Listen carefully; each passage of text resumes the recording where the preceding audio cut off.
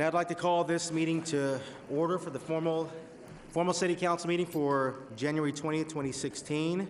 Will the clerk please call the roll? Councilman DeCiccio. Councilwoman Gallego. Here. Councilman Gates. Councilman Nowakowski. Councilwoman Pastor. Councilman Waring. Here. Councilman Williams.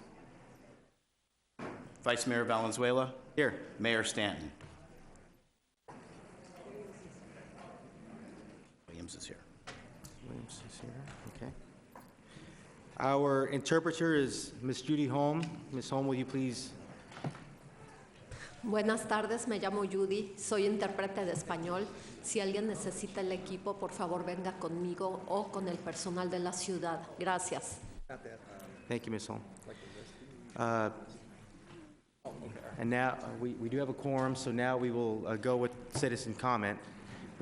We begin each meeting and end each meeting with 15 minutes of citizen comment.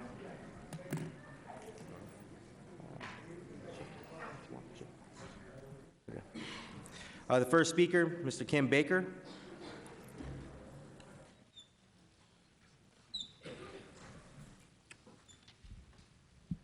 Good evening or good afternoon, Council, Vice Mayor Valenzuela.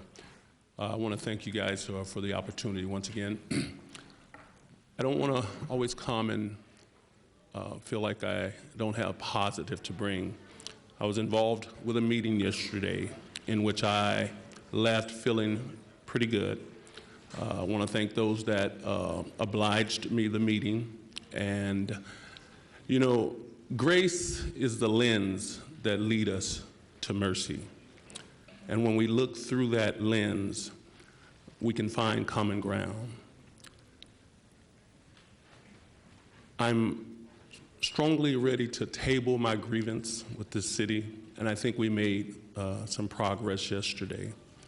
I hope and pray that it continues so that, once again, we can move on and move forward. That is my prayer.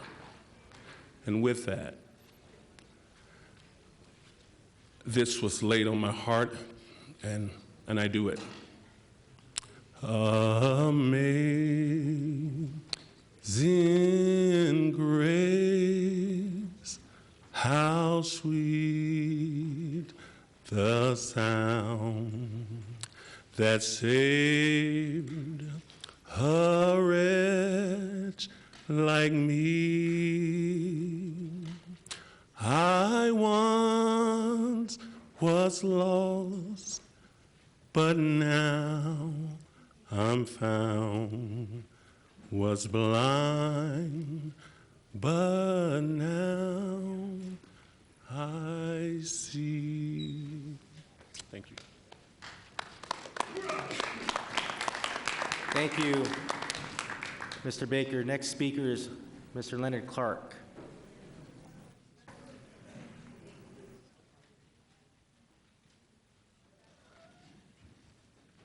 Hello, Sit-in Mayor, Councilperson Valenzuela, and the rest of you. Thank you for letting me speak. I can't really follow up with that because I'm tone deaf, so you don't want to hear me sing. So if you ever get me frustrated, I might break into song and you'll call in the officers and take me out. But anyways, I do live here in Phoenix, and I want to thank my fellow veterans and all of the soldiers, men and women who are serving right now, because they're the only reason, the main reason that I'm here, and the people who fought for civil rights, because this is a right to speak in front of your government representatives that is not really followed in practice in many countries. I have a concern today, and you might say, Leonard, you're barking up the wrong tree again, but on National Public Radio today on the show called the Diane Rehm Show, they were talking about Flint, Michigan, and the high levels of lead in the water, and there were mainstream news organizations represented on that panel.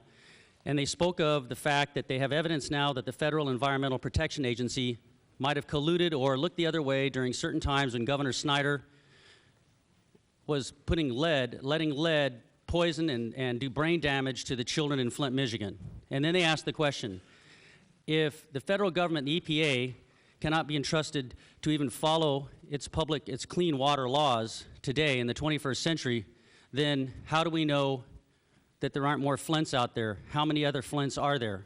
When something so large is going on, when the lead, the people have complained for 2 years in Flint, Michigan, and another man called in from Indianapolis saying that the pipes there have crumbled. We're a newer city, even though we are over 100 years old, and I want you to, there's things on the items today that you're doing for our water quality, but I'm hoping that you will reassure the public that the federal government, some EPA representative, and the Arizona Department of Environmental Quality, because we have a history of poisonous water in Arizona, not just picking on Phoenix, Motorola, the plume that all of the real estate agents know that flows out from the zoo in the Papago Park area, that the wells are capped because of poisonous water in the wells.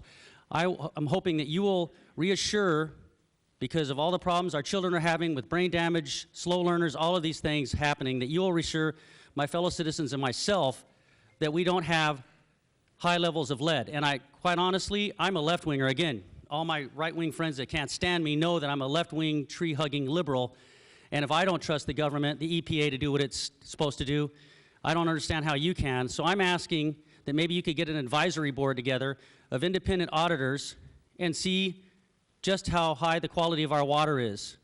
And I'm not trying to scare people, but we have to be safe, we have to verify, because this is our children. When they drink water and there's high levels of lead and other pesticides and poisons in their water, we permanently damage our progeny, our descendants. So in order to make money in the short term, some officials turn the other way, not wanting to scare their business friends. But that's got to come second to our children, because they're the ones who are going to make our city stronger. So please do that. I'm very concerned the federal government's not doing its job. Thank you. Thank you, Mr. Clark. Next speaker is Ms. Diane Barker, followed by Mr. John Resnick. Thank you, and good afternoon, Vice Mayor Valenzuela and City Council. I'm Diane Barker, I reside in 7, and what Leonard Clark has said is good, and particularly about the children. I wonder if anybody here on the council has been on the second floor Burton Bar. There is a lovely exhibit of about 30 projects by middle school children for future cities, and many of the policies that we have today aren't really being expounded by our youth. Our youth has cities that are they have a maglev there, for one, which I favor. They have things that I like. I wish we could have the kids design the city that I am to live in from here the rest of my life. And I really I didn't see a lot of single occupancy cars. I'm not against that. I grew up with that. But why do we have to have that in the inner city? Those are for longer trips outside. If anything, have electric cars inside. They had wonderful compost ideas, how that everything would refuge, and even the methane was going to be resold as fuel. So I think that that's great. Service is a wonderful thing. Not only they're looking at it in colleges, it's not all what you have done personally, but they want to see what you've done in service to your community, and that's great. And I know you're civil servants, and we'd like to see you at Meet Me Downtown. This would help probably your commitments that you have personally to exercise, and it's something that you can do every day. I noticed that even when staff in some of the other areas gets up, they don't come and sit down to present. They present in a day. It's just like, and given the time that the public is, the information that you need, you can get also through other areas of the city, and they're held to a limit also. Also, they say sitting kills, so why do we have our city council sitting during all of these hours? You might give a recess and even come out and talk with some of these people that have problems. And really, finally, and important, in Mr. Resnick's case, who's going to be following me, we met again. But the thing is, if we keep doing the same things and expecting a different difference, that's no good. We should measure how much we have spent in going out to see the property for non-dust proof, and how much that vehicle tore up all the particulates that lead to our serious air quality problem, okay? All of us in our processes need to be responsible. Let's get ahead this year. Let's make measurable differences. At zoning, you hear the problems up front of a new project. Got to talk to the attorney, and guess what? Now we have ahead of the curve The neighborhood services, and I'll finish this, is going out with the streets department to look before they build the project on all of the problems of the accidents of that bad corner. Thank you. Thank you, Ms. Barker. Mr. John Rusnick, and our final speaker will be Hartzell Daniel. My name is John Rusnick. I want to tell all of you that what has happened is a 1-inch rock disappeared when I was in Sacramento for Christmas. So the 1-inch rock in the driveway is gone. It's in the backyard. The thing is, are we going to make him do it right now, or are we going to let him do that whatever he wants to do? Neighborhood Services has a sheet. It tells what and how it has to be done. So all they got to do is give that man the paper to read, and it'll tell him how to do it. Now, I'd like to know one thing. There is 3,000 feet. Anything above 3,000 feet is supposed to be dust-proof. His yard in the back is 6,000 feet. Now, I don't know whether the city has anything to do with that. There's a state law that says that it's supposed to be that way, and we'll wait and see. Thank you.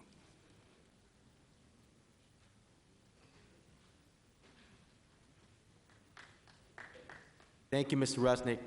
Our final speaker, Mr. Daniel.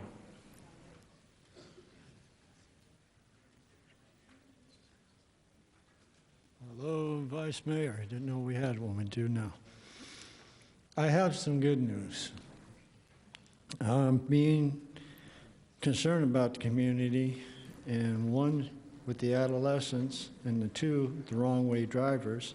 The first, I went down to Board of Education proposing the ideal that when I was raised as a youth, during my 3 months of vacation, I was doing some disciplinary stuff sponsored by the Veterans of Foreign War called Drum and Bugle Corps.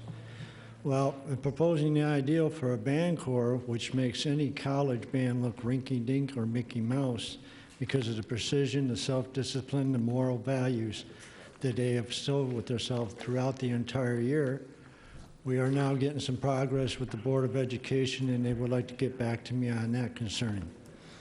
Also, I had the proposal of the wrong-way driver, and because I'm the inventor, predecessor to Smart Bomb, and several inventions submitted to Garrett Aviation in Los Angeles and accepted and rewarded. I came up with the idea of a simple plate for the on-ramps, and it could be used for the off-ramps too. I should say the off-ramps for the wrong-way driver.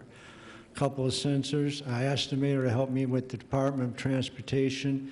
When I went over there, they had no knowledge, but this time, instead of talking to a security guard that wanted to practically put me away, I talked to a nice security guard, and he got me with Tim Tate. Tim Tate is the head engineer coordinator of the Department of Transportation.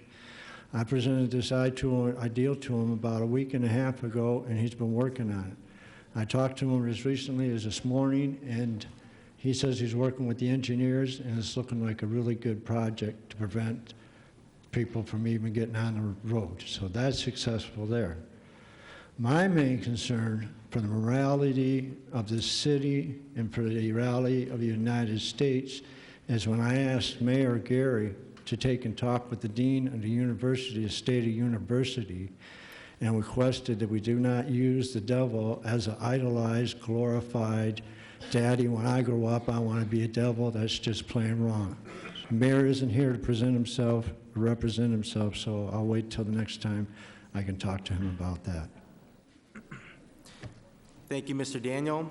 I'll take this opportunity to just mention that Mayor Stanton is in Washington, D.C. today, attending the U.S. Conference of Mayors. He represents the city of Phoenix there, and he's actually convening a water strategy meeting. So we appreciate the fact that he's representing Phoenix there, and he obviously is committed to this process. So As we speak, he's in these meetings. He is going to take the time to call in to at least part of today's meeting. Moving on to the next item on the agenda, Mr. City Clerk, we have the 24-hour paragraph. The titles of the following ordinance and resolution numbers on the agenda were available to the public at least 24 hours prior to this council meeting and therefore may be read by title or agenda item only.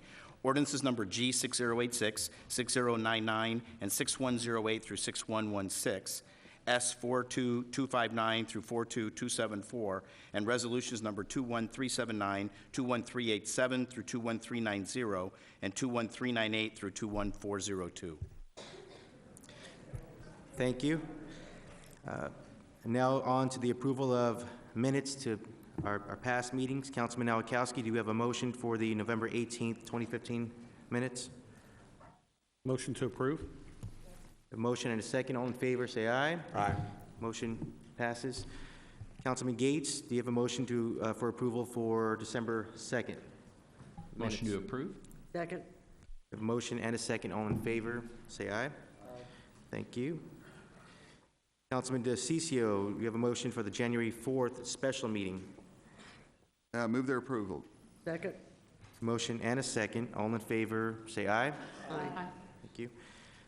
Councilman Waring, do we have a motion for the special meeting for January 6th, 2016? Move approval. Second. Motion and a second. All in favor, say aye. Aye. Okay. Appreciate it. Next, we have boards and commissions. Do we have a motion? Move approval of mayor's, boards, and commission nominations as corrected. We do have a motion and a second. Second.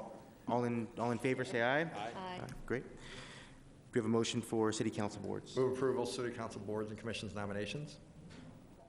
We have a motion and a second. All in favor, say aye. Aye. Motion carries.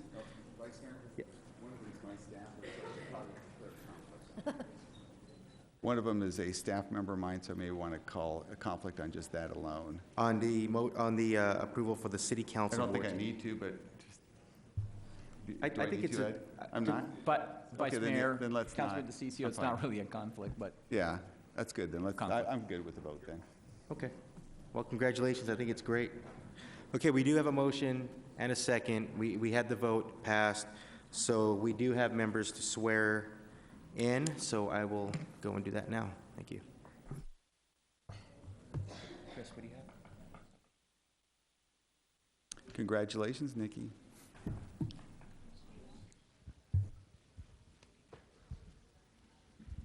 Hi. Okay. If you could just repeat after me. I state your name. I'm sorry. Raise your right hand. Start with that. I, and state your name, do solemnly swear that I will support the Constitution of the United States and the Constitution and laws of the state of Arizona, that I will bear true faith and allegiance to the same, and defend them against all enemies, foreign and domestic, and that I will faithfully and impartially discharge the duties of the office of, according to the best of my ability, so help me God. Congratulations. Thank you for serving. If you'd like to walk around, my colleagues like to.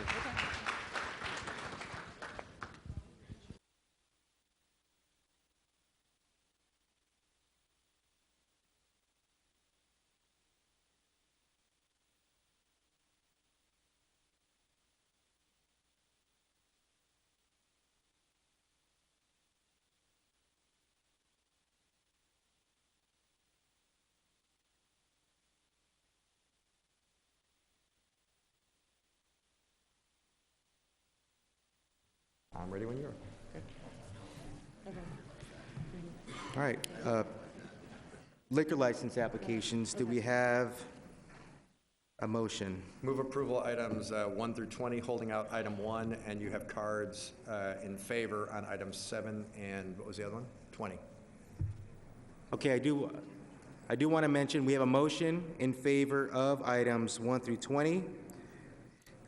Except for item 1, I do want to point out that we do have cards in favor, as Councilman Waring just mentioned, items 7 and 20. This is in favor. So Mr. Kleinman and Bauer. is it? I think that's on Moctezuma, maybe? Mr. Moctezuma, are we okay with, would you still like to speak? We're good? Okay, great, thank you. We're So- good. Thank you, Councilwoman. Yeah. Willow, it's a great event. Hope everybody goes out. All right. So we have a motion, we just need a second. Second. Okay, great, motion and a second. All in favor, say aye. Aye. Motion passes. Thank you so much. Next item is item 1. This is in District 8 regarding Wong's Mini Mart, and I will defer over to my colleague, Councilwoman Gallego. Wonderful. Would like to, I understand we have both the applicant and community members here, so would love to hear from anyone who filled out a card. Okay, so we will go for cards to the staff. So at the Councilwoman's request, we're going to go right to the public cards. So the first speaker is Shelley Smith, marked in opposition.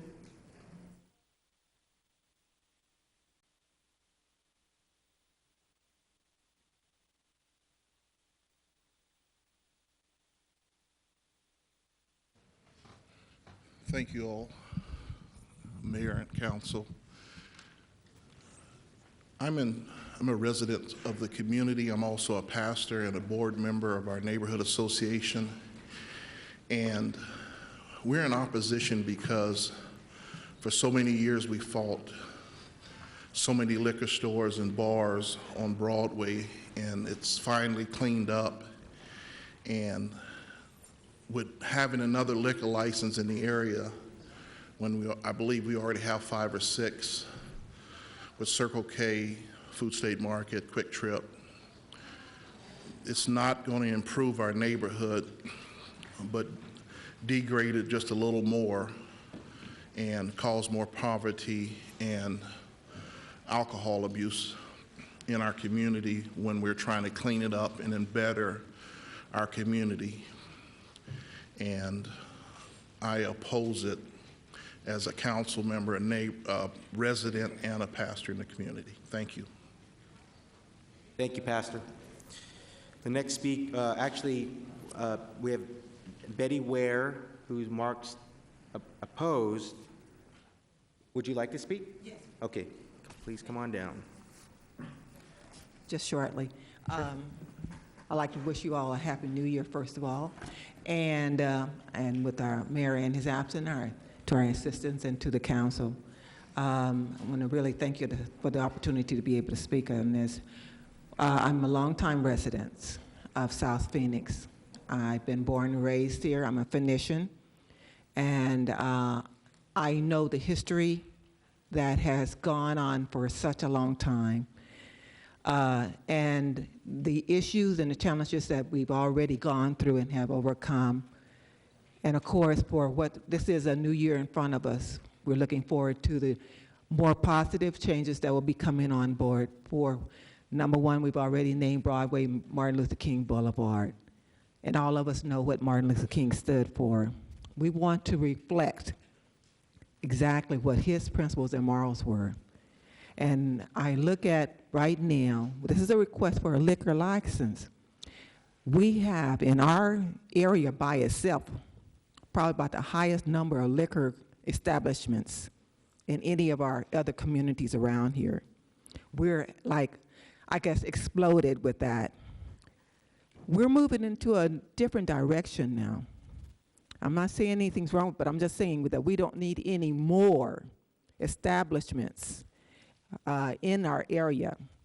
We want to have change, we want to have positive change, we want businesses, and we want homes. But these are the directions that we're moving in, and what is actually what's going to be best for our community. The Broadway, the baseline corridor is one of our number one examples, and we want Broadway to be that same reflection.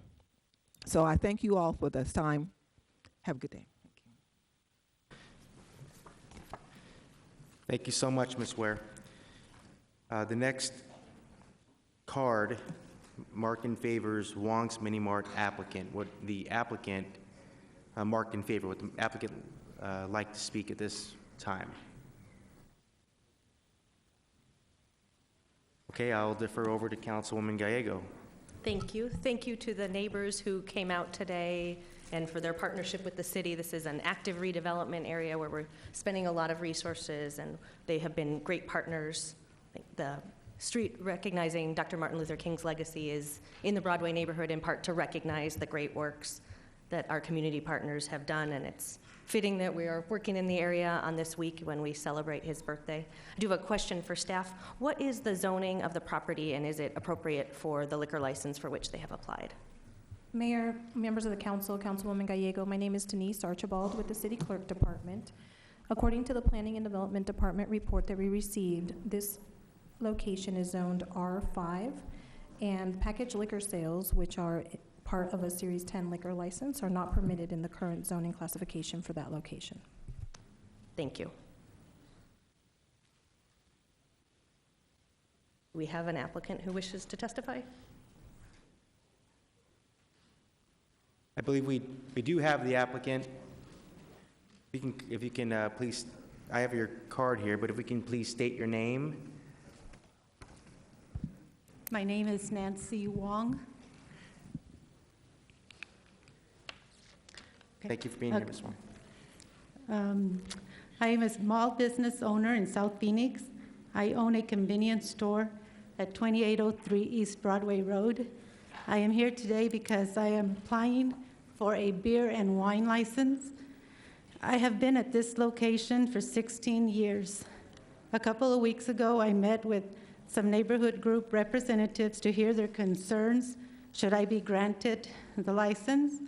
The members that were there are not in favor of me getting a license because of the problems it may cause to the community and my store. Also, the city gave me a list of neighborhood groups for me to contact and discuss with them their concerns. I contacted everyone on that list.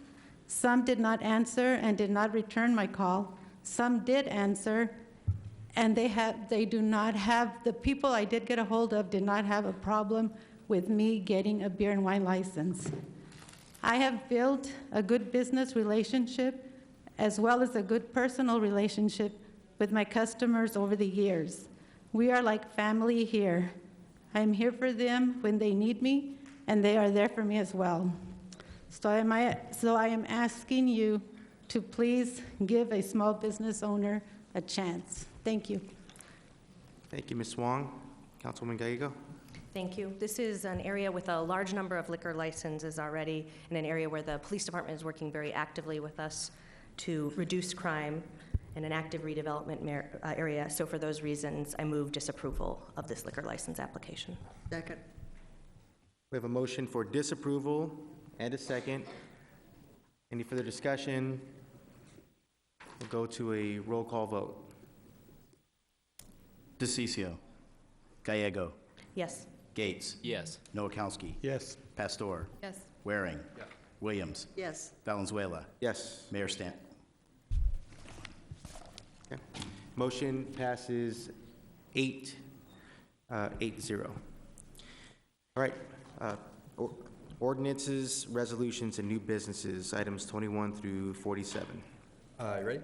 Ready. Mr. Vice Mayor, I move items 21 through 47, holding out items 21, 22, 23B, 23H, 23J, 23W, and 23M, 26, 28, 29, 30, 31, 32, 33, 38, 39, and 44. We have a motion and a second. Any comment, Councilman? No, I want to make sure because I've got 21, okay, you've got 33 and 55. Yeah, we just got to make quick comments on both of those. Done those continuances. 33 and 55.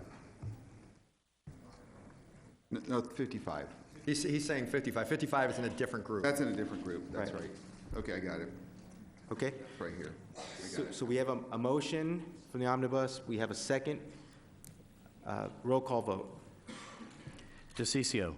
Gallego. Yes. Gates. Yes. Nowakowski. Yes. Pastor. Yes. Waring. Yes. Williams. Yes. Valenzuela. Yes. Motion carries 8-0.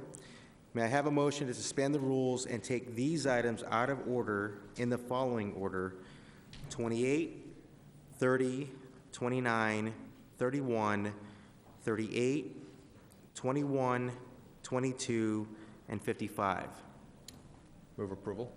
And Mayor, could we, or Vice Mayor, can we move item 55 to continue to February 3rd? That's just a continuance, 55 is. Could that be all in one motion? That's not in Yeah. this group of. It's in that group. 55 now is in this particular group. Oh, this particular. Yeah. So we're moving out of order. Councilman DeCiccio It's asking for a continuance. is asking for continuance. Is that all in one motion, is what I'm asking? Or should we do that separately, Brad? Yeah. Separate? Bless you. Bless you. Take it out of order, yeah. So at this point, we're taking it out of order, Okay. okay? So, But, go ahead. I'm sorry, Mr. Vice Mayor. I think that the order that was proposed was 21, 22, 55, 28, 30, 29, 31, 38. okay, I apologize. I may have had that mixed up. So let me, just to confirm, the items that we're taking out of order to place in this particular order: 21, 22, 55, 28, 30, 29, 31, and 38. Yes. Correct. Okay, thank you so much for that. So we have a motion. Do we have a second? Second. Okay, roll call. Oh, roll call, correct? DeCiccio. Gallego. Yes. Gates. Yes. Nowakowski. Yes. Pastor. Yes. Waring. Yes. Williams. Yes. Valenzuela. Yes. Okay, motion carries 8-0. Next item on the floor is item 21. Mayor, or Vice Mayor, I'd like to ask for a continuance to April 20th on item 21, and I think we have some industry folks here that would like to make a quick comment, if they can make it very fast. Okay, item, Second. And item 22, yeah, 21 and 22, I'm sorry. items 21 and 22, the motion is to continue. We do have a second. This is in regards to the use of drones. The drones. Councilman DeCiccio is asking that comments would be brief. Again, motion and a second. April 20th, correct. To April 20th. So I will go through the cards. Marked in favor, William Marr.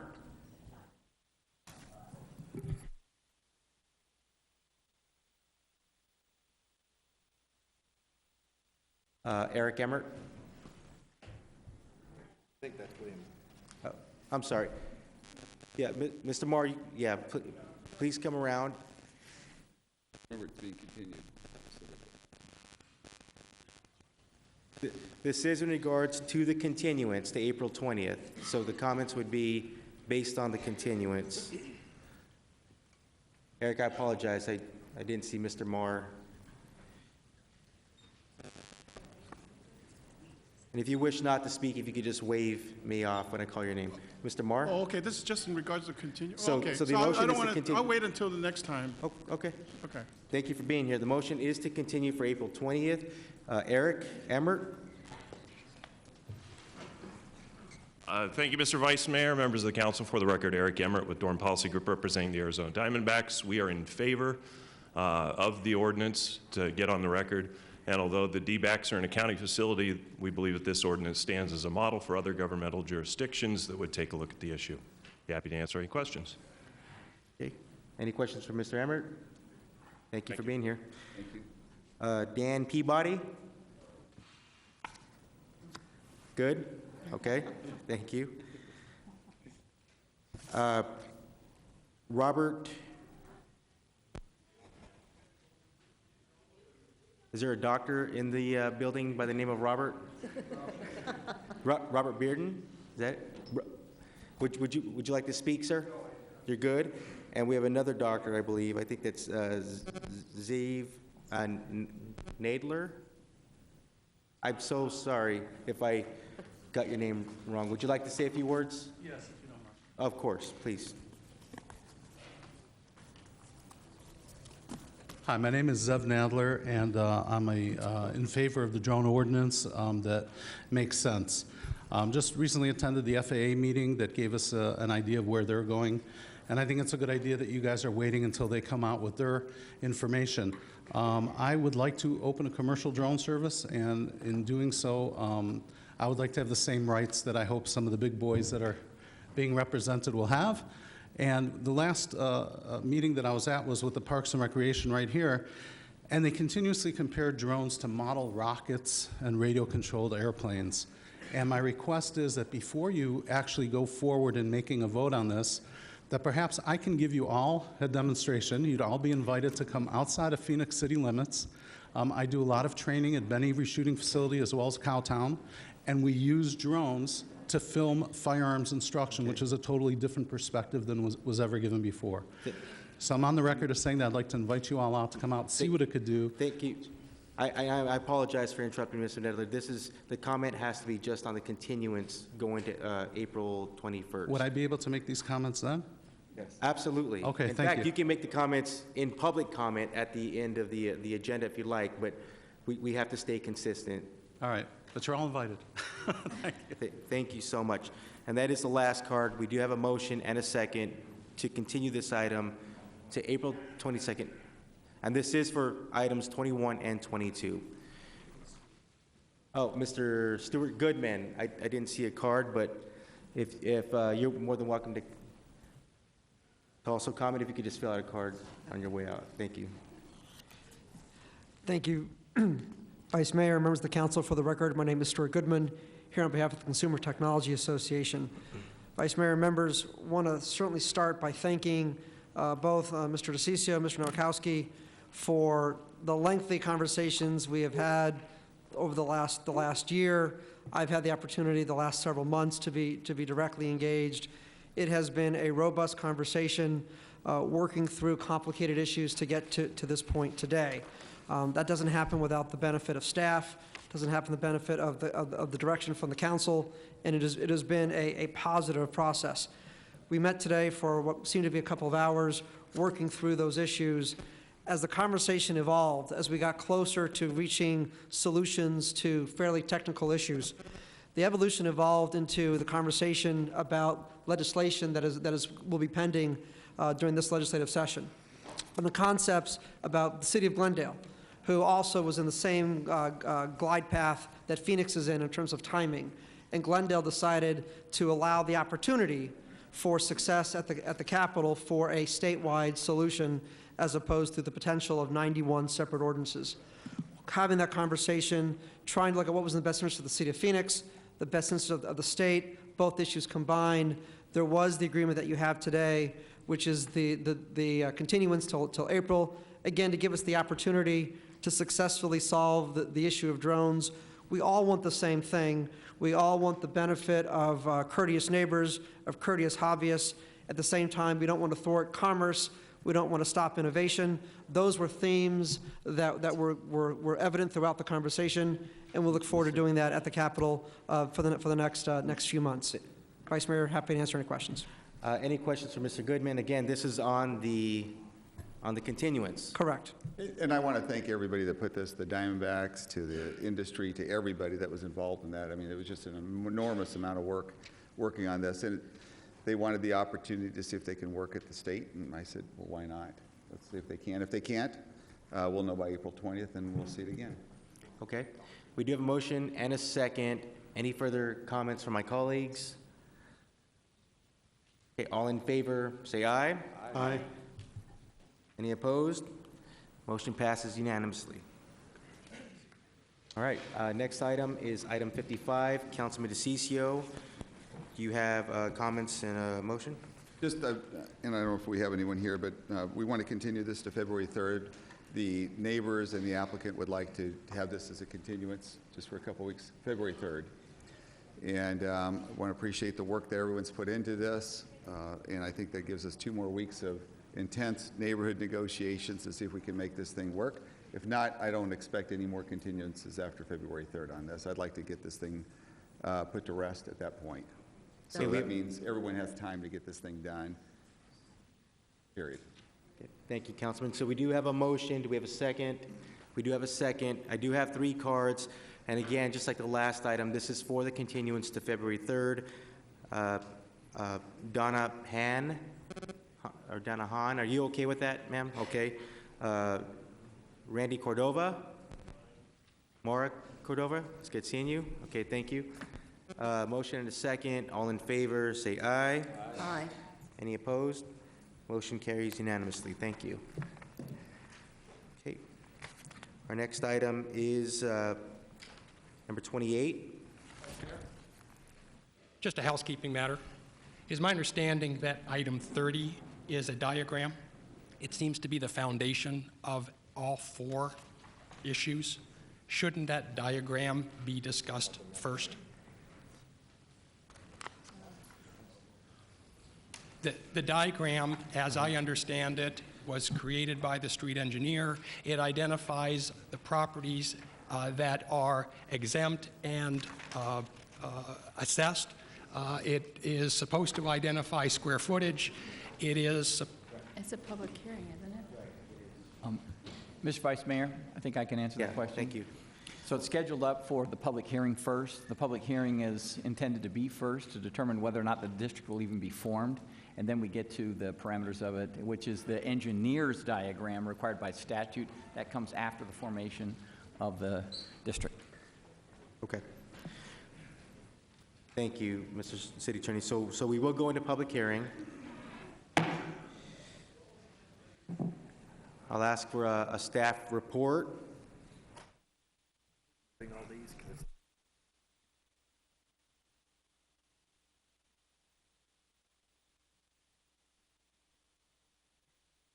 Vice Mayor, members of the council, Paul Blue from the City Manager's Office. I'm joined by Chris Mackey, the Community and Economic Development Director, Tom Stack from the Law Department, and Dave Kreider from Downtown Phoenix, Inc. And we are going to give you an overview of where we started and how we got to where we are today. And we are pleased to obviously answer any questions you have, and I'll turn it over to Ms. Mackey to start. Good afternoon, Vice Mayor and council members. We are here today to talk with you about the potential formation of the Roosevelt Row Business Improvement District. The item that we will be doing the public hearing on first is on the formation of the district itself. There are separate items that you would be voting on for each of the individual processes that need to take place. So first we thought we would start with what is the Business Improvement District, and it is an area that is created that can provide services above and beyond what services the city would typically be able to provide. The funds for those services are provided through an assessment of property owners in that area. It's important to note that a business improvement district is governed by state statute. These are not decisions that the city nor the city council gets to make in how they're handled. It's prescribed very specifically to us in a state statute. The Arizona Revised Statute that governs the district we're forming is 48-575, and it is mandatory that the city follow all of the requirements. There had been some discussion on other options that existed as opposed to a business improvement district, so we thought we would review each one of these quickly. First would be an improvement district, which would be a very specific area identified that is then provided for public improvements in water lines, sewer lines, streets, and properties are then assessed through a special tax in that area. A community development corporation is typically an organization that's funded by volunteers and grants and focuses on areas that have seen disinvestment over a period of time. And our capital improvement program is exactly that. It is handled by the city and the city council and focuses on very specific items: parks, streets, water, sewer, those type of opportunities. A business improvement district is the only mechanism that we have to provide funding for ongoing operational items. What you see in front of you is what the Roosevelt Group calls Teddy's List. Teddy's List came out of a community opportunity in 2013 where a group of business owners, of thought leaders, of community development groups got together and visioned what they were interested in for the Roosevelt area and proposals coming forward. The process really helped to kind of coordinate the community and bring some direction forward. One of the outcome items of Teddy's List of this visioning process was for the city to investigate forming a business improvement district as a potential consideration. In early 2014, City Council did approve the opportunity to move forward with Downtown Phoenix, Inc. for consideration of hiring a consultant to go out to the community and investigate the potential forming of that district. In 2015, Council passed the resolution of intent to create the district, and we're here before you today with the final items. In front of you, you see the members of the working group for the visioning process of the Business Improvement District. It was a combination of property owners, business leaders, city staff members, and other investors and stakeholders in the downtown Roosevelt area market. As we talked about, by state statute, it very specifically governs how we have to conduct our community outreach in order to form a bid. The state statute requires 1 mailing, 1 public hearing, and 2 city council actions. As city council directed, they wanted a transparent, thorough outreach policy, which we conducted. That consisted of 9 mailings, 30 meetings with more than 300 attendees, and 7 city council or subcommittee actions or updates at your meetings. Of the mailings, 1 of them was a certified mailing, and 2 of them were first-class mailings to all of the property owners in that area. And this just gives you an overview of those meetings that were hosted by Downtown Phoenix, Inc. and others as they investigated the potential formation of a business improvement district. This is a sampling of the mailings that took place. One last mailing that was not on this list that resulted in a meeting existed last Thursday night. We had visited with some of the neighbors, and they had requested the ability to visit with city staff, independent of our consultant and independent of the organization. And so we hosted a meeting, sent out a postcard to all 700 property owners, inviting them to a meeting with city staff where we hosted an open house to answer any of their questions. This is the listing of city council or subcommittee actions or updates at your meetings. And then also in accordance with state statute, posters were noticed over the district talking about the proposed improvement and creation of the Business Improvement District. As you'll see before you, these are the boundaries as proposed by the working group coming forward. They're generally described as 7th Avenue to 7th Street and from Fillmore to Moreland. Of that area, there are 1,006 total parcels, or 752 total property owners.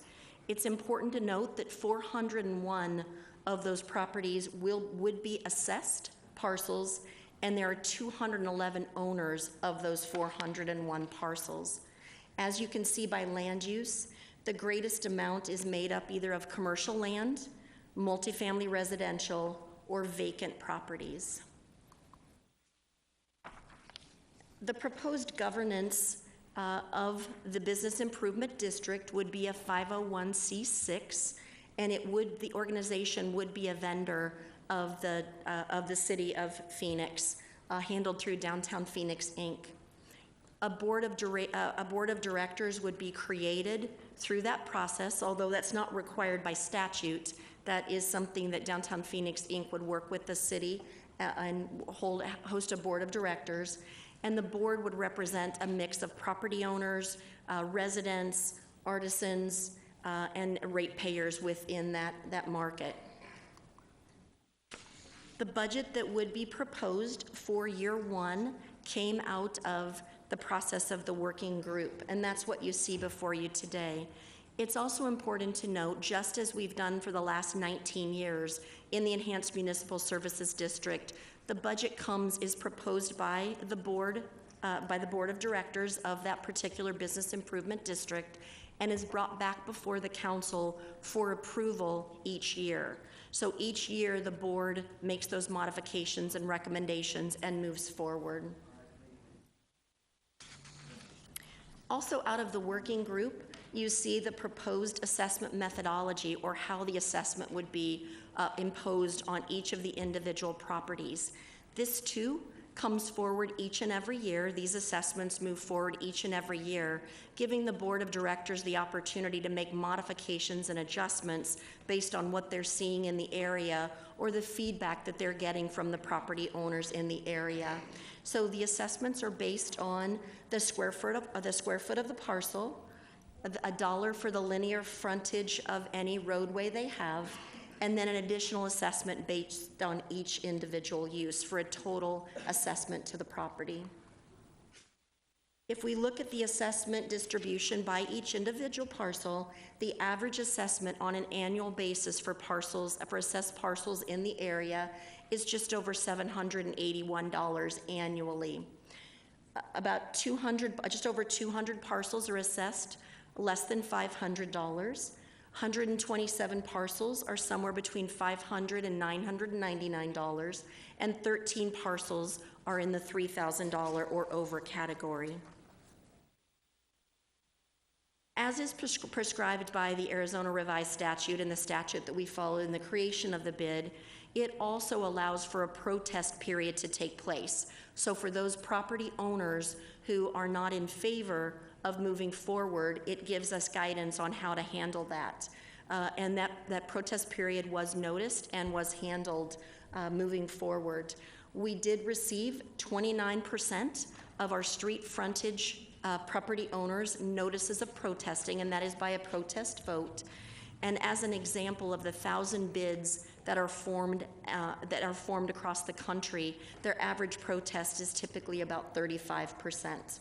So 50 property owners or 112 parcels provided a valid protest. Before you see the map of the protested parcels, and they're highlighted in yellow.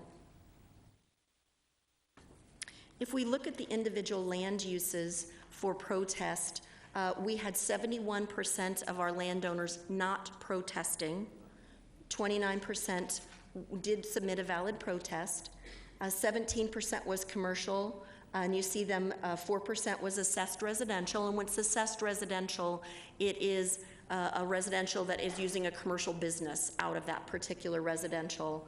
4% were parking lots, 3% were vacant lots, and 2% were hotels in the area. If we look at the protest distribution by parcel type, you will see that in front of you. So under $500, 59, we had 59 valid protests. In the 500 to 999, 40 valid protests. 1,000 to 3,000, 11, and over 3,000, there were 2. One of the requirements of the protest vote is that they provide a legal reason as to why they are filing the protest. So we thought we would address those questions with you today that were noticed as a protest, and for that I will turn it over to our attorney, Tom Stack, to answer those questions. Good afternoon, Vice Mayor, members of the council. I'm Thomas Stack with the City Law Department. Just to go over the grounds that we received in the protests, the first one was that it was not within a redevelopment area per ARS section 36-1479. The proposed bid is actually within the downtown redevelopment area, which was established by the council in 1979. Second, the notice did not satisfy statutory requirements for sign postings. As Ms. Mackey already explained, the city complied with the notice requirements in ARS 48-575, notice of hearing to all owners to be assessed, and 48-578, and the city actually went above and beyond those requirements. Another objection was that the work plan exceeded the statutory authority by providing general beautification and promotion of arts and culture. In fact, the proposed services are in line with the requirements in 48575A for public services, specifically including landscape maintenance, planning, and promotion.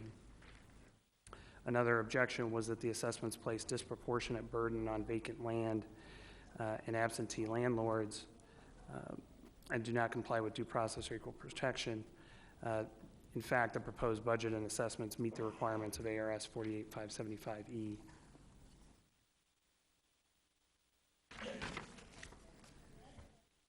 Another objection was that asserting that the proposed bid violates the gift clause by providing murals and art-related improvements, but many art projects performed for the bid would be public projects and necessary easements would be prepared to guarantee public access.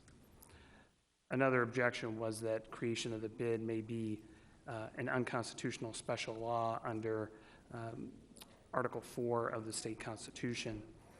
In fact, 48575K specifically allows the bid to exempt residential properties that do not benefit from the bid services at a higher level than other properties in the district.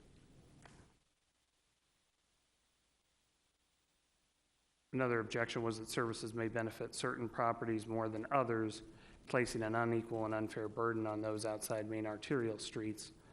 As I said before, though, the proposed budget and assessments do meet the requirements outlined in 48575E. Another objection was that the proposed assessment structure would not benefit the majority of assessment properties. The proposed budget and assessments do meet the statutory requirements and also may be adjusted by the council and any board of directors for the bid in the future.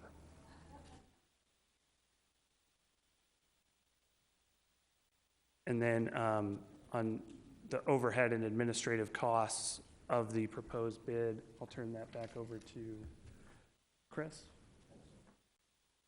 Thanks, Tom, very much. The annual budget is managed by the board of directors, so the board of directors can make those adjustments among themselves, and as we've discussed, the board of directors is made up of the property owners.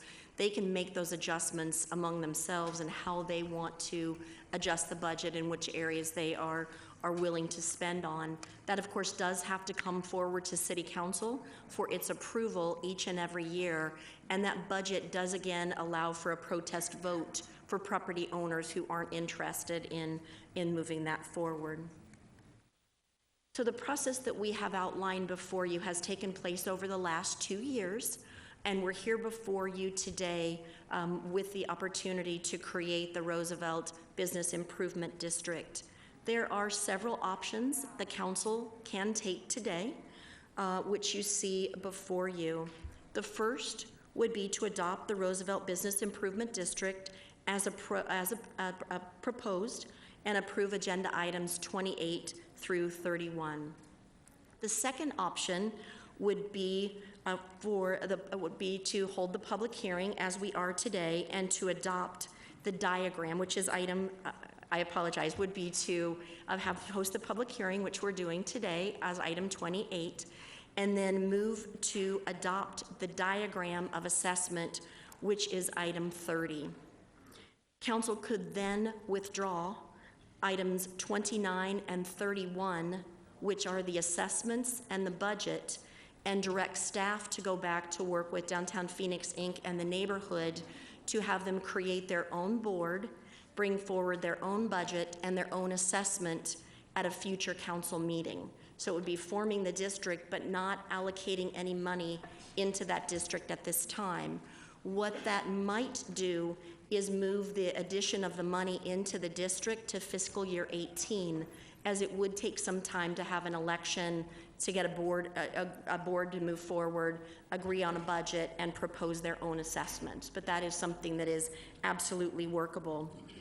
You could also reject the bid as it is proposed and direct staff to go back and redraw the Business Improvement District area. You could also reject the Roosevelt bid as proposed and take no further action. City staff does recommend moving forward with the Roosevelt bid as proposed and approving items 28 through 31. As we look as to a reason that we feel we should move this business improvement district forward, it really allows for the opportunity to further the community vision that was described in Teddy's list back in 2013. It would provide enhanced services to an area that we are seeing tremendous interest in and that is facing some additional burdens with that interest. It allows us to take a proactive approach, working with Downtown Phoenix, Inc. and the Property Owners Board of Directors on what they want to focus on and how they would like to focus. And it allows for continued investment in that market. It allows for that coordinated effort for any special events, for programs moving forward, where we're starting to feel some growing pains in that area with some challenges, and allows a kind of a cohesive effort on that focus. And with that, we would be happy to take any questions that you might have of city staff. I do have several cards here, but I'll ask my colleagues if you have any immediate questions for our staff. Okay. We'll take the first speaker. And we have several cards here. We want everyone to feel like they have their moment to say what they want to say. If the speaker ahead of you or someone has covered what you want to cover and you'd like to wave on to the next, that's okay too. First speaker, Ms. Kimber Lanning. Followed by Greg Esser and Cindy Dash.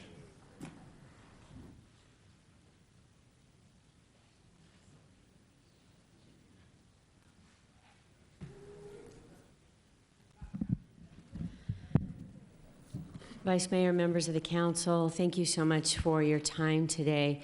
My name is Kimber Lanning. I'm a property owner at 407 East Roosevelt Street, where I've been since the late 90s. I'm here today to voice my support and encourage you to support this. And I just wanted to remind you of the work that has gone into building the Roosevelt Row corridor, which is now nationally recognized as one of the top 10 arts districts in the country. Some of you may know my work with Local First Arizona, supporting small businesses across the state. And this district really underscores what can be accomplished when strong small businesses work together. And when we have a strong downtown core, in particular with an arts district, it isn't just that area that benefits, it's really the entire valley-wide region that benefits. So whether we're talking about the areas in the Metro Center area, or we're talking about Sunny Slope, or whether we're talking about Maryvale or the Bell Road corridor, whatever it might be, the district that is near and dear to your heart, we know that having a solid downtown core and having a very strong arts community benefits the entire city, and it helps escalate us to being a world-class city. So I hope you will consider advancing this. There are a number of people down there that continue to work every day to keep Phoenix on the national radar in a positive sense. So thank you so very much for your time today. Thank you, Kimber. Greg Esser. Good afternoon, Vice Mayor, members of council. My name is Greg Esser. My address is 922 North 5th Street. I hope that each of you are aware that I've worked on behalf of Roosevelt Row and artists in this area for almost 2 decades now, with projects like Valley of the Sunflowers, Feast on the Street, and First Fridays, among many others. An advanced copy of a forthcoming Arcadia book that documents all of the work and artists in our community arrived in yesterday's mail just in time for today's meeting. So I'm happy to share that.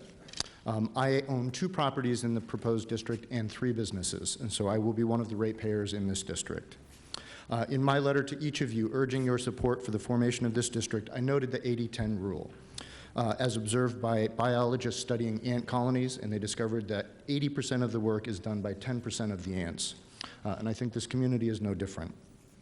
Nobody likes writing the check when the property tax bill comes from the county assessor, but we all equally enjoy the benefits that those taxes support, including roadways, emergency response times, and other public services. In this area of downtown, we currently pay among the highest property taxes in the state. One of the roles of this specific EMSD is the possibility of protesting collectively the unusually high property taxes that result from the high number of GPLET projects that impact us all as small property owners. In addition, as more infill development occurs in this area attracted by this vibrancy, it is likely that the individual assessments will decrease in subsequent years. One of the roles of government is to do things for the collective that individuals cannot do on their own, among them roadways, fire protection, parks, and right-of-way management.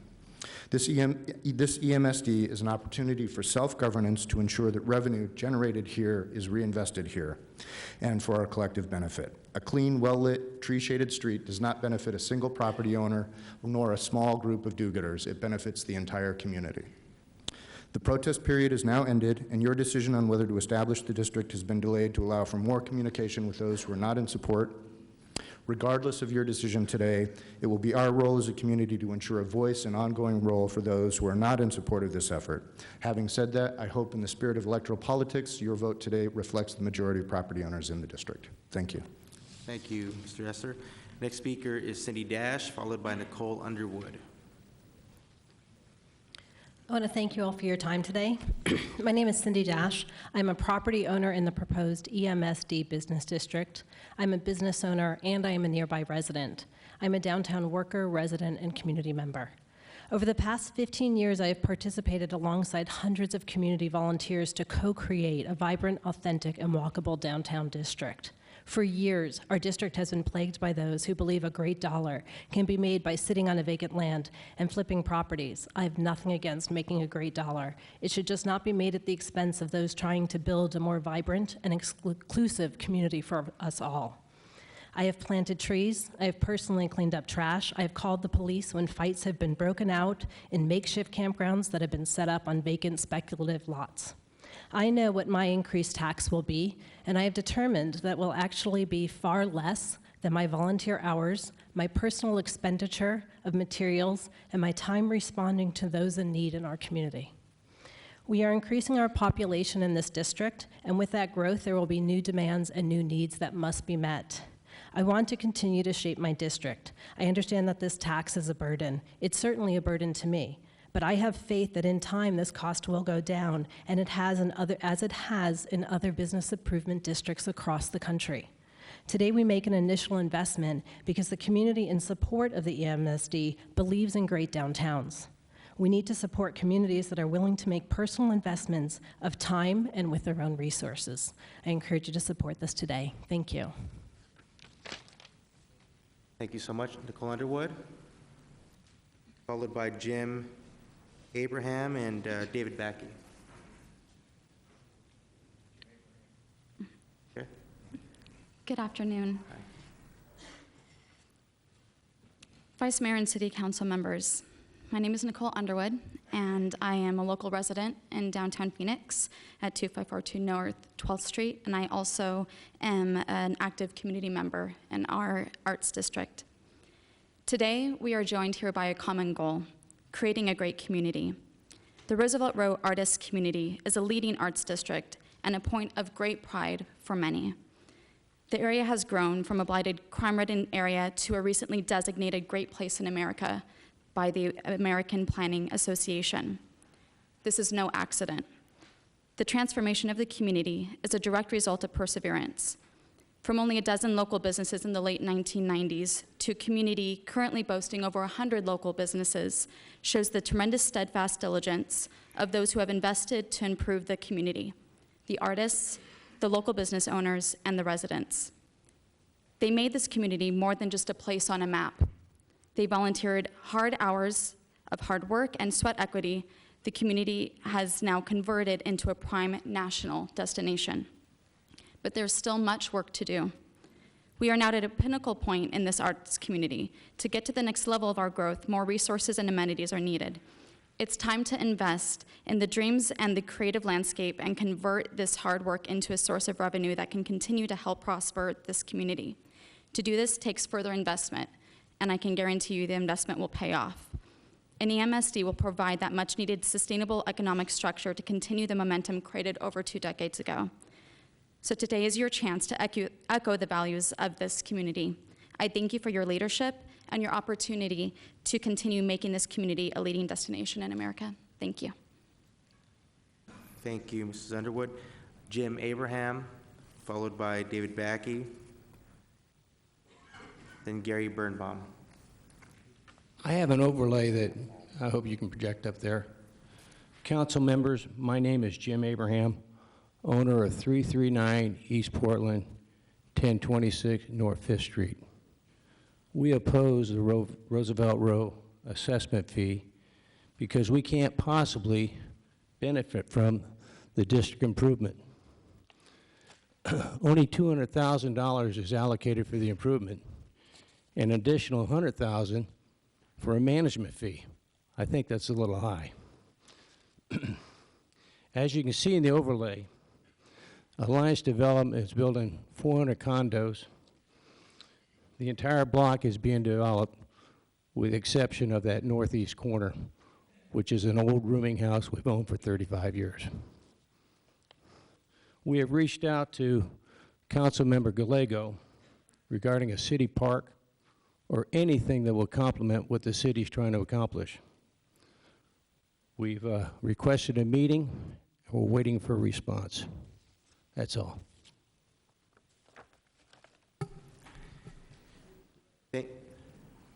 Thank you, sir. David Backey, followed by Gary Birnbaum. My name is David Backey. I'm a retired Air Force civil engineering officer and a licensed practice engineering, mechanical engineering in the state of Arizona. And I object to this bid process for three main reasons. The cost of my property, this procedure that you're using for approval, and the beautification aspect of it. I own the property at 212 East Portland, which is a 4-unit apartment. It was built about 1927. It's on your list of historic buildings in one of your magazines, Historic Spanish Revival. It's a beautiful little building.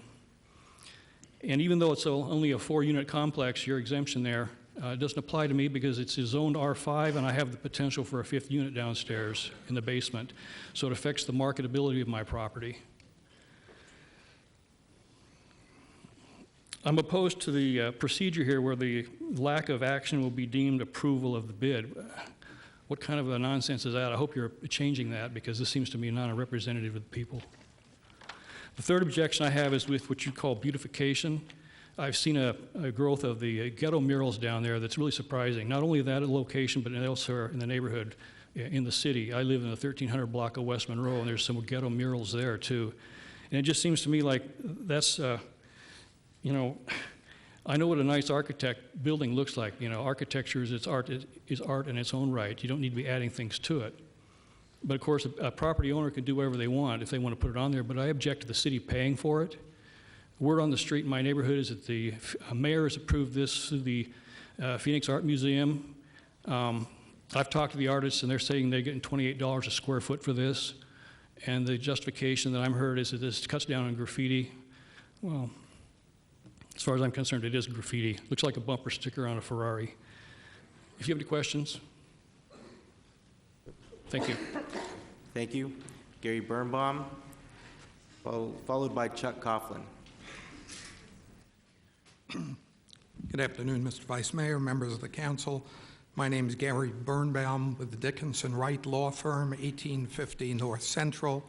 I'm appearing on behalf of a number of people, including property owners Kurt Schneider, Bramley Paulin, Honey Lou Resnick, Matt and Sherry Englehorn, and others.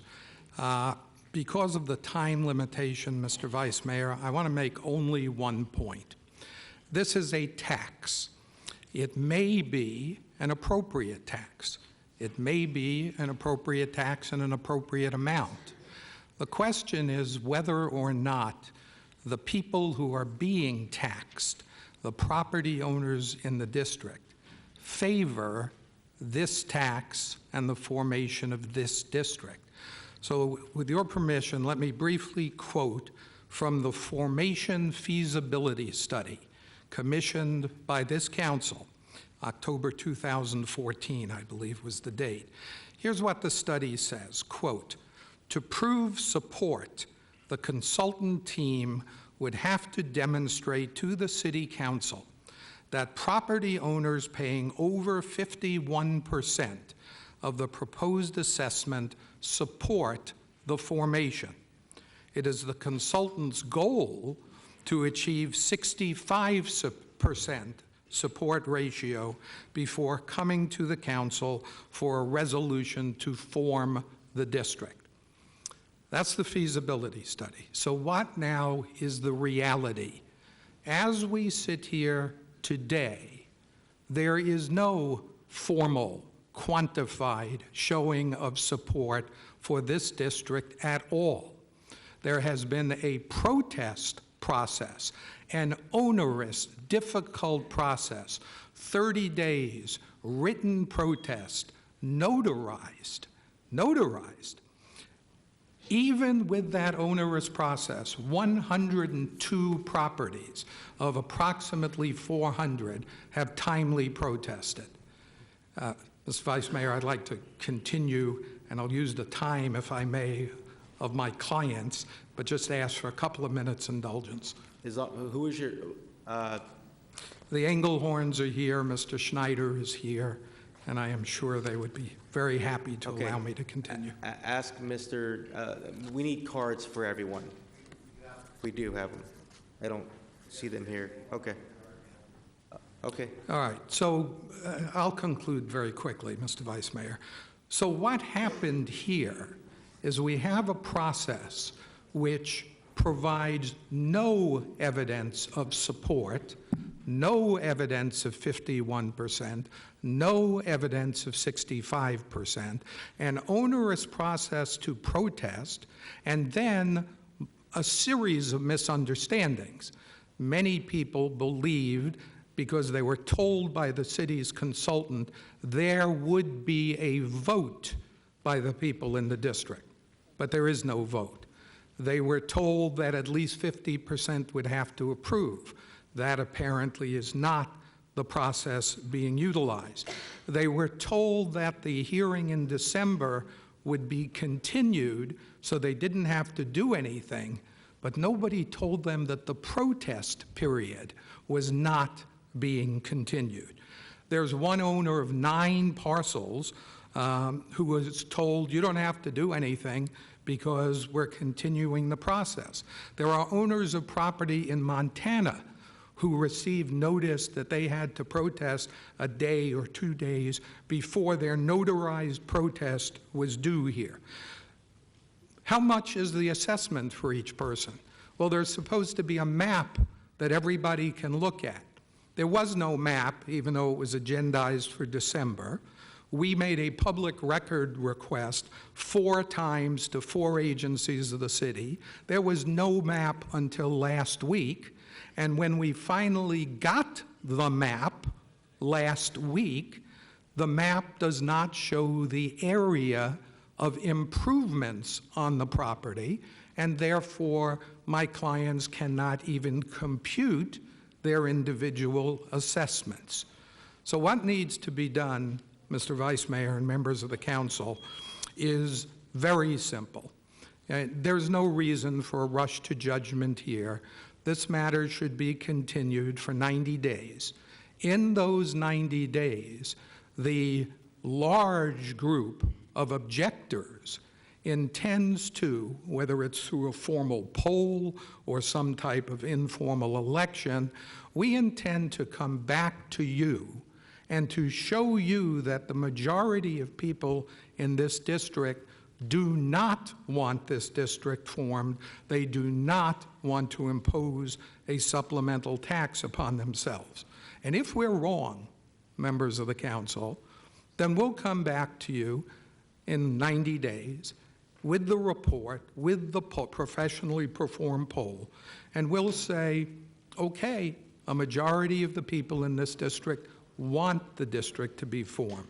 But what you're being asked to do this afternoon is, without any evidence of majority support, for some reason that we can only guess at, to rush to judgment and to form this district now. And if you were to do so, I suggest A, it would be contrary to the desires of the majority of property owners in the district, but even more importantly, there's no evidence otherwise. 90 days is a reasonable time for these people to self-finance the poll that should have been completed many, many months ago before we got here tonight. Thank you very much, Mr. Vice Mayor and members of the council. Thank you, sir. Chuck Coughlin, followed by Vernon Pierre. Vice Mayor Valenzuela, members of the council, thank you very, very much for having us here today and for hearing this item. My first employer out of college in 1984 was I worked in a brownstone walk-up in Southeast Washington, D.C. It was the coolest inspiration for me when I was a young guy leaving college to have a professional office in this, what at the time was a pretty shaky area, D.C. Today that area is dramatically improved. It was my aspiration as a young professional to someday have that type of opportunity for myself and for my employees. And in 1997, I rented in the district at 3rd and Roosevelt, across from what then was a bombed-out Gold Spot Market, and 5th Avenue and 6th Avenue was largely decapitated as well. I bought a home in 2000 on 4th Avenue. Have been a board member with Greg and Cindy and the rest of the Roosevelt Row Redevelopment Corporation since its inception. And in the partnership that we've conducted with you, this city, we've seen unbelievable things happen in our neighborhood. It is an incredible place to be, just recognized nationally. It's a wonderful, I mean, literally, I used to see body bags. Literally. Now I see growth and opportunity because we've partnered with you successfully, and we've created this absolutely wonderful neighborhood, as Greg and Cindy said, through hours and hours and hundreds of hours and thousands, tens of thousands of hours of volunteer effort and individual contributions from members in the district. This bid is a continuation of that process. I understand there's been a negotiation going on and a discussion. All due respect, I have a great deal of respect to Mr. Birnbaum. I've worked with him extensively. It's nice to see Gary in the neighborhood. But what I would say is if we could get your permission to establish the budget, have the district establish the budget, bring it back to you for your approval, that would be empowering to us. And understand that the notion is that the budget, once established, can't go up without your approval. I've always said that it should come back, should be reviewed periodically with the idea that it can be lowered because as a Republican, as an elastic tax, as growth happens, which is happening in the neighborhood, those assessment ratios should come down.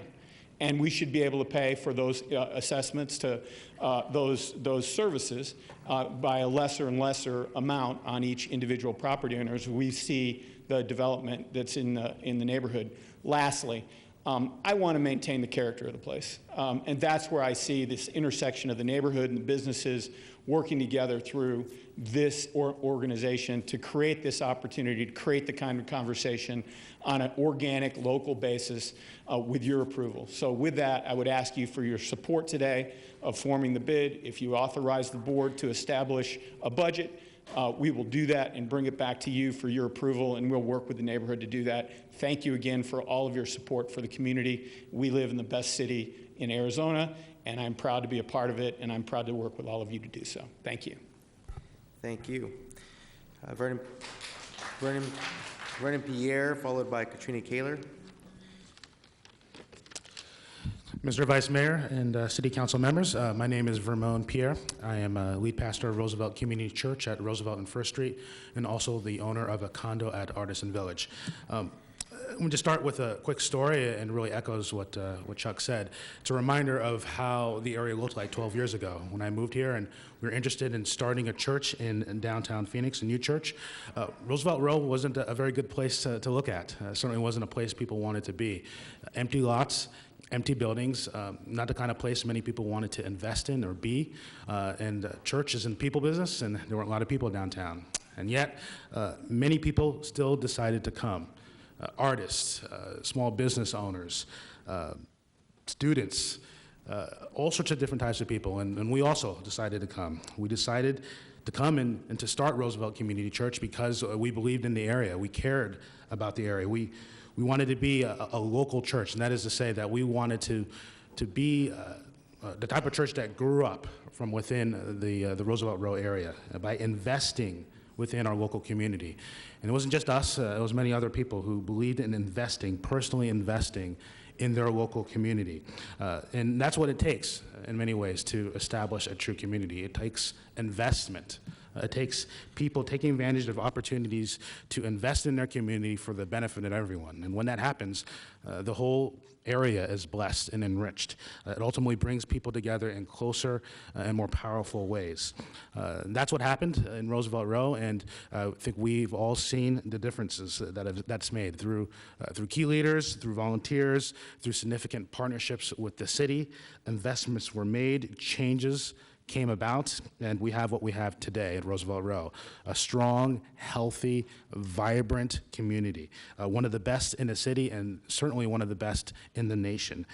It is a diverse community. It's a type of community that brings people together who honestly in other parts of our city and state would not normally be together, would be segregated from one another.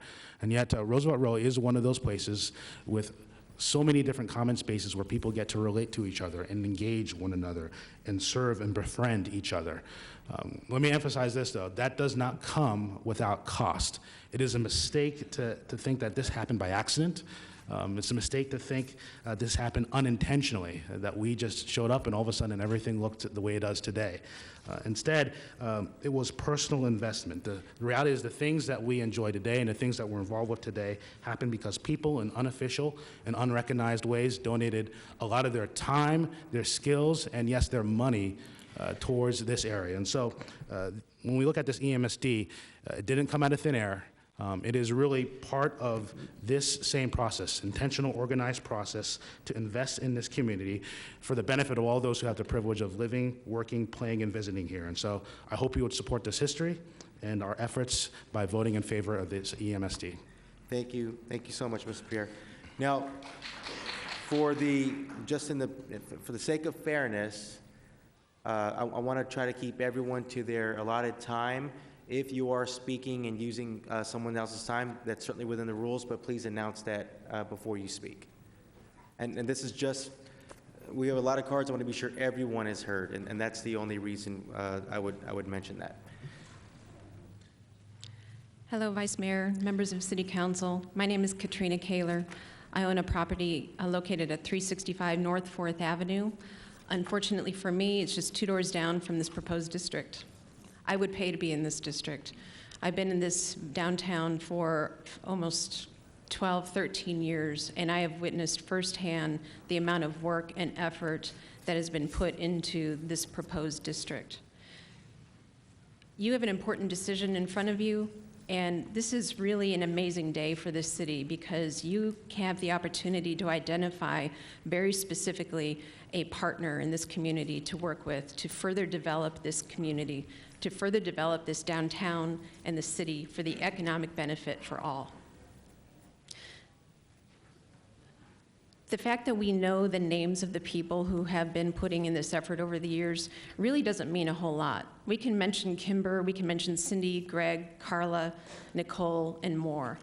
We can mention others too. We can mention other people who have contributed to downtown like Kurt, like Matt, like Larry, like others.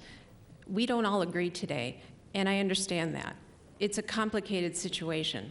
Others who don't agree have contributed to downtown in other ways. But I would like to say that those who have contributed to downtown could not have succeeded to the level that they have succeeded in their respective efforts without the community surrounding it. The restaurants, the businesses that move here, the markets that develop here, the service and professional businesses that open here, we all have a relationship with the community. And this community is so tight-knit, it's so dense, and it's going to be so walkable in future years that it is impossible for us to succeed in the future if we don't work together. If we don't work together hand in hand on our side and with you as a city. So you have an opportunity to honor the work, the actual hard, honest work that has been put in to develop this neighborhood and move forward in a positive way. Thank you. Thank you, Ms. Kaler. Kevin Ryle, followed by Thaddeus Maston. Okay. I'll call him several cards, so I'll put him, I'll stick him in the middle of the pack there. Thaddeus Maston. Okay.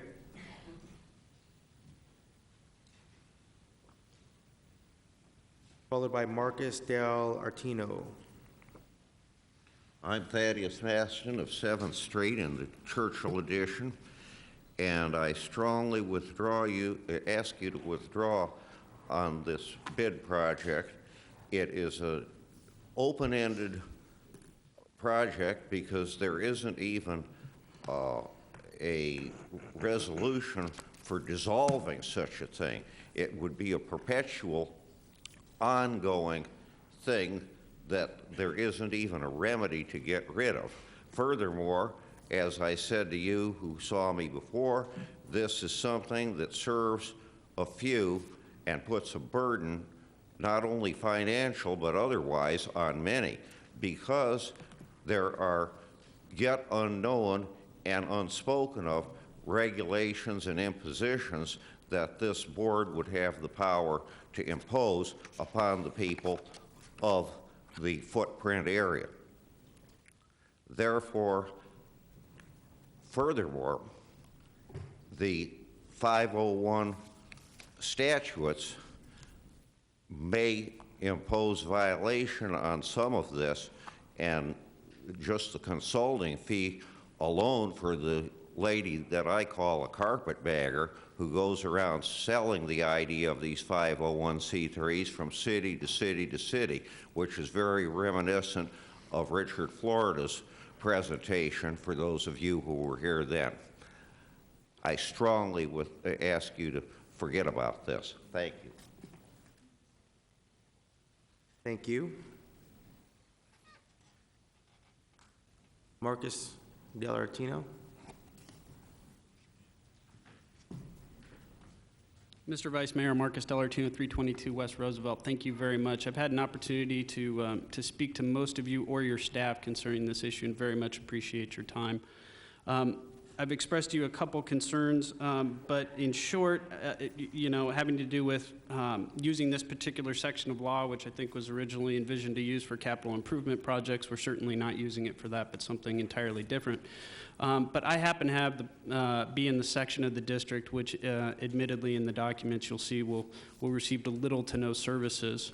And I would humbly request that the city ask the staff to perhaps go back and look at this district and see if there's a configuration that might work for the best of all the district. In one of my conversations with one of your staff, they asked me for some possible solutions. I think that this is certainly one solution that may begin the healing on this issue. The other possibility is I don't think it's out of the realm of possibilities to form a merchants association with the folks that are interested in this and enter into some agreements with Mr. Kreider, who I know is an honorable gentleman and a hard worker, and I'm sure he could come to a solution on this, as well as Mr. Blue, to work at some of the city services that are needed in that particular area. But those are just a couple solutions to this problem, and hope you'll take that into consideration today, and I thank you for having me. Thank you, sir. Okay, next speaker, Matthew Selinger, followed by Wayne Rainey.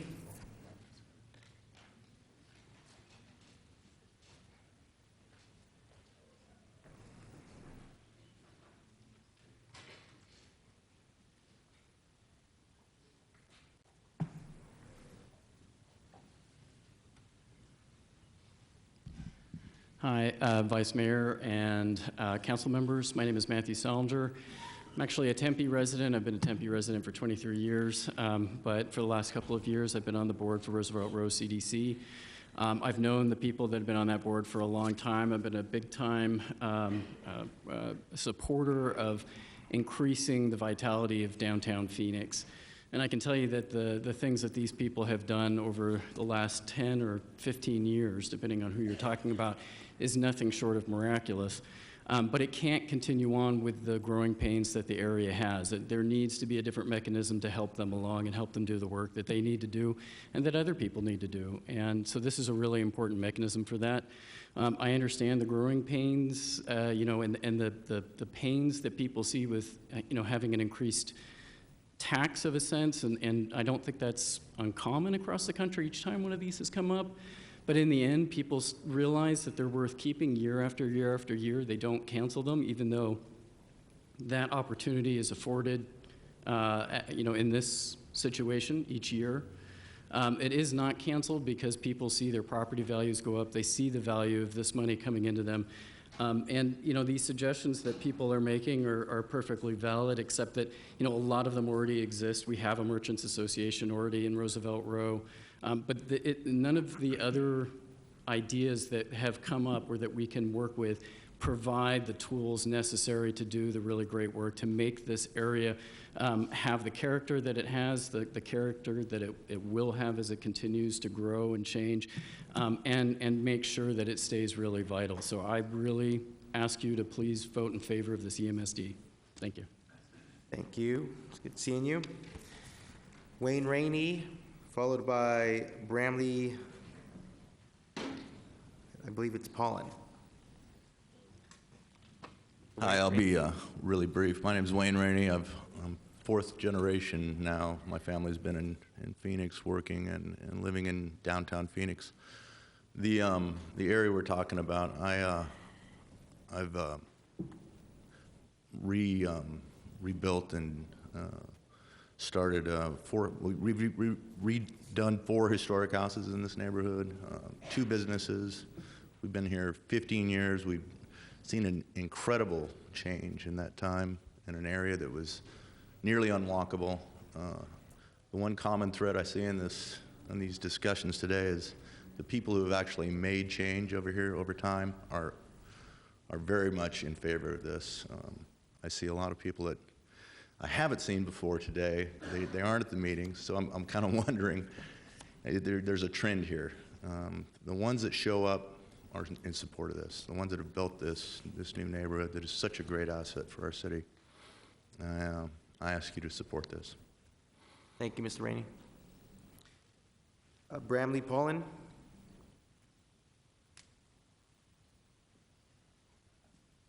My counsel spoke of all. If I could ask the city clerk to put the slide back up that showed the protest pie.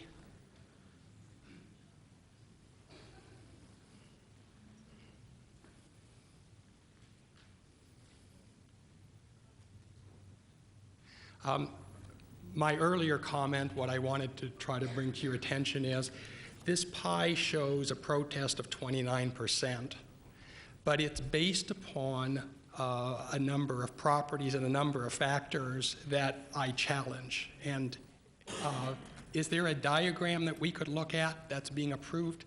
Item 30.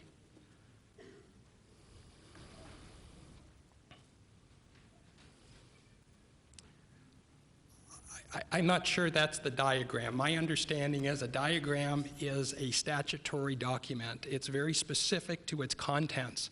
It shows the boundary, it shows square footage, both by parcel and by improvement. It would identify all of the properties that would be assessed. Does that not exist?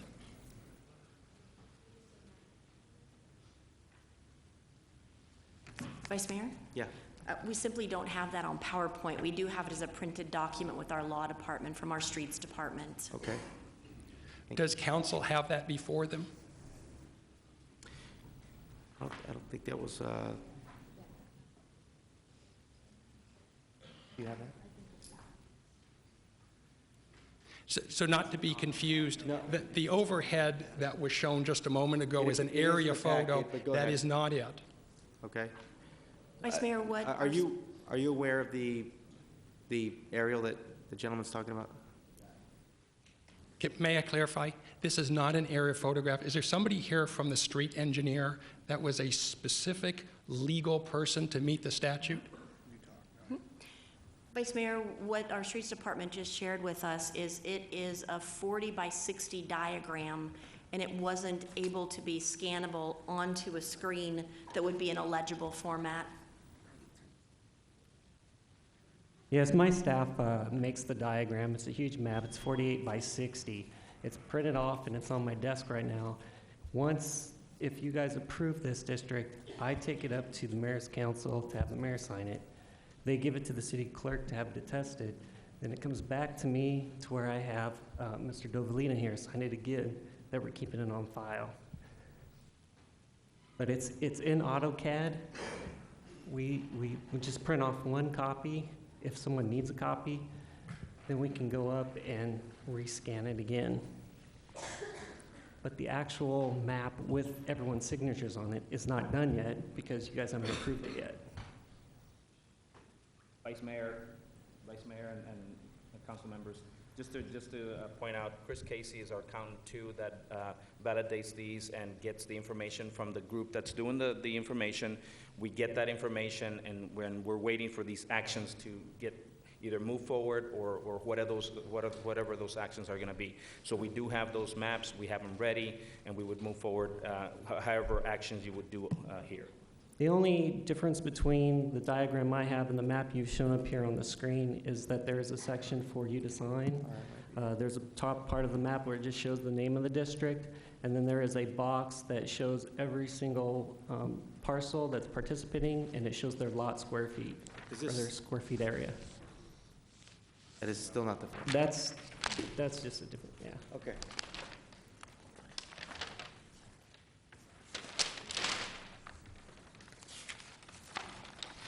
This is the map in question. I happened to pick it up just prior to this meeting. It wasn't available to me before, and I don't think it's been available to the council. And so part of my comment has to do with 30. I apologize, but it has direct relationship with that pie chart.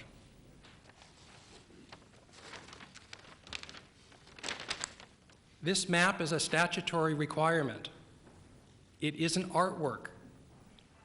And it seems as though you are approving a process and you haven't even seen this. You don't even have this to approve.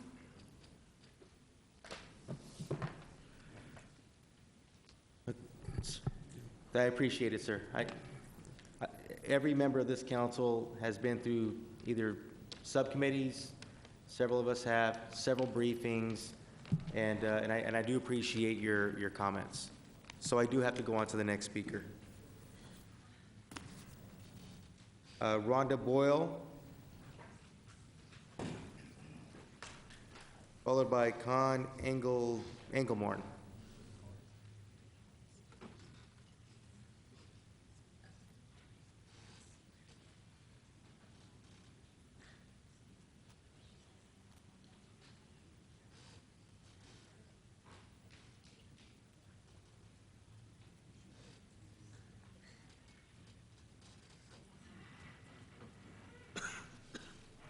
Good afternoon, Vice Mayor and City Council members. My name is Rhonda Boyle, and hello. I've written you a lot of letters. I am a property owner in the district and am here to show my support for the bid here today. I just wanted to share with you that from the small property at 1105 North 5th Street, we launched a business that is now 10 years old. We also launched a community radio station and formed a nonprofit. So this is a very vibrant community that is really due to have support, formal support from the city now. I think for it to be a sustainable district, I urge you to support this measure today because the tens of thousands of hours of volunteer effort that have gone into creating the district are not an underestimation. And to think that that is going to be a sustainable model into the future is not the case. I think it's been proven that there is a very vibrant community there, and it is due to have the support, the formal support of the City Council and the Mayor today. So I hope that you will find it, I hope that you will vote to approve this measure today. Thank you. Thank you. Con Engelmorn, followed by Daniel Postal. Vice Mayor, members, I own property at 810 and 814 North 2nd Street. I've owned that property, my wife and I, have owned that property for 19 years. I had my office there for most of those years, and I'm now leasing it. It's the Angel's Trumpet Ale House, so we have a commercial investment in the neighborhood. I think this is not in my notes, but I think the map that was just presented to you, the fact that you had not seen it before and that it's statutory requirement, speaks to the whole process. We did not have a vote, and Teddy Roosevelt, whose name has been used, would probably be unhappy with the fact that there was no vote as you and I understand it. We did not have a vote that shows the people in favor of this BID. There's a lot of chatter out there and a lot of buttons on lapels. Those people are not necessarily property owners who are going to be assessed.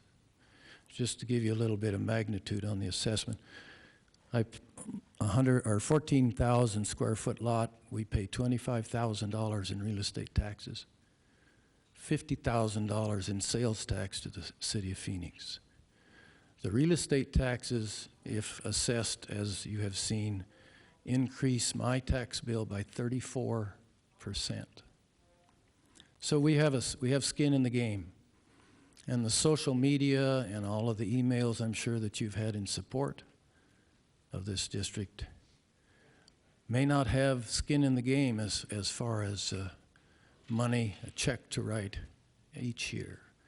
And to suggest that the taxes are going to go down, I would challenge that and ask anybody in the audience to tell me if their taxes have gone down.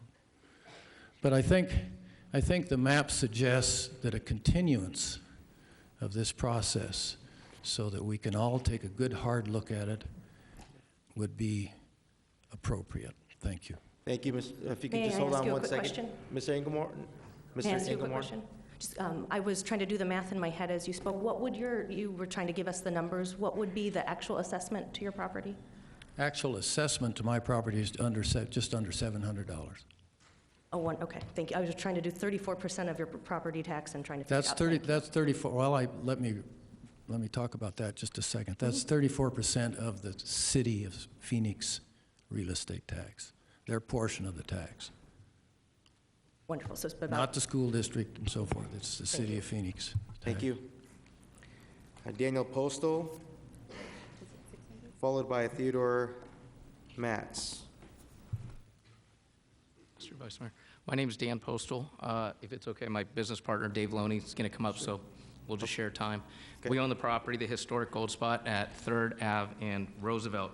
And the last couple of months, we really started hearing from our neighbors, and unfortunately, it's been only the neighbors opposed to the bid. We haven't really heard or had a lot of other folks come and approach us and start talking about this over the last couple months. We are not necessarily opposed to the improvement district. We are opposed in part to the process where this is basically being adopted by those of our neighbors that are being silent versus a majority of the folks actually coming out and wanting to create the district. One thing I do want to say, though, is the biggest issue that we really have is that if you go out and start a business, you typically have a business plan. Everything's put in place. You know what you're going to do. Your budget is based on your business plan, and you move forward. Here, we don't have a business plan. We have some items that may or may not have the money spent on them, with the majority of the money going to the executive director. I think the city staff put up an option. I think they said it was maybe 2B, where the improvement district is created. But then those of us that are going to be the taxpayers would actually go ahead and create the board. We would have representation on the board, and we would actually be able to create a true budget to bring back to the city. And then we would be able to have a business plan, hopefully, and fund that business plan with the dollars. But right now, what we're talking about is setting forth a budget by taxing ourselves with no business plan to follow right now. Just to go on Dan's comments, we do believe in the development of the area. Our building is a historic building, and there's been a lot of investment into that building, but we just don't agree with the process, and we think that the folks that we've talked to, again, would like to have a little bigger voice in terms of how that process works. Thank you. Thank you. Thank you. Theodore Matz, followed by Eric Baer, then Karen Baer.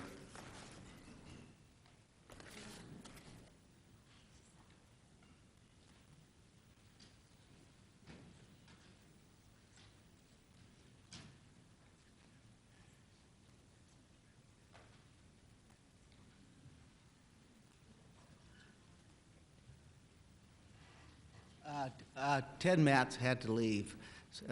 My name is Eric Baer, and I own property on 6th Street.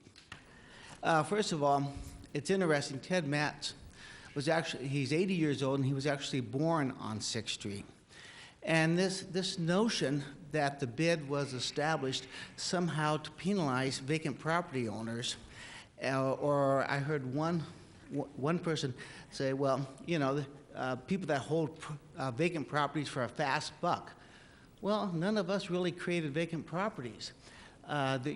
We bought the properties. Something was torn down. You have to have a vacant lot in order for something to be redeveloped. In other cities, in Detroit, what they have found is that vacant lots actually are beneficial to redevelopment. And so the argument that we're going to, if this thing was created to penalize vacant property owners, it is unfair. If you go back to the committee that created, do you have the slide where I talked with the names of the working group?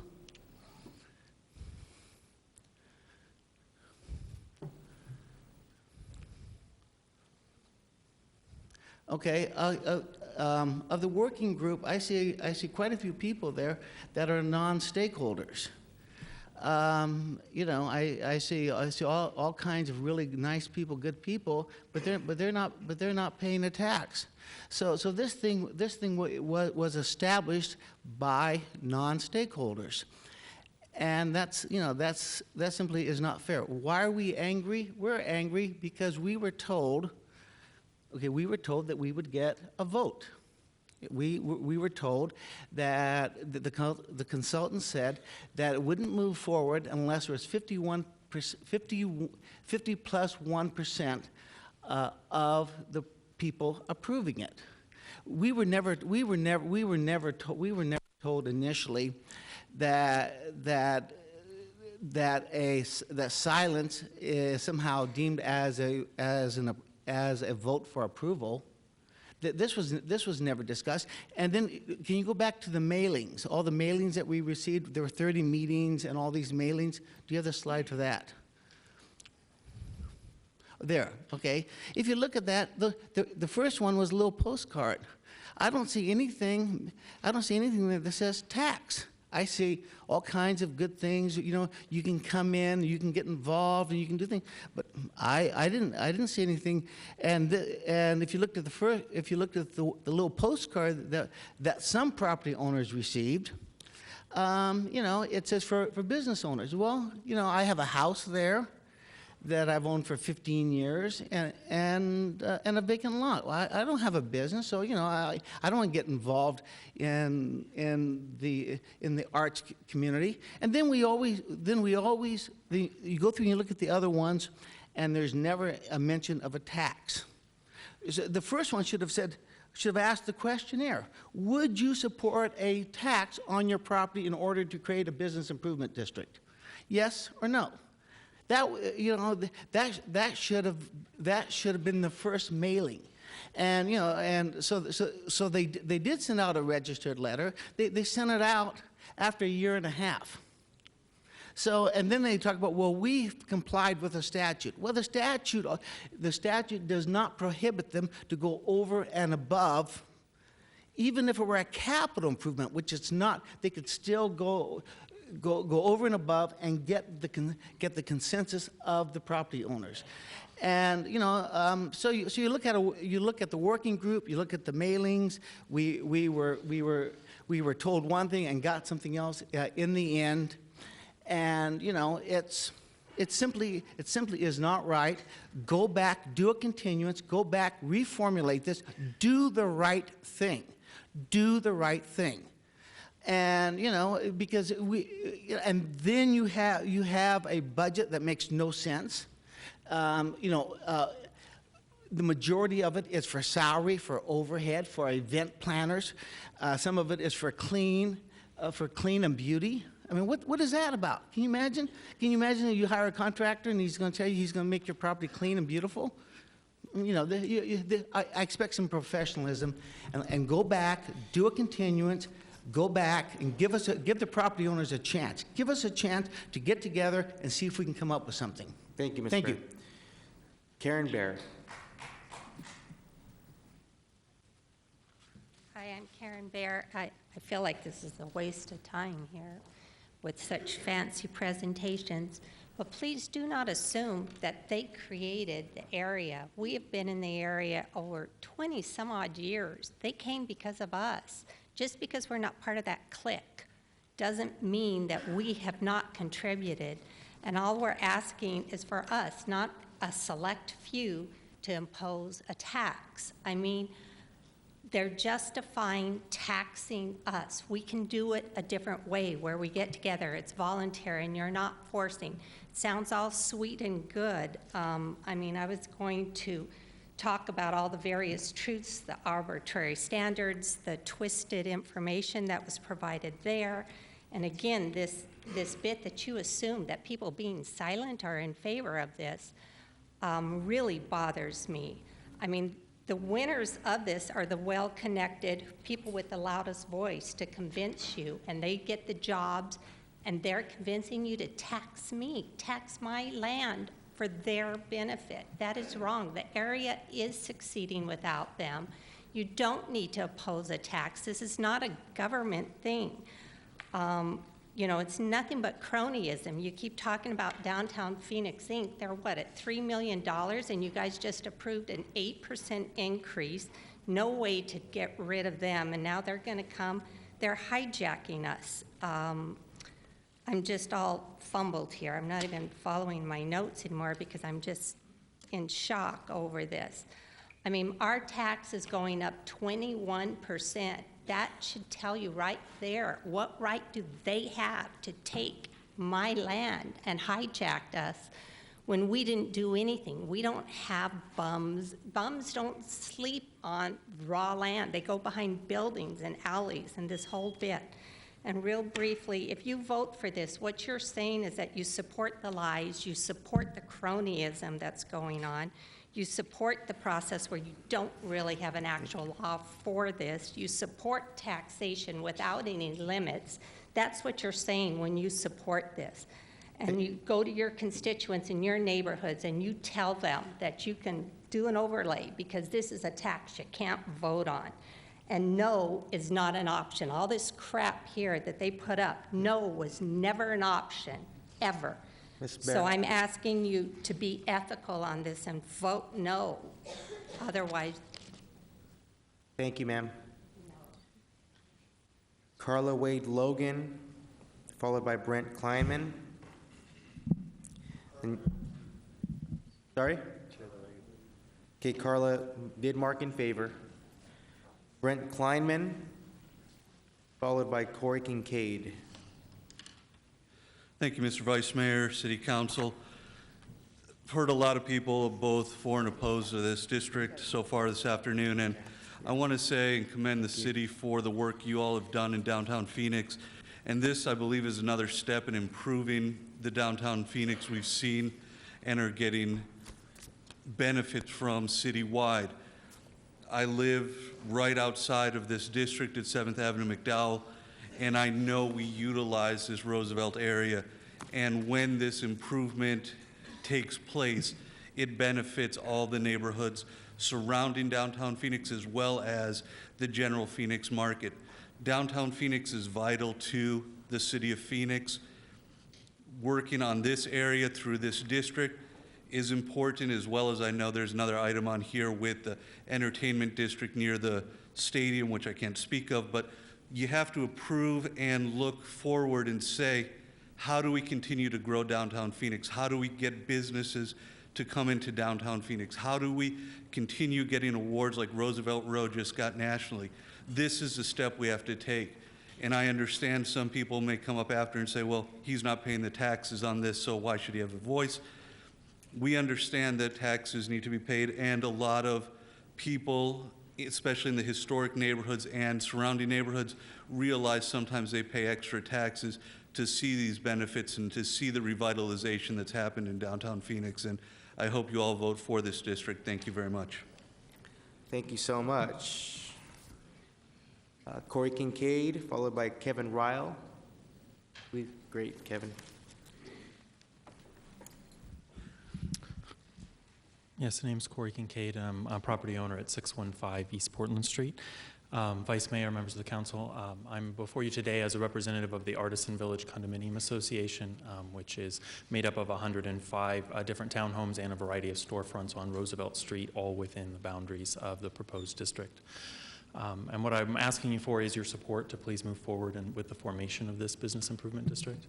Our storefronts, in addition to our storefronts being at the 90% mark in terms of favorable toward moving forward with this, what's more remarkable is that our non-assessed properties, our residential community has voluntarily sought assessment and voluntarily sought to become payers in this district because of the value that they see that it will bring to the area. The community around us and the neighborhood around us, as you well know, has changed drastically in the 10 or so years since we've been built. It's going to change even more in the next 10 years. There are thousands of new residents and dozens of new businesses that are descending upon this community right now in a time scale measured in months as these developments under construction complete. The community needs more tools. The community needs better tools. It needs proven tools like an EMSD in order to position us for success going forward into this new environment. The work plan that's been put forward is good. It prioritizes and aligns with the needs of the community, but allows the flexibility for the future board to determine the specifics. And also, one of the other things I think is very important to note here is this is really about continuing the tradition of local control and a strong local voice from the private sector in this neighborhood to take on and continue to lead itself. The community organizations you know and many of the faces that you trust are here advocating for the formation of this bid, and I assure you there's a reason for that. They collectively really want to make sure that the point in time we're at is not the peak for Roosevelt Row, but really a launching pad for its future. And we really ask for you to please support our ongoing success by voting to form this district. Thank you. Thank you. Kevin Ryle, followed by Connor Decimaker. And then Matt. Vice Mayor, I just want to let you know, Vice Mayor, can you hear me? This is Greg Stanton. We can hear you, Mayor.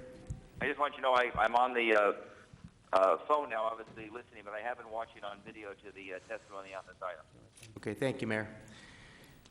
Hi, my name is Kevin Rill. I've been the president of the Evans Churchill Community Association for the last 3 years and a business owner at First Avenue in McKinley. Excuse me. And I'm here to support you guys vote on the bid. The bid districts, they go around all over the world, or the country, I mean, and they're really successful everywhere they are. It's something that I think Phoenix is a bit behind the rest of the country in helping catch up. You can see what's been going on downtown. And I want to kind of just thank everybody, including the staff and Nancy and everybody who's been working on this, because the outreach here has been incredible. You saw the slides about the protest vote is only 29%. But if you look at that on actual who's paying, including a couple other interests that are actually opting in to pay, that protest is down to 19%. We're talking over 80% as politicians. You guys would be thrilled with anything like that. So I encourage you to vote in favor, and thanks for your time. Thank you, Kevin. Connor Decimaker, then Matt Seaman.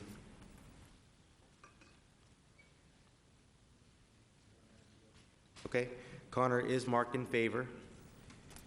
Matt Seaman, which I believe is the final speaker. We do have several cards marked to not speak, which I'll read. I believe, Matt, you are our final speaker on this item. Thank you, Vice Mayor, members of the council. My name is Matt Seaman. I'm one of the partners with Metro West Development. I'm also a resident of the Roosevelt neighborhood. I've lived downtown since 1996. I headed up the Roosevelt Action Association for a number of years, and this Roosevelt neighborhood and the Roosevelt Row area has really grown on us. But I want to talk to you about a different aspect that's not being talked about, but it is being alluded to about who the stakeholders are and who has skin in the game. On that same slide, I was part of the working group, and before I came in to support the group, I had a lot of questions myself, and we spoke with a number of representatives that establish bids in other cities across the country that do this. Hillcrest, Little Italy, seeing what happens to a community, both on the residential and the commercial scale, when you have an enhanced municipal district like this. Our properties, and we have a handful of them, west of Central Avenue, is in a different area than some of the speakers that you've heard to. But one of the challenges that we had when we began to develop our properties was getting the capital commitment to come into this neighborhood. And I can tell you what drives capital and investment with small businesses and the housing that's so direly needed is there has to be a story. And the story is what has happened over the years along Roosevelt Row, organically with the small businesses, with the artists, with the movement of rehabbing historic buildings, and now what you're seeing is the wave of residential that we've direly needed. So we're very much supportive of this. We're probably in that tier of ratepayers that currently, with our projects that are under construction, are well over $3,000 in assessments, and at completion is going to probably be double, if not triple that. We've committed and invested about $20 million just into the South Roosevelt neighborhood of projects that have been completed or are currently under construction, and over 2016 and 2017, we've made a commitment for roughly another $20 million into this neighborhood. This is a good thing for the Roosevelt neighborhood, and it's good for the residents that are moving down here. Thank you. Thank you. I'd like to thank all of our speakers. I do have several others did mark, and I'll read their names now. Mark Oppose, Larry Lazarus, Kirk Harms, Roger Johnson, Robert Barker Jr., Joy Englehorn, Sherry Englehorn, Matt Englehorn,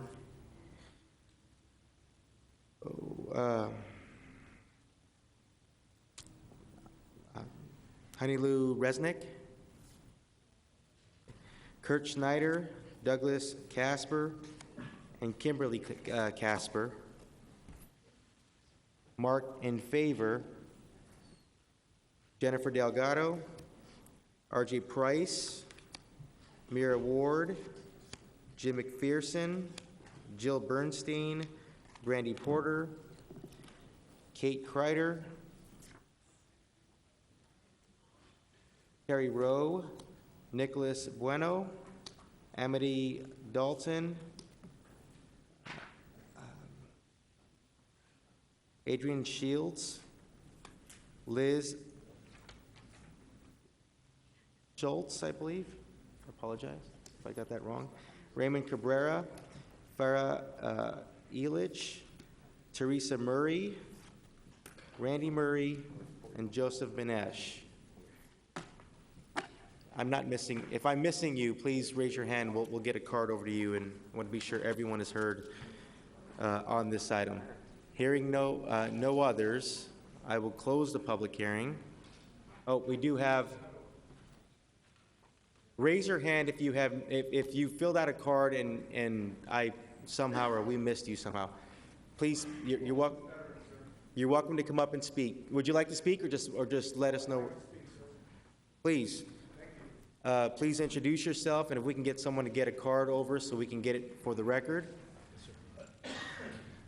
Yeah, Michael Gerard Nixon, supernaturally intelligent propulsion engineer, United States Naval Nuclear Submarine Force, 3rd class, reporting for duty, sir. All right. 8 years. I defended the Constitution of the United States. My hat's off to Sal DeCiccio, who was my first contact with this wonderful city. I got to experience being homeless because my own brother threw me out on the street, and thank God he did that, because probably one of the best things he ever did, and I love that little brother of mine because he did that. Today I'm still homeless, though, because I had a stroke in January, severe knee pain and swelling of my feet in March, lost my job in March, and had a severe liver attack in 2015. Thanks to 3 beautiful souls who healed me, I'm here today, and I vowed to serve the Creator. But more importantly, I vowed to serve that Constitution, which is a sacred document that our forefathers have given us. I believe that perhaps some of the members here have forgotten that Constitution, because we have, I believe, an anomaly with this Roosevelt district. But I'm not here to speak about that. I'm here to speak about the homeless veterans that were kicked out, the 15 veterans that were kicked out, sir. Sir, I apologize. I apologize. The public comment time now is dedicated to this particular item. We do have public comment at the end, or the final item on the agenda is for another public comment Yes, sir. discussion, which you're welcome to. Okay, well, I'll tell just us what's wrap on it your- up real quick in 15 seconds, if I may, sir. Actually, I don't think we're allowed to legally, correct? Mayor, members of the council, we're in a public hearing on the other item, item 28. Okay. So, yes. All right. It's not the public comment section for regular public comments. Right. Could you give me 10 seconds, sir? According to our city attorney, we're not allowed to do that, sir. Okay. But, you know, if you're able to stick around. I'm not able to, sir, but I will send notifications via Okay. email. Thank you for the time, and you have a wonderful day. Thank you, and Yes, thank you for sir. your service. Yes, sir. Okay, did anyone else fill out a card? Okay, we do. Got it. All right, marked in favor, wishing to not speak, Dorina Bustamante and Patrick Panetta. Okay, thank you so much. I want to thank all of our speakers and I want to thank everyone for coming out. I will take this time to close the public hearing. And I will defer over to Councilman Nowakowski. Thank you, Vice Mayor. Vice Mayor, first of all, I just want to make some comments. I just really want to thank all those individuals that were a part of this process. It's been going on for about 3 years, and downtown is a vibrant, live, people want to live in downtown Phoenix. I remember about 30 years ago when I went to high school downtown Phoenix, where St. Mary's High School was where the Arizona Center was. It wasn't like it is now. So I really want to thank all those individuals and stakeholders that invested in downtown Phoenix, believed in downtown Phoenix, and now we have events like the Super Bowl events and college football and then other events that are coming in that people want to be in downtown Phoenix. Now we have the law school, ESU Law School, moving in the near futures. And it's just a great place to live. So with that, I've heard from many individuals that felt that they didn't have an input in this process. And I really believe in that whole Team Phoenix approach where we come together from the private sector, from nonprofit and community leaders and the city government, and we work things out. And I believe that step number 2, the option number 2, if you can put that back on, I know that you just took it off, sorry about that. But I believe that's the best option right now, is to really allow the stakeholders, the individuals that are going to be affected by this, to really sit down and work it out among yourselves. What I like to do is that, seeing that all the hard work and efforts put in through the city of Phoenix and all the different partnerships that were out there and all the individuals that went to those meetings over a year now, that process isn't wasted. So I like to go ahead and approve portions of it. I'd like to move to approve item number 28, the forming of the Roosevelt Business Improvement District, contingent upon the following. No action on the assessment at this time. That means that item 29 and 31 will be withdrawn. I heard you loud and clear on voting on item number 30. That's the diagram of the district, and that we vote on that. That staff will, I like to direct staff to support the property owners in forming their own bid board, and that the bid board shall develop and prepare a proposed budget and the association assessment, so that you all decide what you do and how much you're going to actually some individuals, the assessment part of it, that pursuant to state statute, the property owners to be assessed to the bid have the right to protest the budget and the association assessment. If more than 50% of the linear frontage assessment property protests the bid, then it comes back to the council, and we'll end up presenting the budget or the assessment, the association assessment. If the protests are less than 50%, then the council would consider proposing the budget that was proposed by this group of individuals. That's my my motion. It's kind of long, but there's a lot of detail that we heard. Okay, we do have a motion. Do we have a second? We'll see if we get a second on the table. We do have a second. We have a motion and a second. I will say that if this passes, the next item then will be item 30, but this pretty much covers that. It sounds like it would cover items 29 and 31. No. Well, let's let. I believe, Vice Mayor, the way I heard it, that the motion was to approve 28 and to approve 30 and to withdraw 29 and 31. Okay. Correct. Okay. Subject to the other conditions stated by Councilman Nowakowski.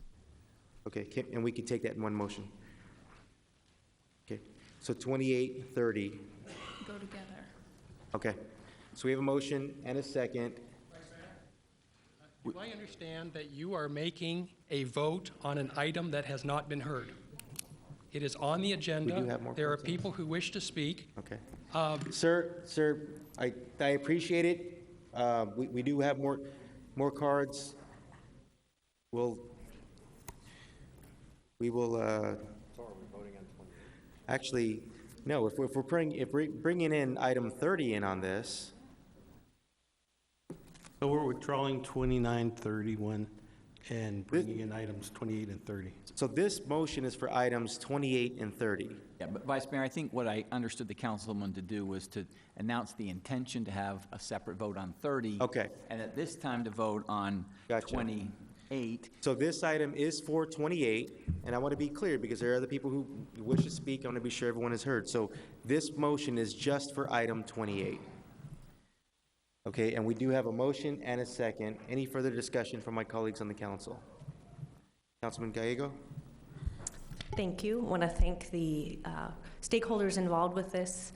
It's been a great opportunity to talk to many of the people in the community, learn their plans for their property, and talk to the people who have been very active in the community. So I do plan to vote in support of item 28, and I'm thankful to those involved. I think we'll give people a seat at the table, and the community can really form the budget that they want to have for their properties, but we do recognize how much business improvement districts have improved our community. So Downtown Phoenix Partnership, I serve on their board, and it's been a successful partnership with very positive outcomes for the people involved, very positive feedback from the stakeholders about the value they have received in that area. And I did want to clarify, residential properties, will they be taxed if they're being used for residential purposes? Vice Mayor, Councilwoman Gallego, single-family residential or multifamily with 4 units or less, as per their zoning, would not be taxed. Okay, I think that's important for people to understand. I have been at many community meetings throughout the year. The neighborhood associations in my district have endorsed that and have seen it over many months, so thank you to the people who attend those meetings and participate. Understand if you live in Montana, it is difficult to attend those meetings, but there were many and repeated meetings that a lot of people did put time into, which I think is important to recognize. Geography is difficult to overcome, but for the people who live in our community, there were regular meetings for the people who are actively residents of downtown or actively involved. It will never be perfect, and we've certainly all learned a lot about the process. I think there may be changes going forward in the process, and that's important to consider. We have heard a lot of comments on that, and I do appreciate the people who have taken the time to comment about the process. We will look very hard at that and what we can do in the future, and many of you have been very actively involved in downtown, so thank you for, regardless of how you are on this side of the vote, for your efforts. some of the rhetoric has been a little bit hard to hear. For someone who is Jewish, for example, it was hard to hear the art in Roosevelt Row compared. The word ghetto is a very charged word, and I would ask that people realize we're all trying to create a stronger downtown and think very carefully about the words you do choose when we have this dialogue. We all are here because we want a better downtown. Taxes are very difficult issues, and these are hard decisions, but people are here for the right motivations to create a stronger community. So thank you for all involved, and I will be supporting this item. Okay, thank you. Any further comments from my colleagues? Councilman Gates? Yes, thank you, Vice Mayor. I want to thank everybody who's been involved, not only in this process, but the revitalization that's been going on along Roosevelt is really, really remarkable. The question in front of us today is, are we in a position to move forward with setting these boundaries in place? And it's not just setting the boundaries in place, but it is actually establishing that ability to tax. That's what we're voting on right now. We're not voting on the budget. We're voting on that ability to, the power to tax, which is one of the most powerful, one of the most important powers that government has. And so I feel like there have been a lot of questions that have been raised, a lot of legal, frankly, a lot of legal questions that were raised that were addressed by our city attorney, but there was no opportunity for e-session to really delve into that. So I'm not comfortable voting in favor of this today. I don't see the need to move forward today with these questions that are in the air. So I will be opposing this motion. Thank you. Okay, thanks, Councilman Gates. Councilman Waring.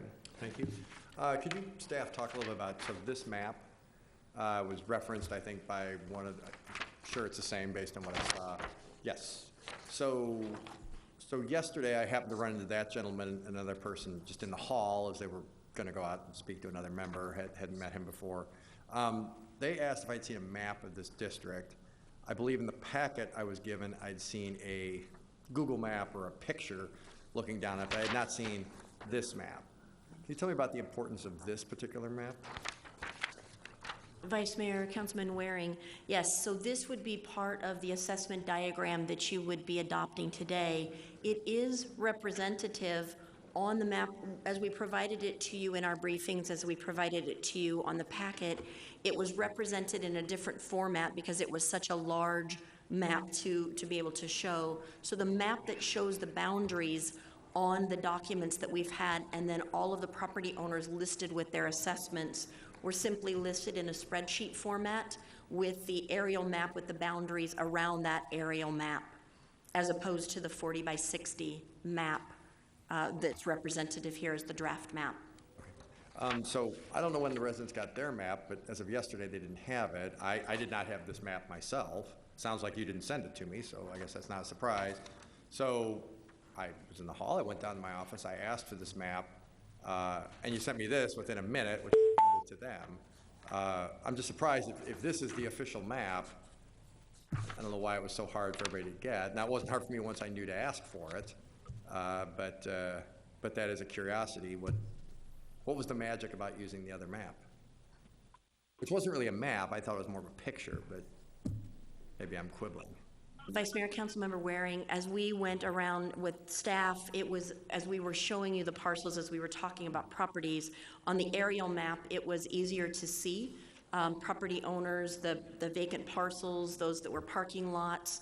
The map that's here it isn't clear, it isn't easy to see where the boundaries of the properties are, where the streets lie, what the individual properties are. So staff brought a map that was easier to see what the individual parcels were representative of, which was representing the identical area. Okay. Well, just for future reference, if nothing else, it sounds like not having this map or a clear map caused at least some of the confusion that we heard today, and also breeds they're holding out on us, they don't want us to give us information, and so forth. That's always a high bar for government to overcome once that gets sort of settled in, so apparently it did in this case. And I appreciate you providing this yesterday in such a timely fashion, but it seems like maybe if citizens were asking for it, they should have gotten it before my asking for it. So I appreciate it. Thank you. All right, any further comments or questions? Councilman. Just some clarification. So what we're voting on right now is just the boundaries itself. We're not voting on any budget, any association type of fee or any of that, right? Vice Mayor, Councilman Nowakowski, what you're voting on in this item is the adoption of the Business Improvement District.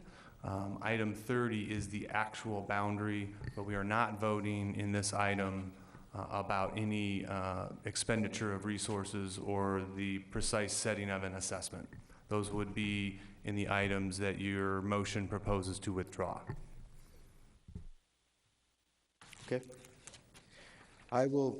Can I ask a question? Yes. This may be a question for item 30, and I wasn't frankly sure about the map either, but I decided to plunge in since we were in the middle of it. So one of the speakers, I believe Marcus Dellartino, talked about potentially, I guess, reconfiguring the boundaries. Once we vote on, I guess it would be probably number 30, hope it's appropriate to mention it now. Once we vote on it, that's it. That is the boundary. And the boundary is this. Vice Mayor, Councilman Waring, it is the boundary for this year.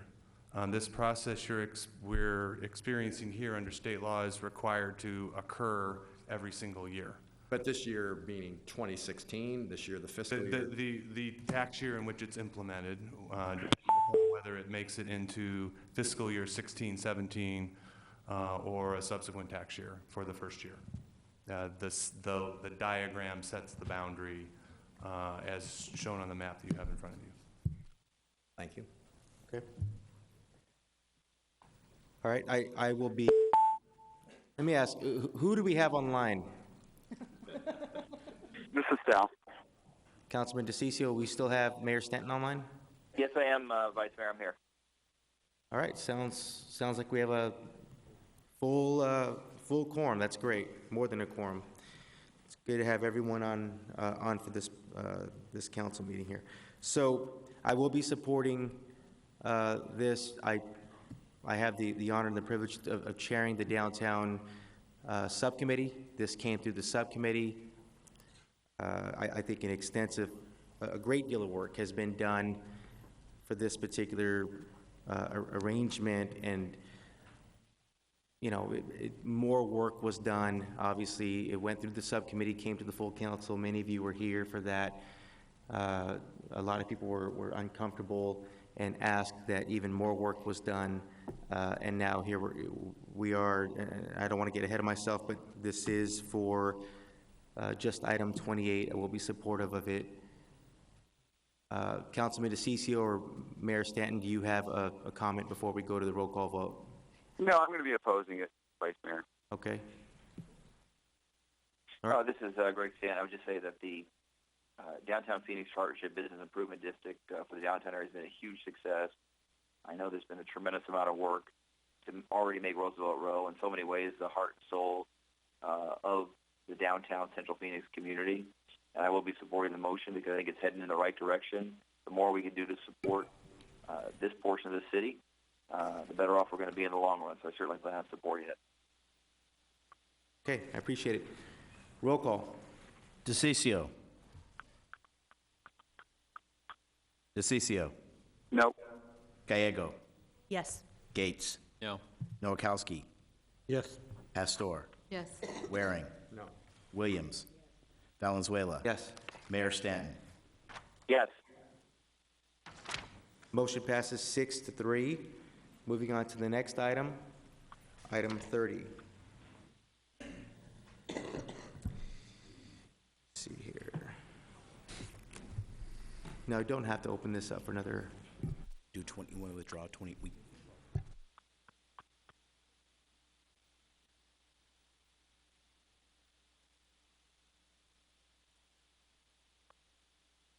Okay.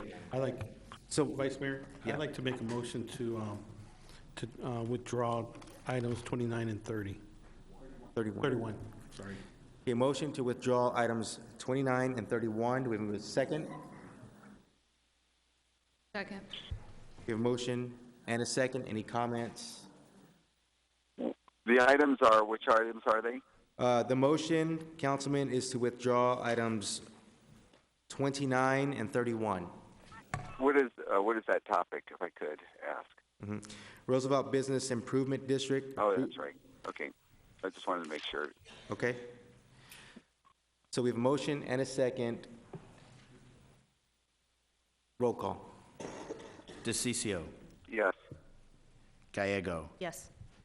Gates. Gates. Nowakowski. Yes. Pastor. Yes. Waring. Williams. Valenzuela. Yes. Mayor Stanton. Yes. Motion passes 8-0. Okay. Again, who do we have on phone? Do we still have Mayor Stanton, Councilman DeCiccio? Vice Mayor, this is Greg Stanton. I am still on the line. All right. I apologize for asking. We keep hearing some. All right. So, Mayor, you're online. Who else do we have online? Bill Gates. Councilman Gates. Do we have Councilman DeCiccio online?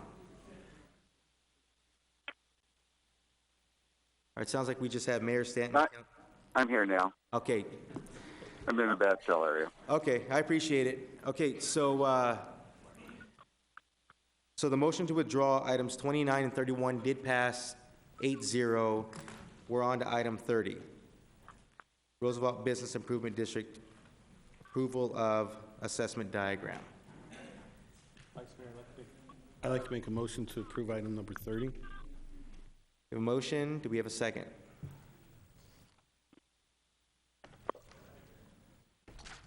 Second. Okay, we have a motion and a second. I do have cards on item 30. If you've already,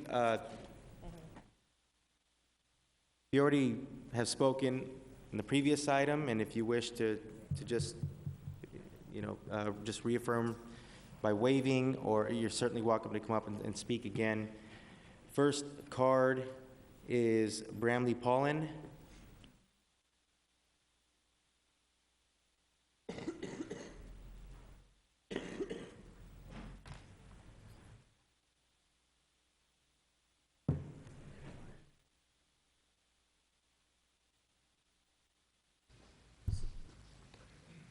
I'm expecting some frequent flyer miles by coming up here so many times today.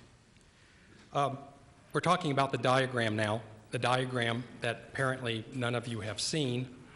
Mr. Waring has the diagram in his hands, and he can hold it up. It's confusing to me why it could not be a slide, but for some reason staff finds it necessary to keep it quite confidential. This map, as I mentioned earlier, is a statutory requirement. There is very specific information that is required. The diagram was not made available to the public. Without the diagram, there's no way to check for accuracy. There's no way to affirm or dispute the data. There's no way to confirm that the map meets the statutory requirements, and there's no way to calculate the assessment.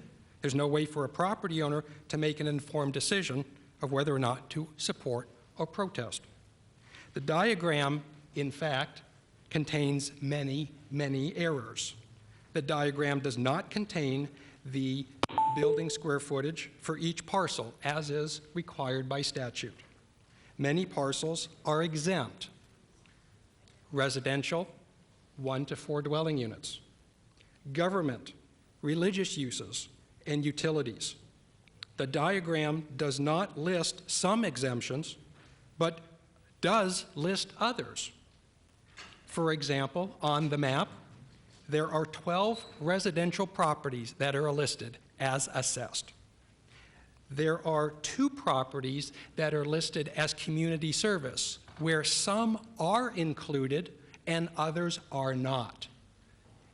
Is the assessment determined upon who the community service is or a community service? Affordable housing. We've heard from staff that affordable housing is exempt, yet there are 3 parcels that are on the map that were specifically provided to us as affordable housing and exempt. Mr. Paul? Wrong information. I appreciate it, sir. I do have to take other questions. And there's 1 parcel that isn't even in the district. Mr. Paulin, let me stop you there. I do appreciate it. Actually, I know my colleague here. Would you like to respond? Well, I would. I mean, as you mentioned, I don't know if the rest of you have this map or not, but I did get it yesterday. But he makes some allegations about the accuracy of what's in this map and so forth.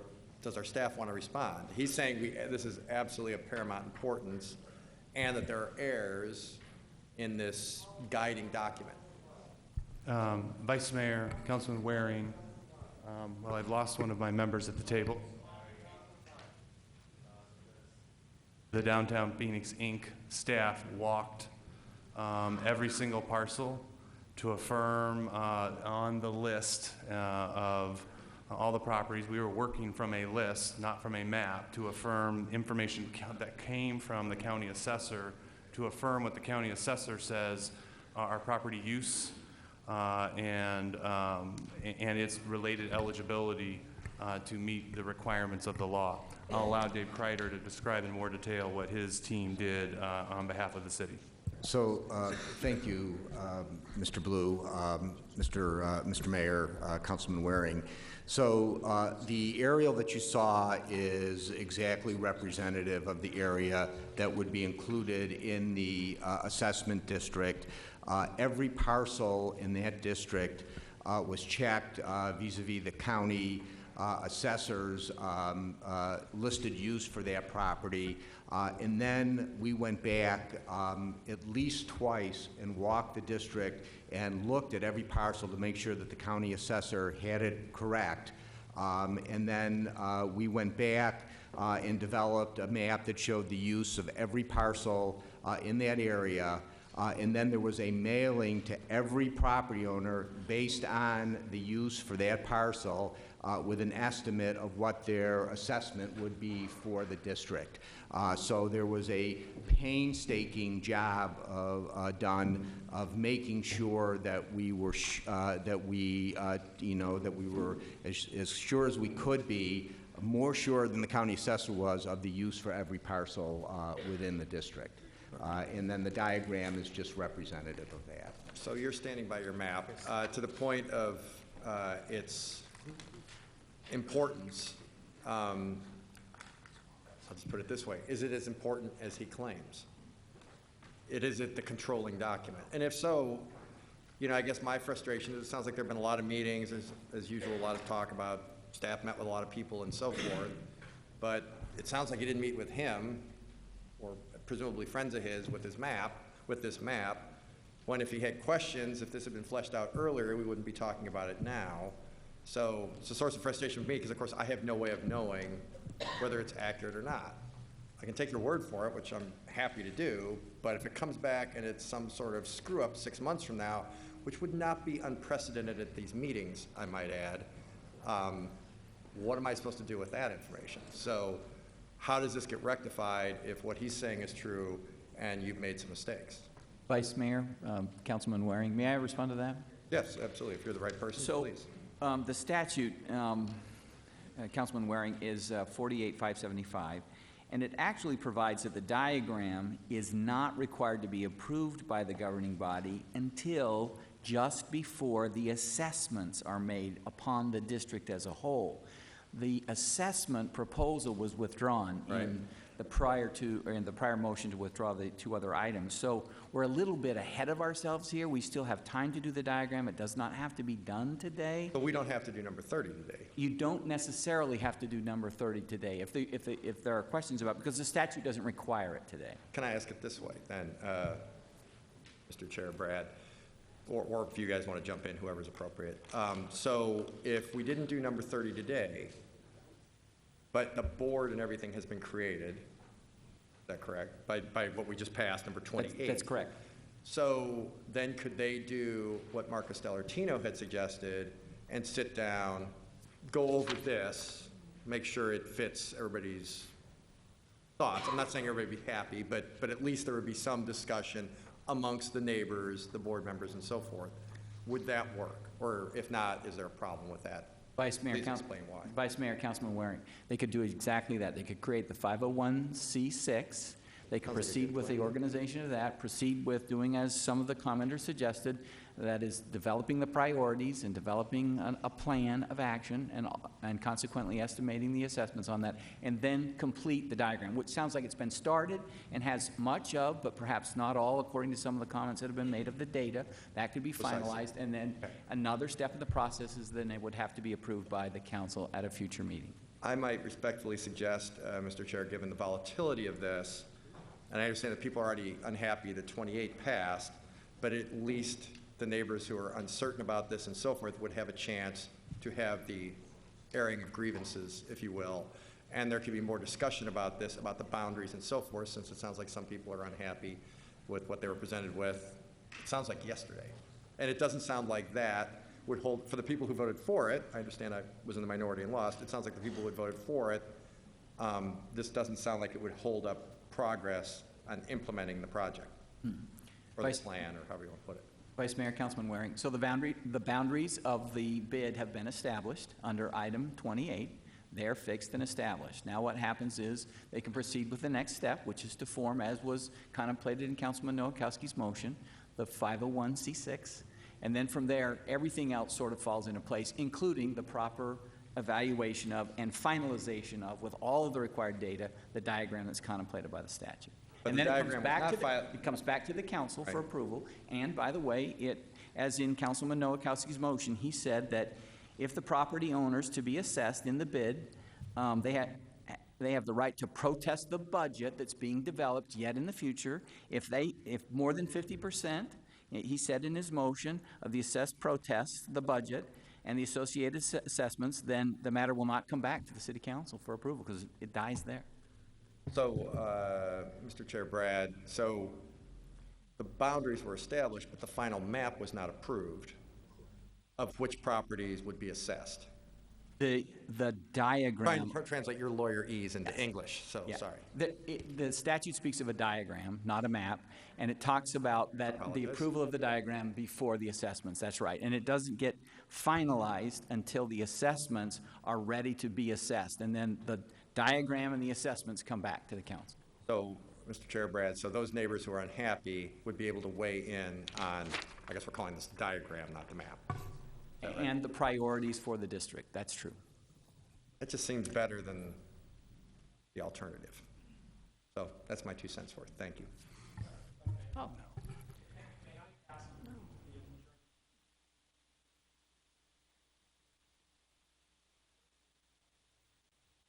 For the record, please. Mr.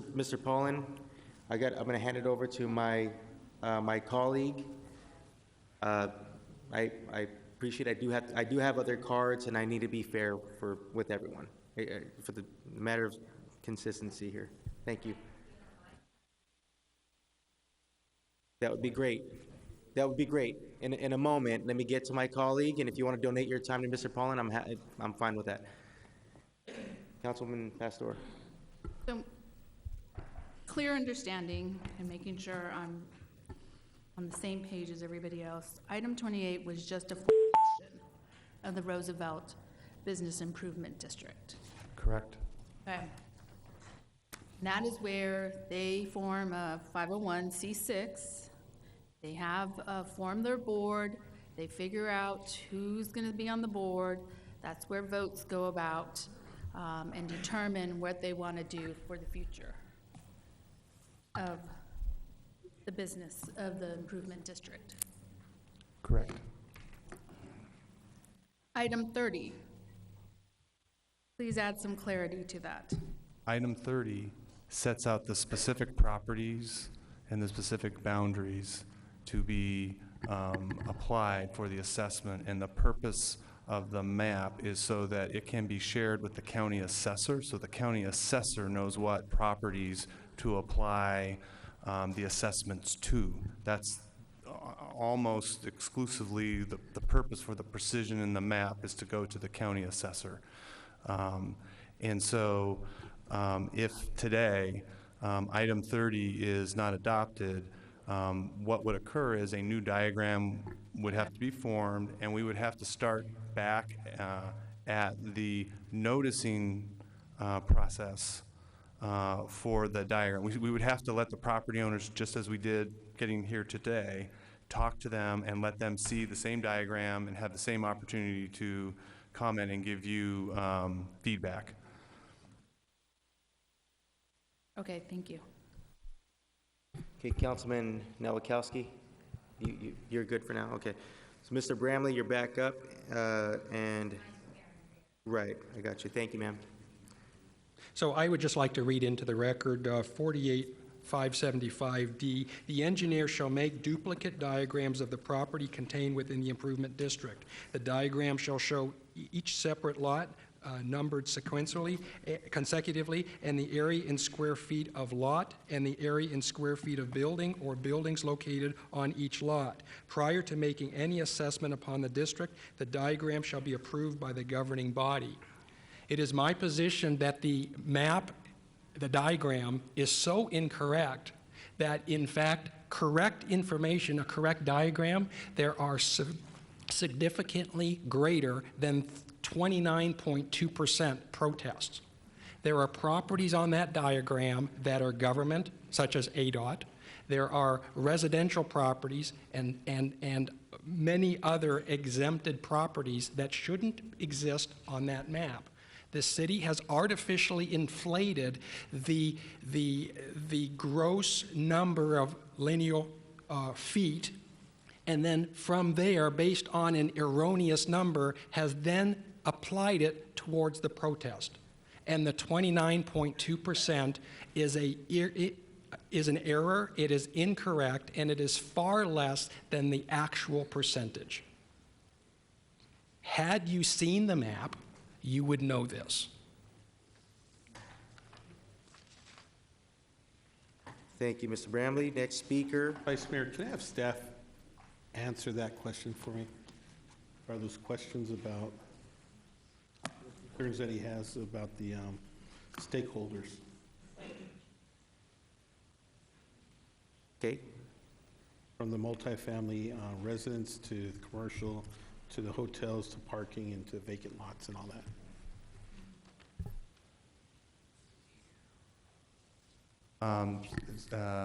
Vice Mayor, Councilman Nowakowski, the map was built off of a spreadsheet that Mr. Kreider described that pulled information from the county assessor and then went over every single property twice in person.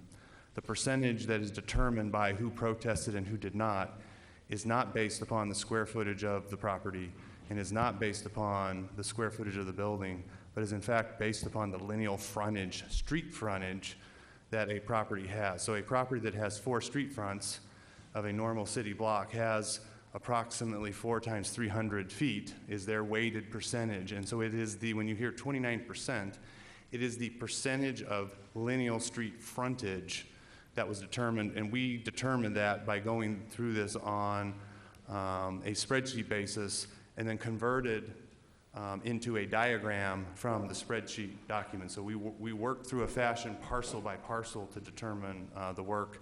Mr. Kreider can probably talk in a little bit more detail. Okay, Brad, I think, has a comment. And I might add, Mr. Chair and Councilman Nowakowski, that under 48579, it's not the square footage of the building or the square footage of the lot that determines the protest and whether it's a valid protest or not. Just as Mr. Blue said, under that statute, it is the majority of the frontage of the property fronting on the proposed improvement or in the proposed improvements in the district as a whole. And that was the basis for the percentage of the number. So they do not change because the diagram is allegedly not complete in terms of the commenter's last suggestions of inaccuracy. Thank you. You're good, Michael. Thank you. So I guess I have a follow-up question to some of my earlier line of questioning. So what would be harmed? We continue stuff all the time, obviously, to the next meeting. So we did that today, I think, with some items, or we're going to, I forget. But regardless, it's a fairly common thing if there are questions of this kind and so forth. So if we continued this even for 2 weeks, because it sounds like we don't need this diagram right this second, we don't need it for a while. I think it's a relatively indeterminate period, but but we don't need it within the next 2 weeks. Would people be able to meet to address these concerns? And if they were able to meet to address these concerns, who would they meet with to address them to? I'm just trying to throw an option out there, basically. Vice Mayor, since you're here now. You can go with Jim if it all gets too complicated. I think I'm third in line now, succession. No worries. So I'll answer those in reverse order. City staff will meet with anybody, number one. If the council chose to continue the item, clearly that is a possibility. What is required, though, under the statute is a noticing provision by first-class mail. And we have been doing that also by certified mail. And so it's a little bit more difficult for us to, with absolute certainty, know what is the date we're continuing to. That doesn't mean it's not possible to do. So maybe 2 weeks wouldn't work, but maybe a month would, because you got to do this mailer. Right. Which would also address the concern that not everybody knew about this and people were out of town. It gives them another bite at the apple, I would argue. But yes, Councilman Gallego. So the last time I asked if we could continue this, I got the response that this would delay it for an entire year. Is that? Doesn't sound I believe. Could you maybe take us through the deadlines with the assessors? So the assessor needs us to deliver the information about which properties are to be assessed and by how much in April. And I apologize, I don't, if it's April 1st, April 15th, I don't have the date, it's April. And so when we talk about the, as Chris had in her slide, the potential for delay occurring, it's the putting, and we're not arguing against that, we're just observing fact, that's all, to have a board elected, to have the board develop by some consensus its budget, and then to go through the community outreach process associated with that budget, forming a diagram and all of those things. While it is possible to get that done, in the next 60-ish or so days, I think we're a little concerned about how constrained that is, just acknowledging that will take some time. We will make all best efforts to try to hit a date in April. It may not happen, and then if you miss that cycle, you have to hit the next cycle in October, or failing that in the following calendar year. Okay, and maybe I get a little feedback from the Downtown Phoenix Inc. about what a continuance would mean. Yes, Councilwoman Gallego, I think the key item in terms of the time is to make a recommendation on who the board of directors are going to be for the 501c6 that's going to govern. And then the board of directors, a ballot will actually go out and the board of directors will be elected by the payers in the bid. So we've got to go and move through that process. We've got some suggestions already on the board. We obviously want to work with some of the people that haven't been supported to see if they would participate on the board as well. Get them elected by the payers in the bid, and then that board would then review the proposed budget for the district, which would come back to council, which you've deferred today. If we can get all of that done in the next 60 days, we probably can, get the district some money this year. If not, it'll get pushed into next calendar year. And could you speak more directly to this specific vote on the map and what that would mean for your timeline? I think Councilman Waring is going to make a proposal to delay the map. I'd understood that doing so would have a dramatic influence on the timeline. Are we able to, Go ahead. sorry. Yeah, go ahead. I just want to, I are mean, we I'm able sorry, to I'm make sorry, I the thought you were April done. You're deadline done. if we delay? I guess that's the question. I mean, it's not a yes or no, but it sounds like. Yeah, my best judgment, Councilwoman Gallego, is that if we delay approval of the diagram, that it's going to be less likely that that the assessments will get in place for this calendar year. So I think the key thing is that you establish the district, the boundaries were created. I don't think until we go back and start working with the community again and because we have a lot of interactive elements to the process that we're going to know if we can get it done in this calendar year. Vice Mayor, Councilman Gallego, I guess our professional recommendation would be to just simply start. And then we will, if it's the council's wish to defer this item, then we just simply start with the community and work our way through that process, and then the facts will arise as they arise. I think the comment that you heard in briefings before now was a desire to try and hit the assessment window starting July 1. It will be challenging to accomplish that, but I think we're prepared to try, and if it does not achieve it across all the steps, then we will move to the next assessment window, and we'll deal with that as it comes, per the council wishes.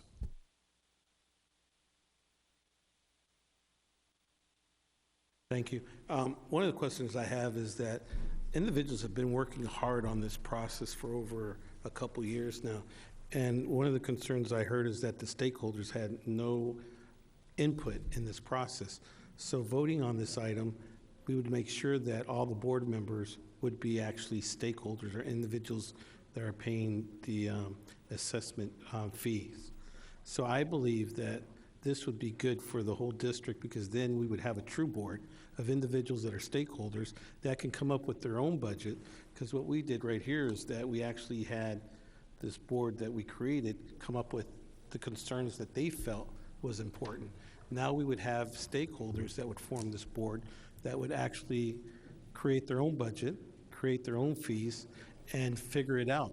We're not even sure if it might be even volunteer in cleaning up the front ends of your buildings or taking care of lots. We're not sure what this board's going to come up with, what kind of a budget.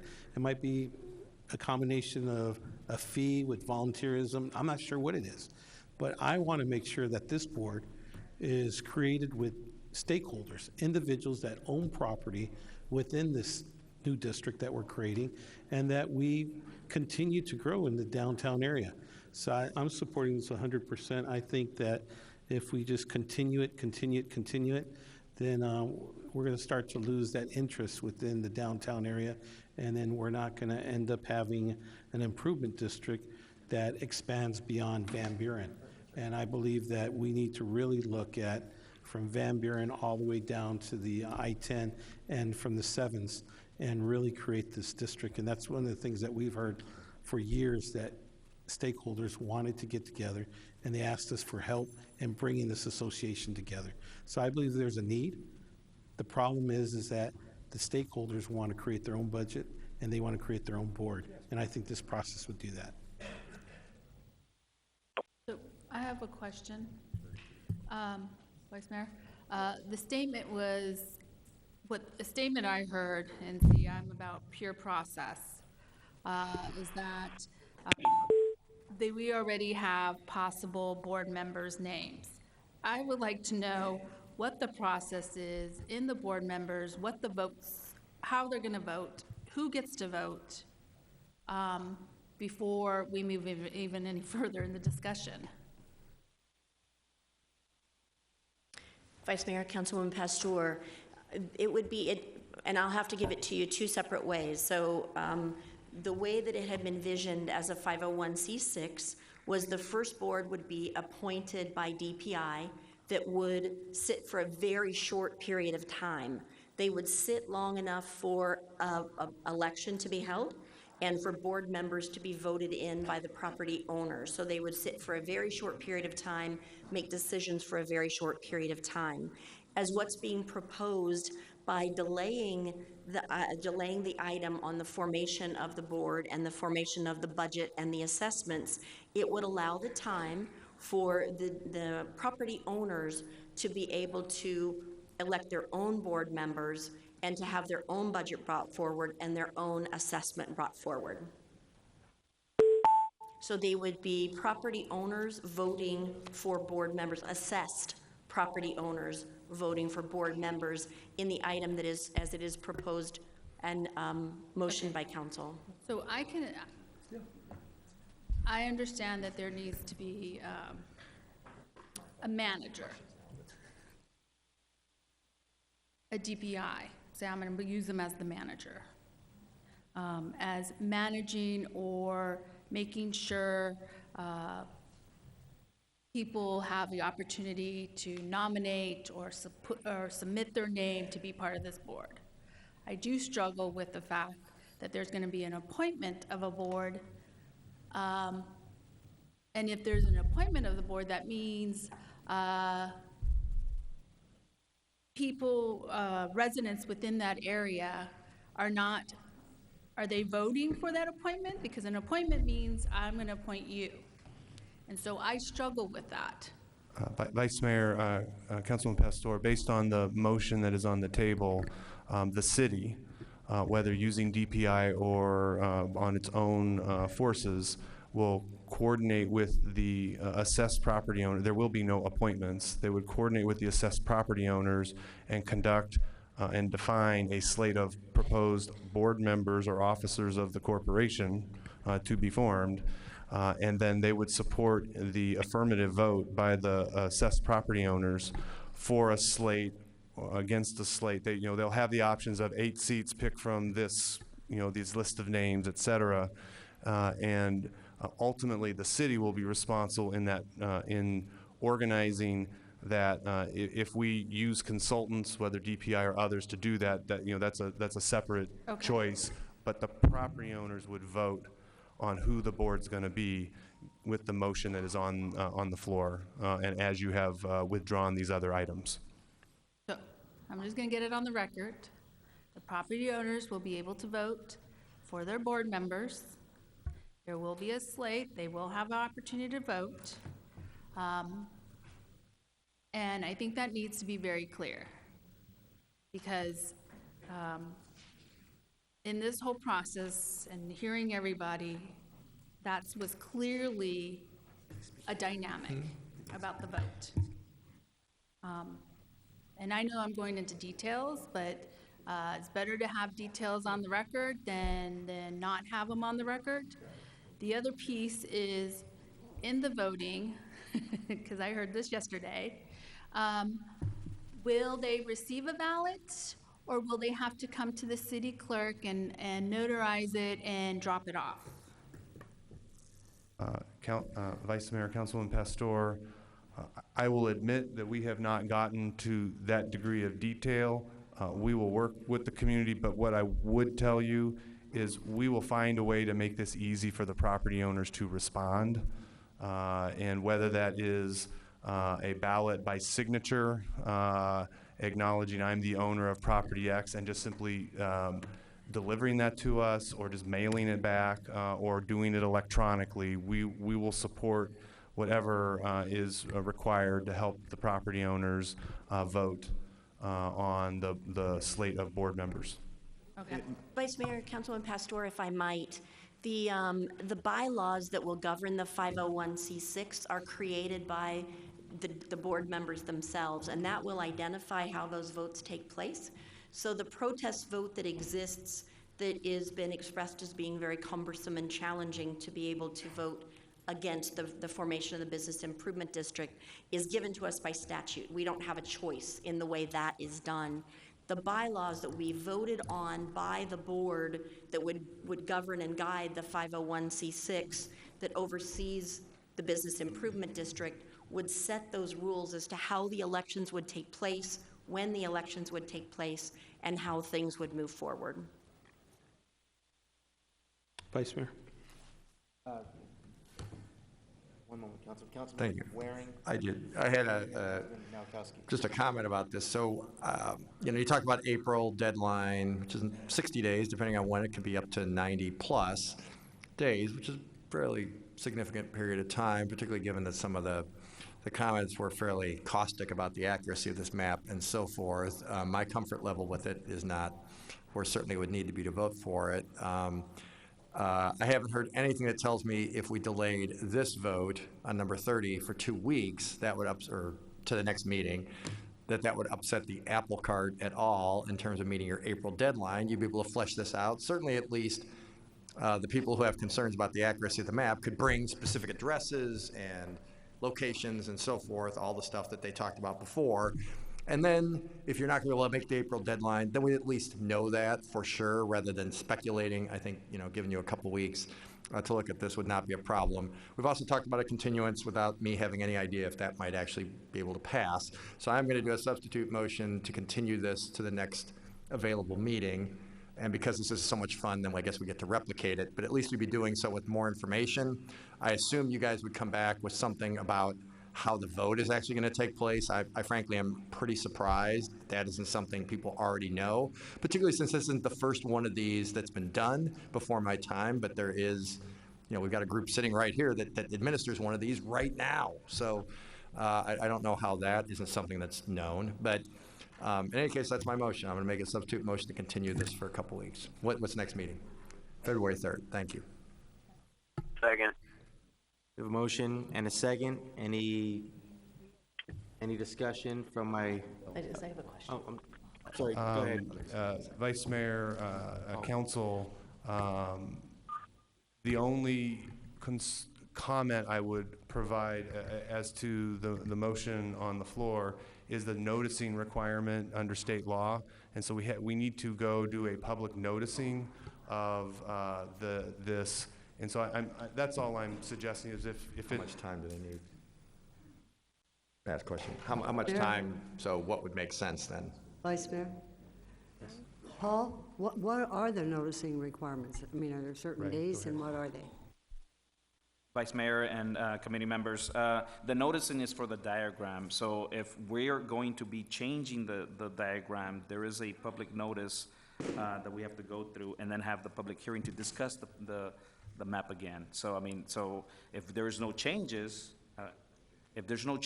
yeah, we can continue it in 2 weeks, but I think the challenge would be is if there are gonna be some changes, then we would have to notice that. Okay, can I address that? Thank you. I'm sorry to belabor it. So if the citizens are wrong and the map is pristine, then in 2 weeks, nothing's really changed. I hope you're not suggesting that the map might be flawed, but we got deadlines, so we need to just go ahead anyway. That doesn't make a lot of sense. So I would say the noticing requirement is less important than the accuracy of the actual document that we're talking about. I think. Vice Mayor, Councilman Waring, actually my comment related to we might need more time because we're obliged by state law to provide 20 days notice at a minimum of a hearing. I think we want the most accurate document we can find, and if there is things that we should correct and fix, we certainly, as staff, believe that's absolutely what we should do. It was just, I wasn't sure in 2 weeks we can provide the statutory requirement. It sounds like you want to do the continuance for longer. It sounds like what Paul is saying is if you're going to do continuance, that's what I thought. it needs more time. Okay, so how much time? So if the motion is for continuance, I'll change my motion. What would be recommended for the time frame? We need a minimum of 20 days notice. My guess is this is probably about a 30-day continuance to do all the things that are necessary to do at a minimum. And I say that without having sat. I'm kind of doing this on the fly with the team, so I don't have the perfect answer for you about that. Okay.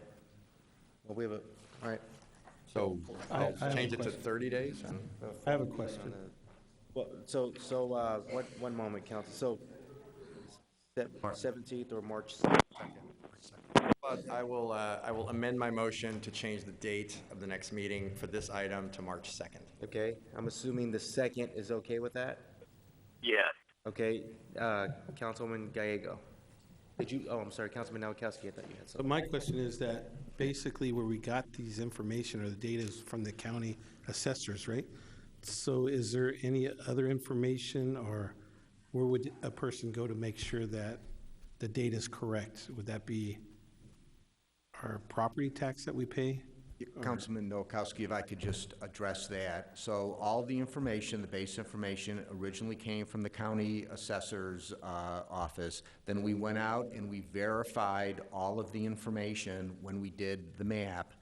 And then we did a mailing to every property owner that would be a payer in the bid, saying this is what your assessment would be. So, for example, Mr. Pullum got a mailing, for the property that he owns at First Street in Moreland, saying this is what the assessor says, this is what we verified, this is what your assessment would be. So a lot of time and effort went into developing the map and the uses on each individual parcel. Can you go back in and look at, these, hundreds of parcels and maybe find a blip here or there? But I would say that the map is going to be, is almost going to be, perfect based on the work that we've done. So let's say if there's somebody who rezoned or downzoned their property, and for some reason the county doesn't have that on the records, if we pass this, could they come and update the map that we have now, or just fine tune it? Because my concern is that we're going to put this off for another 30 days, and then it's just going to continue. And who's going to be doing this research? I think that our staff has already produced all the data, so we would really reach out to those stakeholders that are concerned about their assessment not being right. Have you heard of any complaints about that? Councilman Nowakowski, absolutely. I mean, if there's a parcel that was being used for a residential purpose and it's been converted to a commercial purpose, or more likely vice versa, if it was a commercial purpose, it would get assessed, and now it's been converted into a rental, one rental unit, then it would come off. And if we were able to ascertain that, or the property owner said that, we would adjust it. And the other concern too is that isn't there every year you can actually update or change the assessment fees, or the board has Vice the option Mayor, to change Councilor it? Nowakowski, yes. Every single year, the map needs to be approved by the council. The budget and the assessment need to be approved by the council, all are, and subjected to the feedback and input of the community. I mean, we've had over 30 meetings. I haven't heard of somebody complaining about not being assessed it right, or that the county's assessment was wrong. I've been hearing more that it was a lack of input, the development of the committee itself, or that they would want to have an input on it. The proposed budget, that they had no input on the proposed budget. So I feel that going this direction, those stakeholders will have a say-so of who's going to be representing them on this board, and creating their own board outside of the city of Phoenix, and creating their own budget outside of the city of Phoenix. And I believe that stalling this is just the wrong direction to take. And I mean, our city is growing, and we need to continue to grow. And I think if somebody has real major concerns about their assessment, that they should bring it to our attention, and we can make those changes. I'll be voting yes on. I'm voting no on the continuance. On the part of it, continuance. yeah. Okay. Any further, sir? So the motion on the table is for the continuance. It's a substitute motion. Any further questions or comments from my colleagues before we go to a roll call vote? Okay, this is on the substitute motion for the continuance. Roll call. DeCiccio. Yes. Gallego. No. Gates. Yes. Nowakowski. No. Pastor. Waring. Yes. Williams. No. Valenzuela. No. Mayor Stanton. No. We hear Okay, you loud and clear. motion fails on a 6-3 vote. We're back to the original motion, Which is? which, To approve the diagram. original motion is, which is to approve the diagram. It is item 30. And we do have a couple more cards, so I want to, let's focus on getting the cards taken care of, and then we will, we'll hopefully have our roll call vote. And these are all, I'm recognizing the names who spoke on the last item, so if you haven't changed your position, feel free to just, you're welcome to speak. You're also welcome to just wave us off. Con Engelhorn, I believe. Okay, yeah, actually, all of the cards have your name, sir, so I'm going to give you the time, including Con. The last two are just one moment, sir. Eric Baer and Theodore Matz. Thank you, Mr. Vice Mayor. Mr. Vice Mayor, the diagram that you have before you, which you are now being asked to approve, is illegal. It violates ARS 48575 subsection D. It does not include all of the mandatory requirements of the statute. As your city attorney told you about a half hour ago, you could simply defer action and approve a diagram sometime before the assessments. That is also in D. But if you vote on the diagram now, you are approving a diagram that does not comply with the law. And without reading it all into the record again, I will just be as short as I can be. One requirement of the diagram is that the area in square feet of any building or buildings located on each lot must be shown. Your diagram does not. Now, if I may take just 10 seconds more, if you would like to speculate as to why the legislature put in that requirement, it's so that you could have the number of square feet, multiply it by the assessment ratio, and then understand what the assessment is on your property. Absent that statement, you failed to comply with the statute, you failed to give people the information necessary to understand the assessment. So you are being asked in this motion to approve something that, as a matter of law, we believe you cannot approve. Thank you. Thank you. Vice Mayor? Yes, Do we have a ma'am. response from staff or Brad or someone on whether this statement was valid or not? Brett?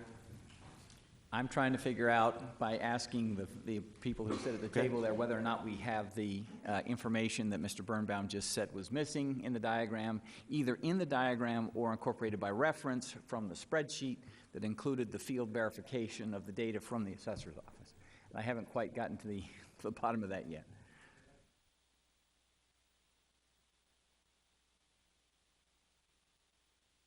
Okay, thank you, Brad.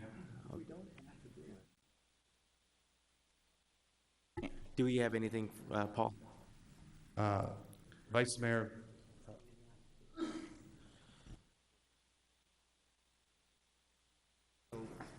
Can I? Yes. So I guess I would just say, it doesn't sound like we have to do this today. Again, I don't know why, if questions like this are still being taken under advisement, why we would go ahead and proceed today. That just doesn't seem to make a lot of sense to me. Vice Mayor, members of the council, I am informed by staff that the map does not have the square footage of buildings on it as noticed, and so it is incomplete. Okay. All right. You guys just wanted to not do the continuance. Are you irritated by that? Let me go with, I want to finish up these cards. Eric Bear, followed by Theodore Matz. And our last card. Can I ask a procedural question? Yes. So given that answer now, is it even possible to continue it now that we've already had a vote? You would have to reconsider the substitute. We can do that. Yes, you I'm could not saying reconsider the anybody substitute. wants to do that, but as an option, this may have procedural. changed the dynamic here. So, Eric Bear.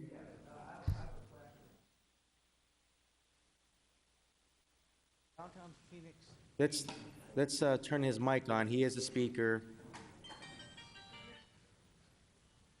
Okay, one moment.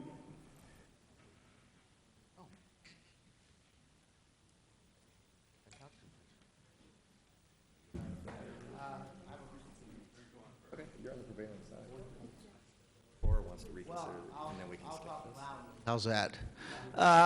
One moment, sir. One moment. It's working now. I know. I understand. What? Sorry.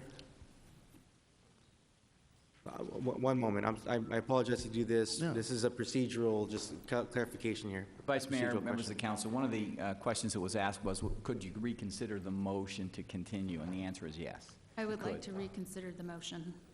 Second. Okay. Reconsidering the substitute motion, which is a continuance to, I believe, March 2nd. We do have a second. Yes, I second. Okay. And I guess, I'm just going to say this, Mr. Chair, I guess, I try to ask my questions a lot of different ways. I'm sure it's irritating to people at home and so forth, having to listen to me go on and on, but I did think I asked the question several different ways about whether this map was complete and complied with the law. I asked it every way I knew how to, so I'm sure the inadequacy is mine. But now that we're reconsidering this, and apparently some hearts and minds have been changed by an answer that came up after I don't know how many different questions about this, you know, I felt like, once again, I got some inaccuracy there. I don't know, Mr. City Manager, do you dispute that? Because I thought I was answering. Thank you very much. I appreciate that. This has come up before, and we've discussed this before. So I was surprised if one more person hadn't asked one more question. Maybe I didn't ask it the right way, but I'm pretty surprised now here that the map is not right, just like they were saying the whole time. So I don't know if this continuance is going to prevail, but it does completely change the vote, potentially, and I guess that's a source of frustration for me that perhaps we'll be discussing later. Thank you. Vice Mayor, I apologize for one more procedural note, but the second to that motion has to come from someone who was on the prevailing side previously. Did we get it? I'm sorry. He just said I'm sorry, I He was misheard. the third. Yeah. All right.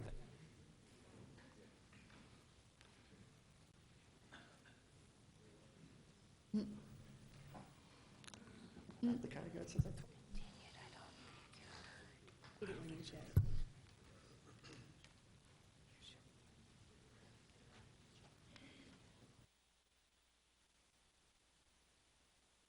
All right, procedural. The first vote is to actually reconsider. That is a voice vote. Do we have any other comments from my colleagues prior to the voice vote? Yes, This is simply to reconsider. right. All in favor, say aye. Aye. Aye. Any opposed? Okay, now the motion to continue, which we have a motion and a second to March 2nd. And that's for a continuance. Roll call. DeCiccio. Yes. Gallego. Yes. Gates. Yes. Nowakowski. Yes. Pastor. Yes. Waring. Yes. Williams. Yes. Valenzuela. Yes. Mayor Stanton. Yes. Now you gotta help. Motion, that was sweet. Vice Mayor? Councilman DeCiccio. Just a quick comment here, and I think that was a smart move. I mean, Gary Birnbaum's on one end. I don't know if any of you know him as an attorney. If you're off by just one word, one thing wrong, he will tear you apart. So I think it's a good move. We found that out the hard way. Yeah, I'm just telling you, this guy is amazing. Okay, thank you, Councilman. Motion does pass unanimously. Can I entertain, all the hugs up here. My gosh. A lot of love up here, a lot of love.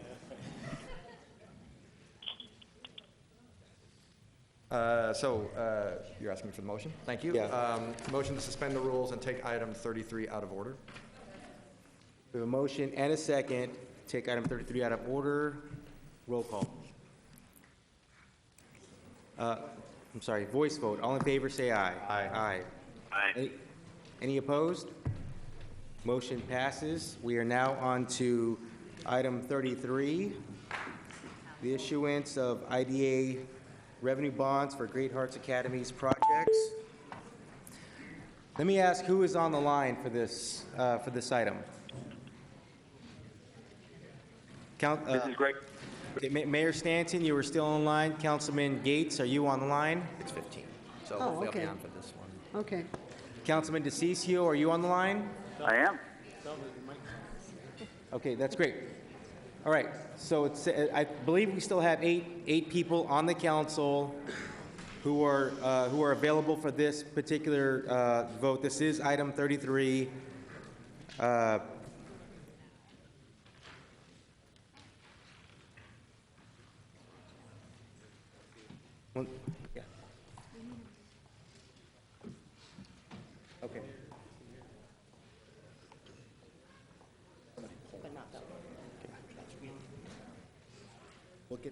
32, right?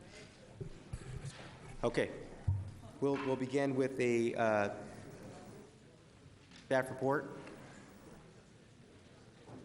Vice Mayor, we're here to answer any questions that may. Okay. Do we have a, thank you, Paul. Do we have a motion for item 33? We do have Paul Blue and Juan Salgado here to answer any questions. We do have a motion and a second. Any comments or questions by my colleagues? Councilman Gallego. So this one concerns our Industrial Development Authority backing some bonds, some of which are for projects not in our city. And so when we vote on projects in other cities, like to get feedback if we have checked with the city and if they have approval. Part of the reason to do this is we've had several projects that have moved forward, including there's an Arizona Republic article recently about a project which this body voted on that then went on, had significant neighborhood concerns. Neighbors were very upset about traffic.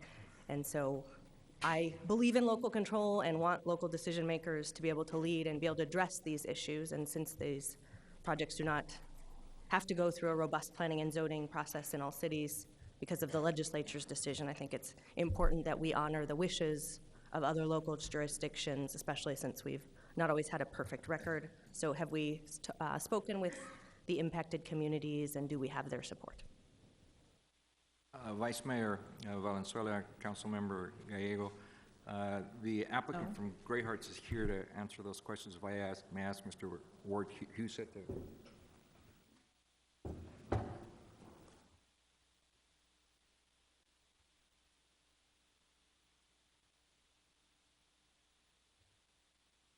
Sorry, sir. I don't think your mic is. Can you try the one right next to you? Okay. Okay, great. Thank you. Thank you. And to answer the question directly, I have other comments, but I'll answer the question directly. We have, for the areas outside of the Phoenix jurisdiction, that would be Scottsdale. We have met several times with the mayor and his staff, and Mayor Lane has expressed his support for the acquisition of the land in the DC Ranch area. We've also been working closely with Meredith Tessier and the rest of the planning and development staff on this project. The city is in full support and is assisting us with some exemptions to the association agreement for DC Ranch. The city has seen our site plans and all intended temporary and permanent structures. We've compiled a list of 246 homes in that area that the city has asked us to notify of our intended use. Once the DC Ranch agreement is amended, we will notify the neighbors and host an open house for such purposes. So you haven't completed the process yet? In terms of the amendment, no. You just haven't talked to the neighbors? We've gotten their agreement to move forward, yes. So you've met with the neighbors already? We haven't met with the neighbors, no. The traffic department and the streets department in the cities support your plan? Yes. Thank you. That's all of my questions. Sure.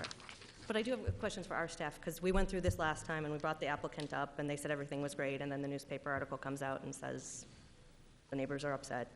So I don't know, maybe the process here is flawed? Vice Mayor Valenzuela, Councilmember Gallego, as I understand, if you're referring to the base transaction, they've worked through some matters, I think, that have come up. Other than that, it's just a continuation of the process. It's just hard when everyone says everything's fine and then it turns out it's not. Vice Mayor, Councilwoman Gallego, what we have asked every applicant is the specific affirmative question you just asked. Are you working with the city staff? Are you working with elected officials in that jurisdiction? And are you getting positive responses that what it is you propose to do are acceptable to the city staff and to the elected officials? And so we have been asking that very specific affirmative question for every single one of projects that fall into this category outside of the city of Phoenix. And so when we have brought folks from to you, we have asked them to tell us, have you actually achieved these things? I'm talking to, in this case, Scottsdale city staff, and have you talked to the key elected officials inside the city. And those are the steps we have taken as we have worked with charter schools in other jurisdictions. Thank you. That's all my question. Paul, do we have documentation of that? We have, at this point, we have not gotten letters from the jurisdictions saying that. We have asked the applicant for an affirmative verbal response, but we haven't gotten letters. So in terms of no is the answer. So may I suggest for the future, since this is part of our process, to provide letters of support from the different jurisdiction? Because it's a verbal, and what we just went through, there's a lot of questions. We'd be happy to. I have a second question to the applicant. Did you apply for the Scottsdale IDA?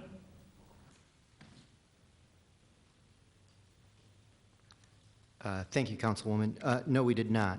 We feel that we can actually save more money for the classrooms by going through a common issuer.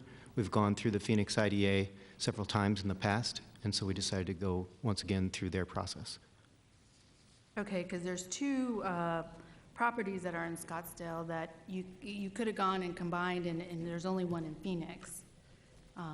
So that's, I understand. Thank you. Okay. Any other, I do have 3 cards. I'll go ahead and go with the cards.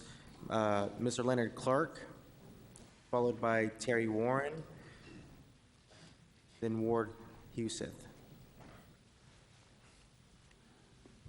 Thank you, council members, for letting me speak. My name is Leonard Clark, live here in the city of Phoenix, and I know we go through this, and I know that conscientiously you support corporate charter schools, and they are corporate because they have corporate boards, not parentally or democratically elected school boards in a regular functioning democracy, democratic type of environment. But, so I'm saying that you're conscientiously supporting them, but the problem is in the state of Arizona, you know, even if you support the scheme by the chief executive in the State House, Prop 123, that supposedly we're going to fund our public schools, which is really a pipe dream. The problem is we in the public schools, we who have democratically and elected, parentally elected school boards, whenever we want to get bonding, we have to do it the democratic way. We have to go and knock on tens, if not hundreds of thousands of doors, and hat in hand say, this is why we think you should pass this bond override, because our legislature, surprise, surprise, because we're 48th in the union in funding for our schools, this is why we need the money. But yet, and no offense to my Phoenix IDA friends, because they do good work, you're going to pass some veterans bonding, hopefully bonding for veterans housing today, but it's not fair, it's arbitrary.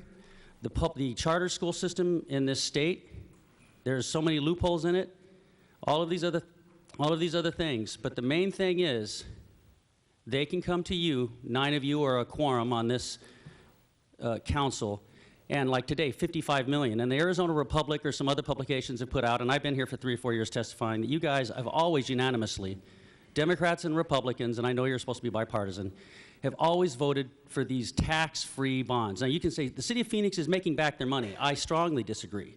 Whenever you give out tax-free bonding to corporate charter schools, we lose that money. So I ask you, please, this is not fair. This has got to stop. You've given out over $1 billion, maybe $1.5 billion, and I just think it's shady, it's wrong. Stand up for our public schools. They are not public. Thank you. Thank you, Mr. Clark. Ward Huseth. Then Terry Warren. Sure. Thank you. Once again, Vice Mayor. I'm not quite sure what the previous comments had with this matter, actually, but I will address the council. My name is Ward Huseth. I'm the Chief Financial Officer for Great Hearts Academies. Thank you for the opportunity to address the Honorable Council with regards to this item.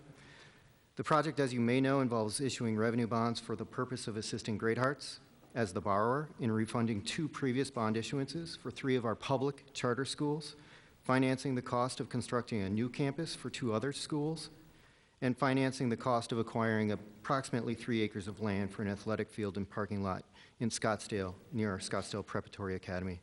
As this body knows, charter schools are independent public schools that are allowed to be more innovative and held accountable for improved student achievement. Charter schools give parents choices within the public school system. As most of you will recall, we have previously borrowed money under revenue bonds issued through the Phoenix IDA for several of our other campuses in Maricopa County. Through those debt agreements, we've been held accountable to strict debt covenants and sustainable financial results. We are thankful for this opportunity to have earned the trust of the Phoenix IDA and this council for today's project under consideration. We've once again selected the Phoenix IDA as our issuer for a few primary reasons. Namely, they're experienced full-time professionals that understand the bond transactions. We believe, again, issuing under a single issuer is more effective, especially from a cost standpoint. The Phoenix IDA has a solid reputation in the capital markets, which often translates into additional interest rate savings that frees up capital for more in-classroom uses. And the IDA is also an excellent community partner that is active in local communities by investing the fees that it'll earn on transactions such as this through various programs such as Home in 5, the Community Development Fund, and the Community Impact Fund. Now, as with all of our campus projects, we believe we have widespread support from local elected officials. We've talked about Scottsdale, and we've also talked with the Vice Mayor, Valenzuela, Councilman DeCiccio. We also believe Councilman Gates is aware of our plans in his district and very much in support of the project. May I have Mr. Warren's time? Great, thank you. Great. In terms of traffic and safety at the North Phoenix campus, we began meeting with the City of Phoenix in October and have completed pre-application review with all departments, including police, fire, safety, civil, traffic, and planning and development. Site plans have been submitted, and the city has approved all federal and local easement abandonments. The city has also approved the movement of a sewer line, and Great Hearts has agreed to build and improve a portion of the street. We do not have a final site plan or a building design at this early stage, but safety will be strongly considered in determining the need for fencing, site orientation, etc. We have also been in contact with about 12 area residents, and we plan to hold a neighborhood meeting with those residents by the end of February. During said meeting, we will show them the site plan, discuss our traffic plan, and listen to any feedback that they may have. We have in fact hired United Civil Group to perform a traffic study, and they have received 2 preliminary site plans from us and will have proposed traffic plans to share with us as well as the City of Phoenix in the next 45 days. Again, all prior to any permits being issued and final building permits being issued. We've also met with Megan Sheets with the City of Phoenix Traffic Review and have gathered all of her feedback in terms of the site and traffic flow. We will continue to work with her once we have the traffic study completed. I've mentioned our work with Scottsdale. So in terms of credit, Standard & Poor's Rating Service has recently assigned an investment grade rating of BBB- to these bonds being issued for Great Arts Academies. That reflects their opinion school systems' solid operating performance with consistent operating results, a good amount of cash on hand, and very good demand in terms of wait lists and test scores at all of our schools. Finally, I'd like to share a few stats about what kind of schools these bonds will be supporting, because that's the most important thing. Great Hearts is the largest provider of classical education in the country, serving 11,000 students at 22 public schools in Greater Phoenix, with wait lists that exceed enrollment levels. Great Hearts provides a robust liberal arts curriculum incorporating advanced math and science, focused arts and foreign language, and a range of extracurricular activities. And while the Great Hearts SAT average scores over the past 4 years is 1,830, that is 20% above the national average, the most important thing to note is that a Great Hearts education transforms students into leaders prepared to lead in the 21st century by teaching them skills necessary for success, the ability to innovate through creativity, the ability to communicate clearly, the ability to apply critical thought through analysis and questioning the world around us, and through building virtue and character in order to demonstrate ethical judgment and integrity. We humbly thank the Phoenix IDA and the City Council for your consideration of approval of this matter. Thank you. Thank you. Any questions or comments? That is the final card. Any questions or comments by my colleagues? I guess I did want to follow up on, so we met with our traffic department. Is it resolved, ongoing? We're still studying it. We don't think the neighbors will have any concerns. Yeah, at this early stage of at this early stage in the development of the site, it's still an ongoing process, and always will be for a project that will not open until fall of 17. Because it's just difficult because we don't have the oversight I would like us to have, and so it feels like we vote ahead of when we can make changes, and so we've already, we'll get headlines. We already put support behind this. It's too late to do anything. Well, before the final building permit is issued, the various city departments which will review our traffic plans, our safety plans, will all have that ability to either slow down the process or change the process. This is really just the Phoenix IDA process that I believe you're asked to consider. Thank you. Okay. I want to be sure that we still have, Mayor Stanton, are you still online? Yes, and I do have a quick question for our city attorney. Okay. Before I vote on this item, I should let it be known that I do have a child that attends one of the Great Heart Academies, and I just wanted the opportunity of the city attorney to put on the record whether or not that creates a legal conflict of interest for me on this issue. Mr. Vice Mayor, Mayor Stanton, by virtue of just having a child attending, there's no legal conflict of interest. The statute requires a substantial interest defined as a pecuniary interest, meaning like a cash investment interest, or some kind of other property interest in the proposal. And as I understand it, you don't have either of those. You just have a child that attends a school. So that's. All right, with that, I just want to be clear that I do have a child who attends one of the Great Hearts, but I will be participating in today's vote. So that's not a legal conflict. Thank you, Mayor, for clarifying. Councilman DeCiccio, are you still online with us? Yeah, I am. And any comment before the vote or Well, questions? it's hard to bite my tongue and listen to some of that. And let me just be real direct on this and really what's happening here. I want to ask staff, I mean, Mr. Clark, and I like Mr. Clark, we just disagree philosophically. I'm on the conservative end of the world, he's on the liberal end, which is good, and we get along. But I think we've had over $700 million money, at least $700 million, and we've never had a problem, have we? That's a question to staff. Vice Mayor Valenzuela, Councilmember DeCiccio, to this point, we've not had any problems with defaults on any of the charter school bonds. Okay, so we pumped in over $700 million into the private charter school movement, which I think is fantastic. And what's happening with the real fight and the real issues that are occurring here is that the establishment unions, basically the government unions, the teacher unions, have been fighting this. And what's been happening is more and more students are moving over to charter schools, and they're doing choice. And as choice increases, their power wanes. And we're going to have a lot more blowback. But the city of Phoenix it stood firm with parents, it stood firm with children, and said no to the unions, and it said no to the education union. And at some point, it's getting to the point where this has all been good for the city of Phoenix. It's been great for the city of Phoenix taxpayers. And more importantly, and most importantly, it's been fantastic for the parents who've had now a choice of where they want to take their kids. And so the real debate, the real fight is just the union basically trying to get their firm control and trying to prevent the choice, trying to prevent parents from making those choices. And instead, we've been able to pump over $700 million in to give parents that choice, give parents the ability to choose the right education for their children. I don't have a problem with public education. My kids were in it for many, many, many, many years.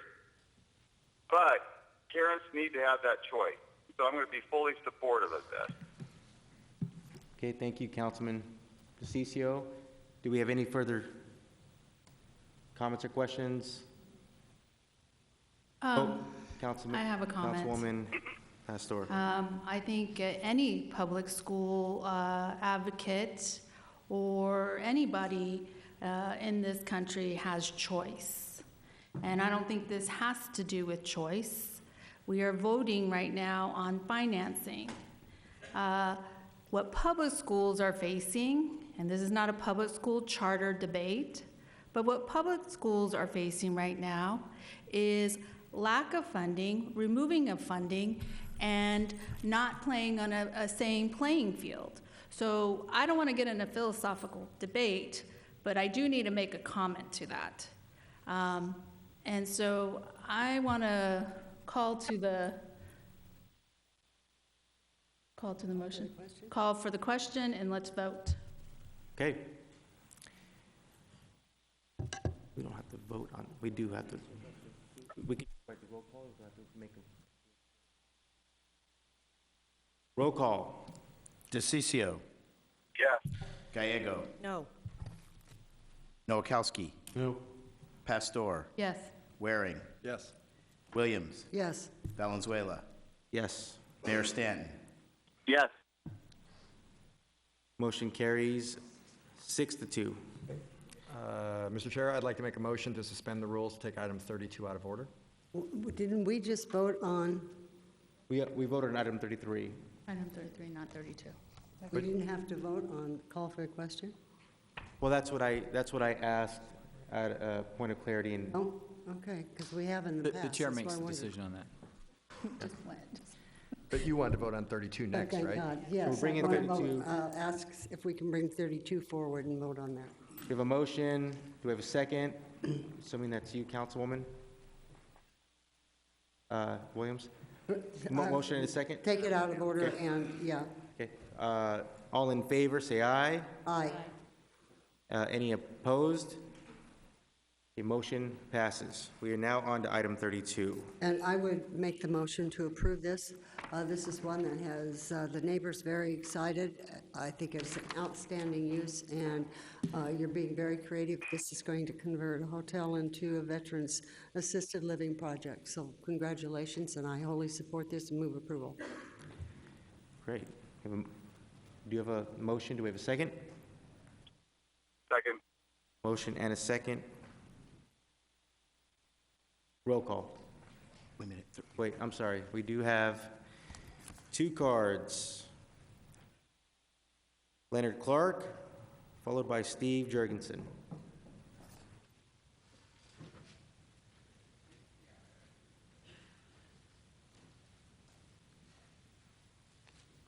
Oh, it's so nice to now agree with the establishment, because I think this is a great thing. This is what I say when I say there are very nice people that work at the Phoenix Industrial Development Authority, and as well as you. My name is Leonard Clark, and I live in the city of Phoenix. This is going to help homeless veterans, and it wasn't too long ago where there were, and we still have too many problems with our veterans not having proper housing and medical care, such as dental. But anyways, to get back on this subject, this is something that I really congratulate you on if you vote for it. And this is something that I hope, it doesn't matter if you're liberal or conservative, that you will see as a need for. Because we can ask my fellow men and women of Phoenix and the rest of the country to go fight in all these wars, these perpetual wars, but they should at least know that they're going to be able to find, at least have a roof over their head until they can find work or whatever they need to do. Thank you. Thank you, Mr. Clark. Steve Jorgensen.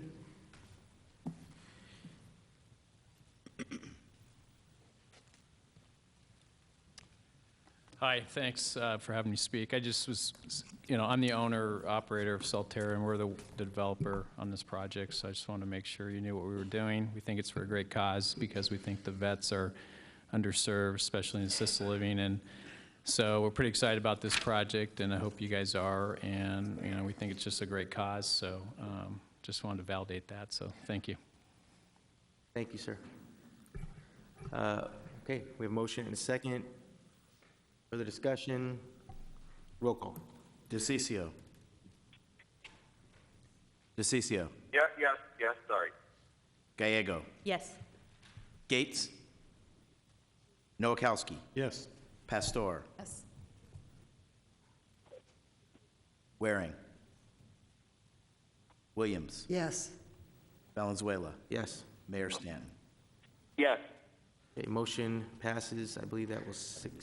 Okay, as it rolls downhill, and I'm now the vice, or the whatever, do I have to move? Well, you don't have to, but I wish you would. I think the next item is 38. Item 38. And this is an item I had continued, but I would move approval. I've learned the cause, the reason, and it's appropriate. Okay. Second. We do have a motion and a second. We have no cards. Any further discussion or comments from my colleagues? Councilwoman Pastor?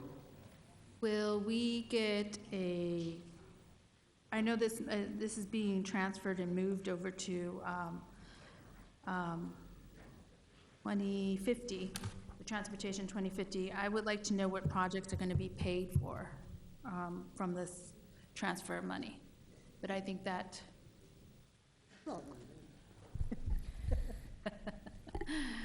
Vice Mayor Valenzuela, Councilwoman Pastor, we have a number of projects that will be included in this. Specifically, we have the light rail station that we are proposing and bringing to council at next week's policy session. That is one of the items on there. Ken, do you want to talk about the other transit-related items? So I guess where I'm getting at is I want to be able to be transparent and for voters to see transparency or taxpayers to see transparency. And so if this is going to happen in our T&I committee, then I'm hoping that there's a slide available so that the public can read it and see what's being paid for out of these dollars.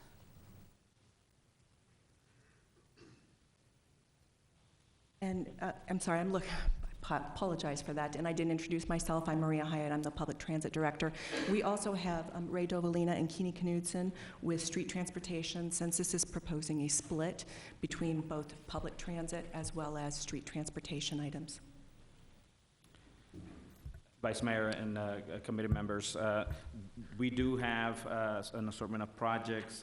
Just based on what we're looking at, we have a lot of projects that we're going to be looking at, and this funding is going to provide us that ability to move forward. Specifically, if you're looking at specific items, we've provided some of the information through the subcommittees, but if there's a particular question that you're looking for and more specificity, we can certainly answer that. I'd like to add, sorry, Vice Mayor and Councilwoman Pastor, just wanted to mention the actual projects for pavement preservation. We'll be coming for a formal item on February 3rd, and we'll have a list of those as well that will be made available to the public. And at that time, we'll be requesting council's authorization to proceed with those projects that would be funded with this reallocation that would be that we're talking about right now in this item. Yeah, and it goes back to our earlier conversation in T&I about transparency, about showing the public what is being considered, even before it goes to the Citizen Advisory Board, and so that it's clear. So that's where I'm going. Absolutely. Okay. Thank you, Councilwoman. Okay, we do have a motion. Mr. Chair? Yes. This is Jim Waring. I'm on the phone now. I apologize for having to get off. I got to go give a speech. What number? Are we on number 38? 23. Oh, no, 38. I'm sorry. I'm jumping ahead. We are on 38. We are on 38, Councilman. Thank you very much. I appreciate it. Okay, thanks for joining us. Okay, we have a motion and a second. Roll call. DeCiccio. No. Gallego. Yes. Nowakowski. Yes. Pastor. Yes. Waring. No. Williams. Yes. Valenzuela. Yes. Mayor Stanton. Yes. Okay, motion passes 6-2. Next item is 23B. Do I have a motion? Move approval. Do we have a second? We have a motion and a second. We have one card. Leonard Clark. Hey, Vice Mayor? Yes, sir. This is Mayor Stan. I'm back in Washington, D.C. for the U.S. Conference of Mayors. Right. There's a reception I'm supposed to be hosting that I've been missing for the meeting. So I'm going to jump off at this point and go host that reception. Thank you, Mayor, for joining us, and stay warm. Thanks. Yeah, bye-bye.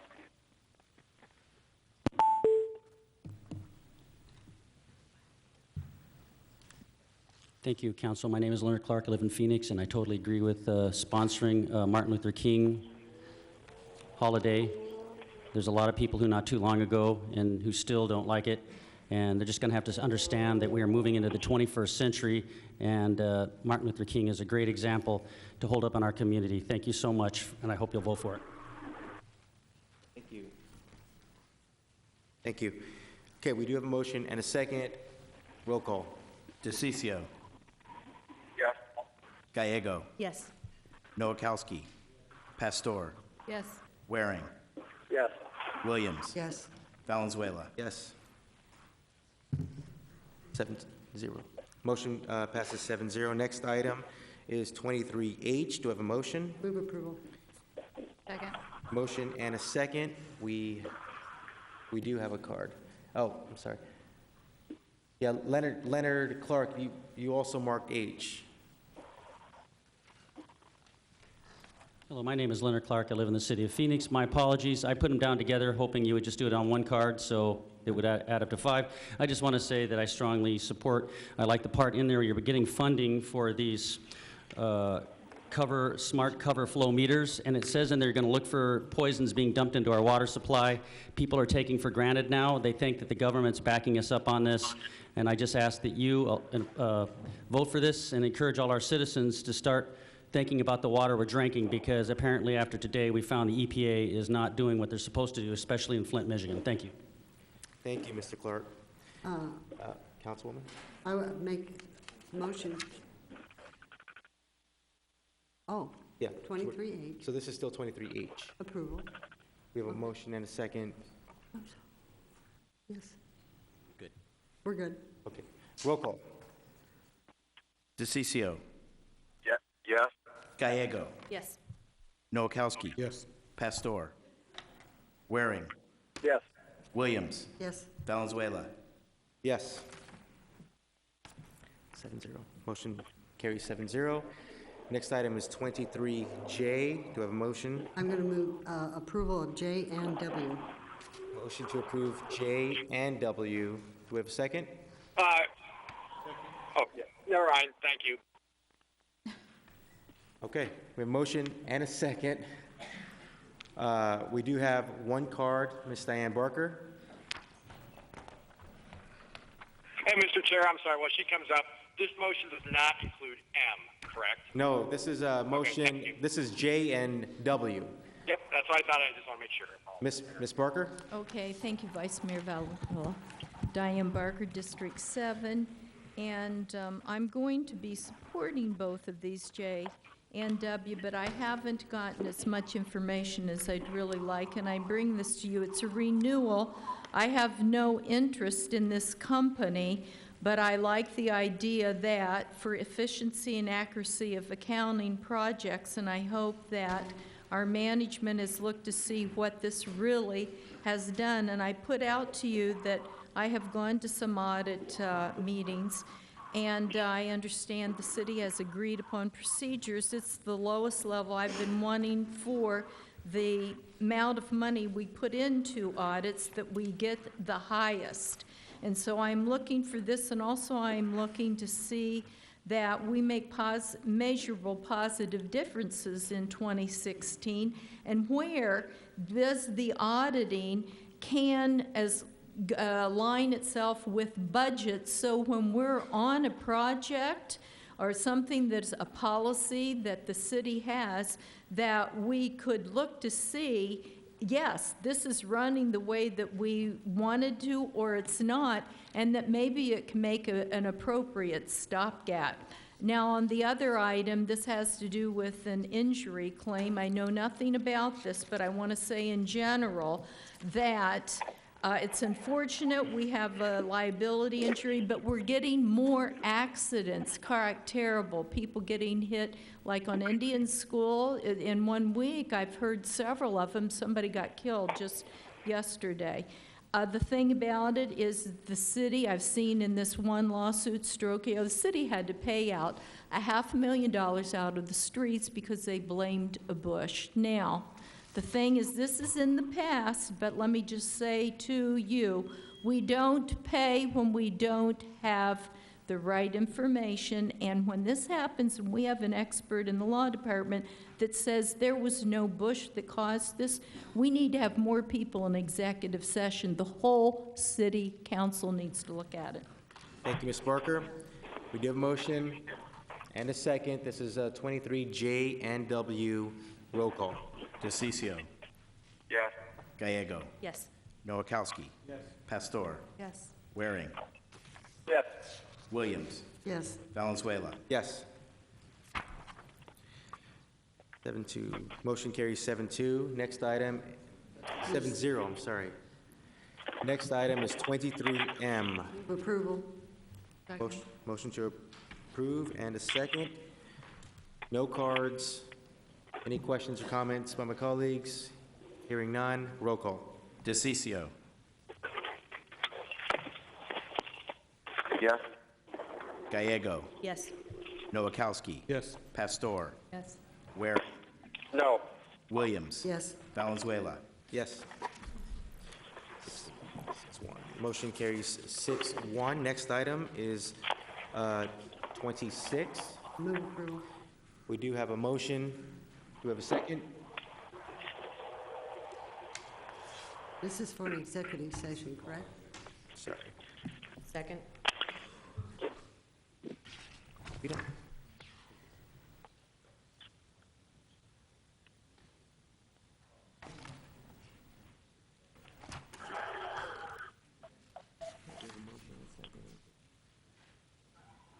We do have a motion, we have a second, and we do have one card. Mr. Leonard Clark.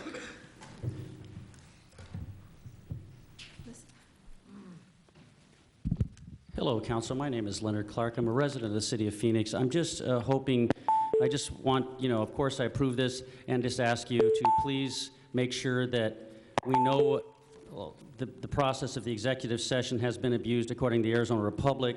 Some months back, the Board of Supervisors across the street went into executive session, came out, and then voted without telling the public what it was and laughed about it. You haven't been doing that. I want to applaud you for continuing to be transparent. I do thank you for calling for more transparency, because we do have lawmakers here advocating for the gutting of the open meeting law last year in the legislature. So please, when you go into executive session, make sure you let us know. When you come out, when you vote, tell us what you're voting on, because that's what the law says. Thank you. Thank you, Mr. Clark. Okay, no other cards. Any further comment, questions by my colleagues? Hearing none, this is a voice vote. All in favor say aye. Aye. Any opposed? Motion passes unanimously. Next item is item 39. We have a motion. Move approval. Second. Motion and a second. No cards on this, correct? We do have one card. Ms. Greta Rogers and Mr. Dan Postel both have marked in favor. Okay, we have a motion and a second. Any questions or comments by my colleagues? Hearing none, roll call. DeCiccio. Yes. Gallego. Yes. Nowakowski. Pastor. Yes. Waring. Williams. Yes. Valenzuela. Yes. Motion passes 6-0. Next item is 44. I move approval. We do have a motion. We have a second. Second. We have a motion and a second. We have one card, Mr. Leonard Clark.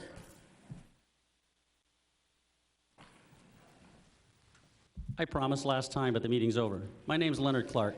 I just want to thank my council member and all of you, because where I live in District 1, we have such a beautiful part of the city of Phoenix, and the water, everything. So I think anything to improve the water quality, and you know that I've been repeating it.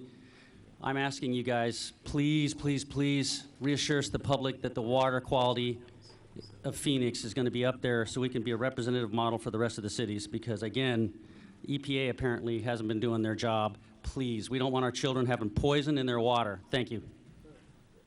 Thank you, Mr. Clark. No other cards. We do have a motion and a second. Any questions or comments from my colleagues? Hearing none, roll call. DeCiccio. Yes. Gallego. Yes. Noakowski. Yes. Pastor. Yes. Williams. Yes. Valenzuela. Yes. Motion passes 6-0. We now move on to our planning and zoning matters. Do we have a, I would approve items 48 through 67, except on here it says 55. Oh, and 56, 66, 67, 59, and 60, noting that item 65 is being requested by the applicant to be continued to February 17, 2016.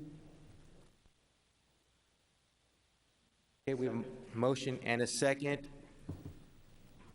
Roll call. DeCiccio. Yes. Gallego. Yes. Noakowski. Yes. Pastor. Yes. Williams. Yes. Valenzuela. Yes. 65 was part of this, right? For the continue, okay. I just wanted to make sure. Motion passes 6-0. Okay. Okay, next, 56 is next. 57's gone, right? It's a public hearing. Okay, our next item is 56.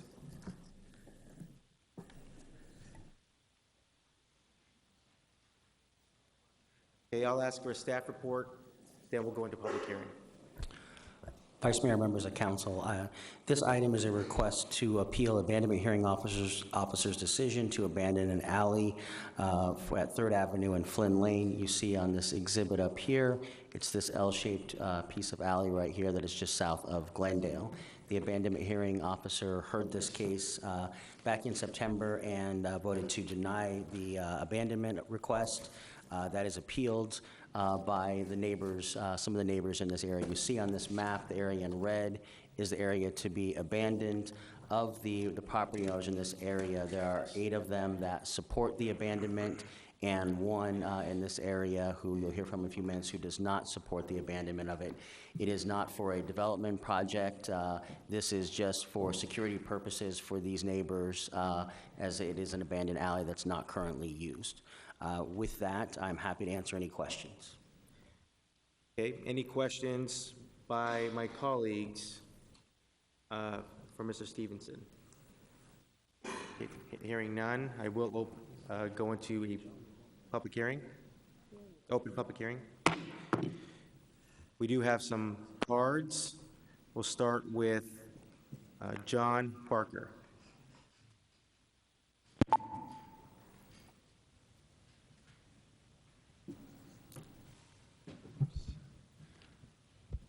Good evening. My name is John Barker, 318 West Flynn Lane. Mary Barker's here with me this evening, right here. Ms. Parker did mark unopposed for the record, yes. Correct? She's opposed. Correct. Yes. Mark opposed, wishing not to speak. Yes, sir. Correct. The first issue I'd like to bring up is that this matter was postponed from the recent hearing for a failure of notice, failure of posting the notice in the public alley for the benefit of the general public.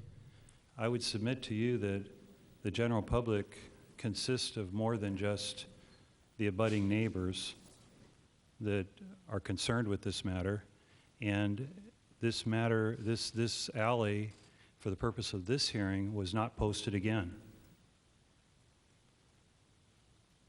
So I think what we've got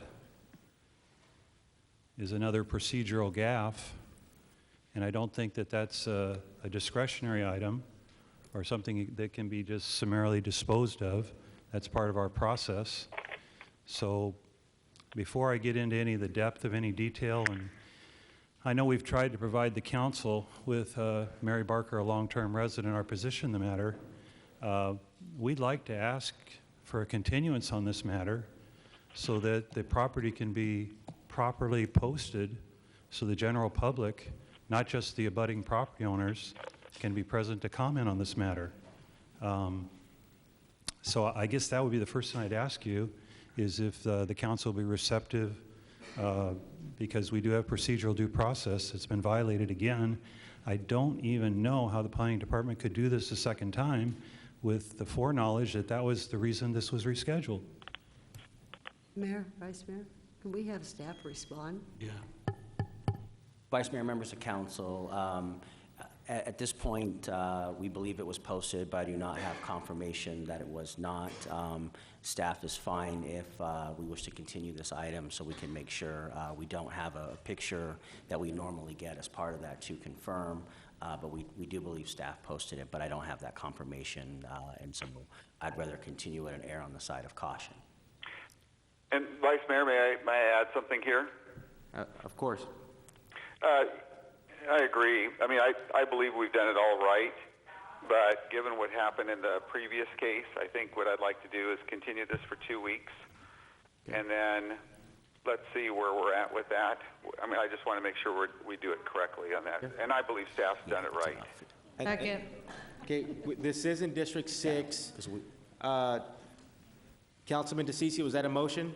Yeah, it's a motion. I would like to have heard it tonight, but you know, I think it's one of those things that we've got to just make sure 100% that it's correct.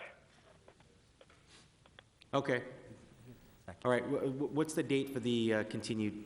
It would be February 3rd, I believe, is the meeting. Okay, is that correct? Looking over at Alan. Vice Mayor, members of council, yeah, we can do the February 3rd hearing. Okay.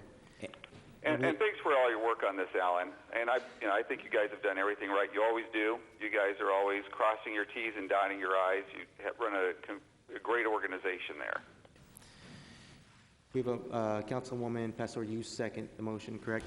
I do have more cards. Jeff Porter, you have time donated, or I'd just like to speak for a moment on the continuance. Yes, sir. Yes. On the continuance. Okay. So I wish I had the picture with me, but we did have neighbors confirm that they saw the posting, I think a matter of 3-4 weeks ago, and then it disappeared. And frankly, we don't know where it went. You know, if Councilman DeCiccio and the staff would like to continue, that's fine, but we feel that it's likely that the sign was taken, and this wouldn't have been the first delay tactic in hearing this appeal. So I would just like you to consider that, but we're fine coming back February 3rd. Thanks. And I want to thank the neighbors for their patience on this. We just can't afford to have an error, and I'd like to just err on the side of caution on this case. Okay, thank you, Council. Thank you, Councilman. We are going to close the public hearing. May I make one statement, please? Councilman DeCiccio, if you would return our call, we've been attempting to communicate with you for 2 weeks on this matter. We can't get anything from you. Thank you. I'm going to close public hearing. Actually, this would be the appropriate time to actually take the motion from Councilman DeCiccio. Do I have to retake that? Motion to continue for 2 weeks to February 3rd. Thank you, Councilman. Thank you. We have a second. All in favor, say aye. Aye. Any opposed? Motion passes 6-0. Next item is item 59. And I believe that's in Councilman DeCiccio's district also. Motion to approve. Second. Okay, we have a motion and a second. Mark in favor. Larry Lazarus. Vice Mayor, members of council, he did have to leave, but he is supportive as it comes before you with the Planning Commission stipulations. Okay, thank you, Alan. Any questions, comments from my colleagues? Hearing none. Yeah, Larry. Roll call. DeCiccio. Yes. Gallego. Yes. Nowakowski. Yes. Pastor. Williams. Yes. Valenzuela. Yes. Motion passes 6-0. Next item is item 60. And this is also in Councilman DeCiccio's district. Motion to approve. Second. We have a motion and a second. We have one card. Rob MacGyver. Marked opposed. Yes, sir. Thank you for the opportunity to speak here today. My name's Rob MacIver. I live, work, play, volunteer in the city of Phoenix. I'm here as a representative of the Phoenix Boys Choir. It's a property that's immediately adjacent to the applicant's property. I'm a vice chair of the Board of Trustees for the Phoenix Boys Choir, which I know you're all very familiar with. We are opposed to the approval of this rezoning from a commercial zoning to a residential zoning, and even if you were to consider it, I think the site plan itself has a lot of improvements and thoughts that we would like to see addressed. We have had no meaningful dialogue with the applicant.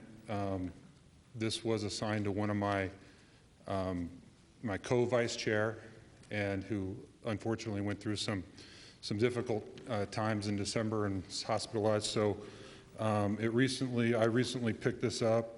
We'd like a continuance for an ability to meet with the applicant and express our concerns and have the opportunity to have our thoughts addressed, concerns addressed. We're obviously a nonprofit organization. We've been in existence in the city of Phoenix for almost 70 years. We have we've grown a number of young boys, and very proud of being ambassadors to the city of Phoenix as we travel the world and spread the good news of what the city of Phoenix can produce. We are certainly hopeful that you'll consider this request for a continuance to allow a thoughtful dialogue on this opportunity. Thank you. Vice Mayor? Thank you. Yes, Councilman. Is the applicant here on the case? Gallen, do you see the I don't believe the applicant's here. I think they have left already. This case was not appealed. It was on for ratification. It was approved through the Village Planning Commission, so it doesn't sit before you as a public hearing item today. No, it's had unanimous support all the way through. I'm just kind of curious if I could ask the individual from the Boys Choir just a couple quick questions. Sure. I'd like to know what, generally this type of case is one that you get unanimous support for, which we've had. What's the issue? What does the Boys Choir have? I don't understand what the relationship would be in this case. Sure. Okay. So we are the property immediately adjacent to it. We share what's called a public access way in the staff report. The site plan itself has the public parking or the guest parking for the townhomes along the access way and not internal to their townhomes. It has basically zero setback along the access way. We'll be staring at the sides of three-story townhomes, so essentially one of the concerns relates to guest parking and the specific use that the Phoenix Boys Choir has of our building. It's our main asset, and we use that building for training boys in the evenings, and so in the weekday evenings as well as Saturdays, we have up to 100 boys and families being dropped off and utilizing the parking that we have, and concerned that by having the shared park or the guest parking from the townhomes outside of their community and essentially next to all of our parking, that it will be encouraging others to be utilizing our parking. We also have concerns that there's no meaningful setback along that access way, and no landscaping buffer of any kind between our properties. Well, let me cover just a couple things too. One, generally on a case like this, it sounds like you thought this out. We generally hear about it, and I know when you called around 2 o'clock this afternoon. That was the first we had heard that there was anybody that had any concerns about this case. Yeah. I need to ask staff a little bit too about I don't even know who the applicant is right now. I can't even remember. Who is the applicant, Alan? Vice Mayor, Councilman Nacisio, I believe Mr. Earl is the representative on this application. Is he? You know, I don't know if there are going to be any issues delaying this for a couple of weeks or not. I mean, I don't normally have an issue with delaying it, you know, just so that people can talk. But I do apologize. I generally hear about it earlier, is what I'm trying to tell you. Yeah, no, and I do apologize. We had some internal issues that we can address. Sure, I know, it's all right. People do. I mean, life is life, right? Hey, Alan, would there be any, do you think that there'd be any undue hardship if we held off for a couple of weeks or not on this?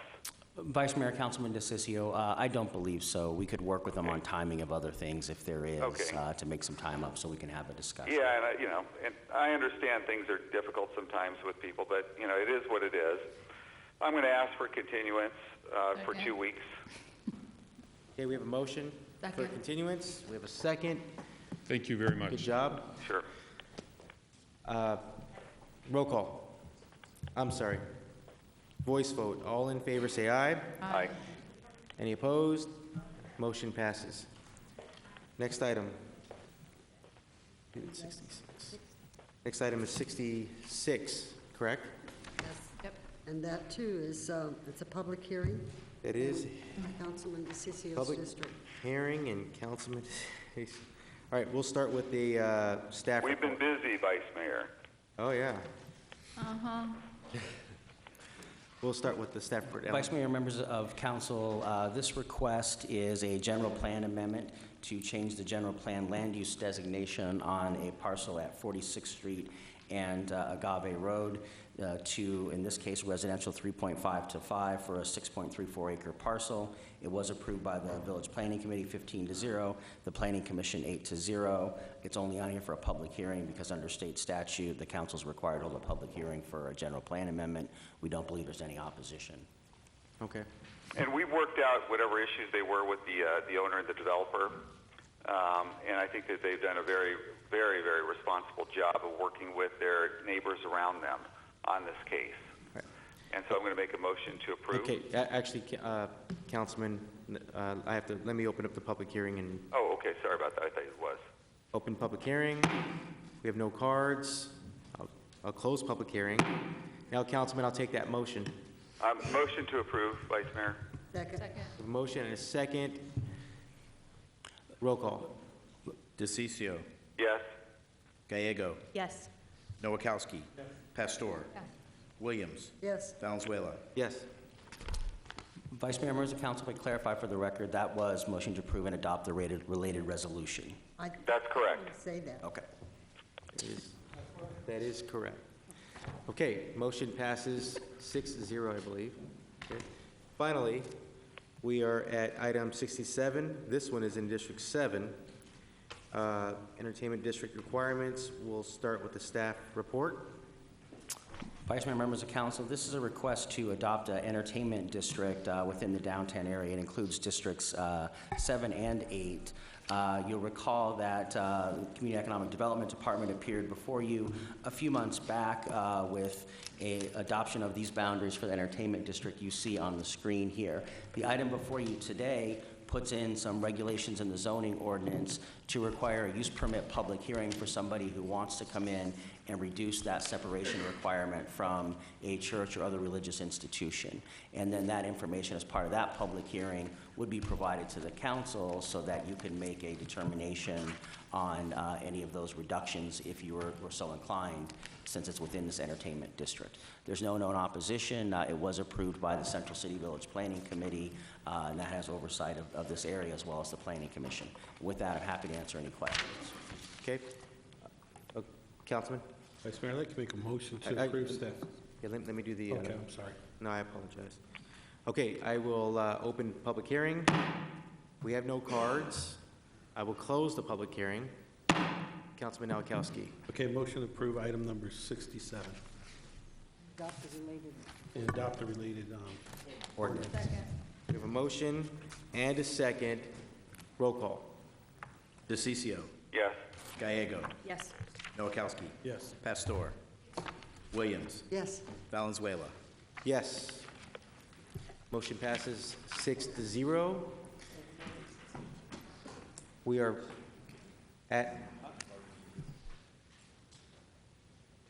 we're at the end of the agenda. Last agenda item is our citizen comment. We have 2 cards. Michael Nixon, U.S. Navy vet. I believe Mr. Nixon was here earlier and said a few words and he had to leave. And Joanne Scott Woods, our final card. Is this working? Okay. Councilman DeCiccio, are you still on? I am. I'm here. Okay, you are our quorum. All right, Ms. Woods, and we have 1 card. So. Okay. I'm Joanne Scott Woods. I'm speaking about awareness as it as it applies to policing. Awareness can change behavior in racial profiling. As a city, we are aware of the statistics of the 2009-2014 officer-involved shooting report, statistics showing the highest proportion occurring among Black and brown citizens. Awareness of this in itself can change statistics. Nationally, overall, this is a trend. Statistics are changing the number of officer-involved shootings. Currently, our law enforcement are beginning culture sensitivity training as a means to this end also. I would propose further providing opportunities for racial bias tests with results available only to the individuals themselves. I further propose the test for 1, those who do the hiring, 2, those who are applying, and 3, those who do the supervising. It is a simple test. You can take it, you can Google it.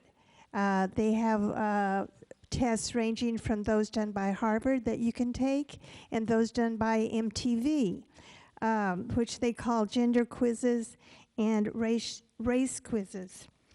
And I challenge you to, council members, to take them. I'm in the process of taking one myself.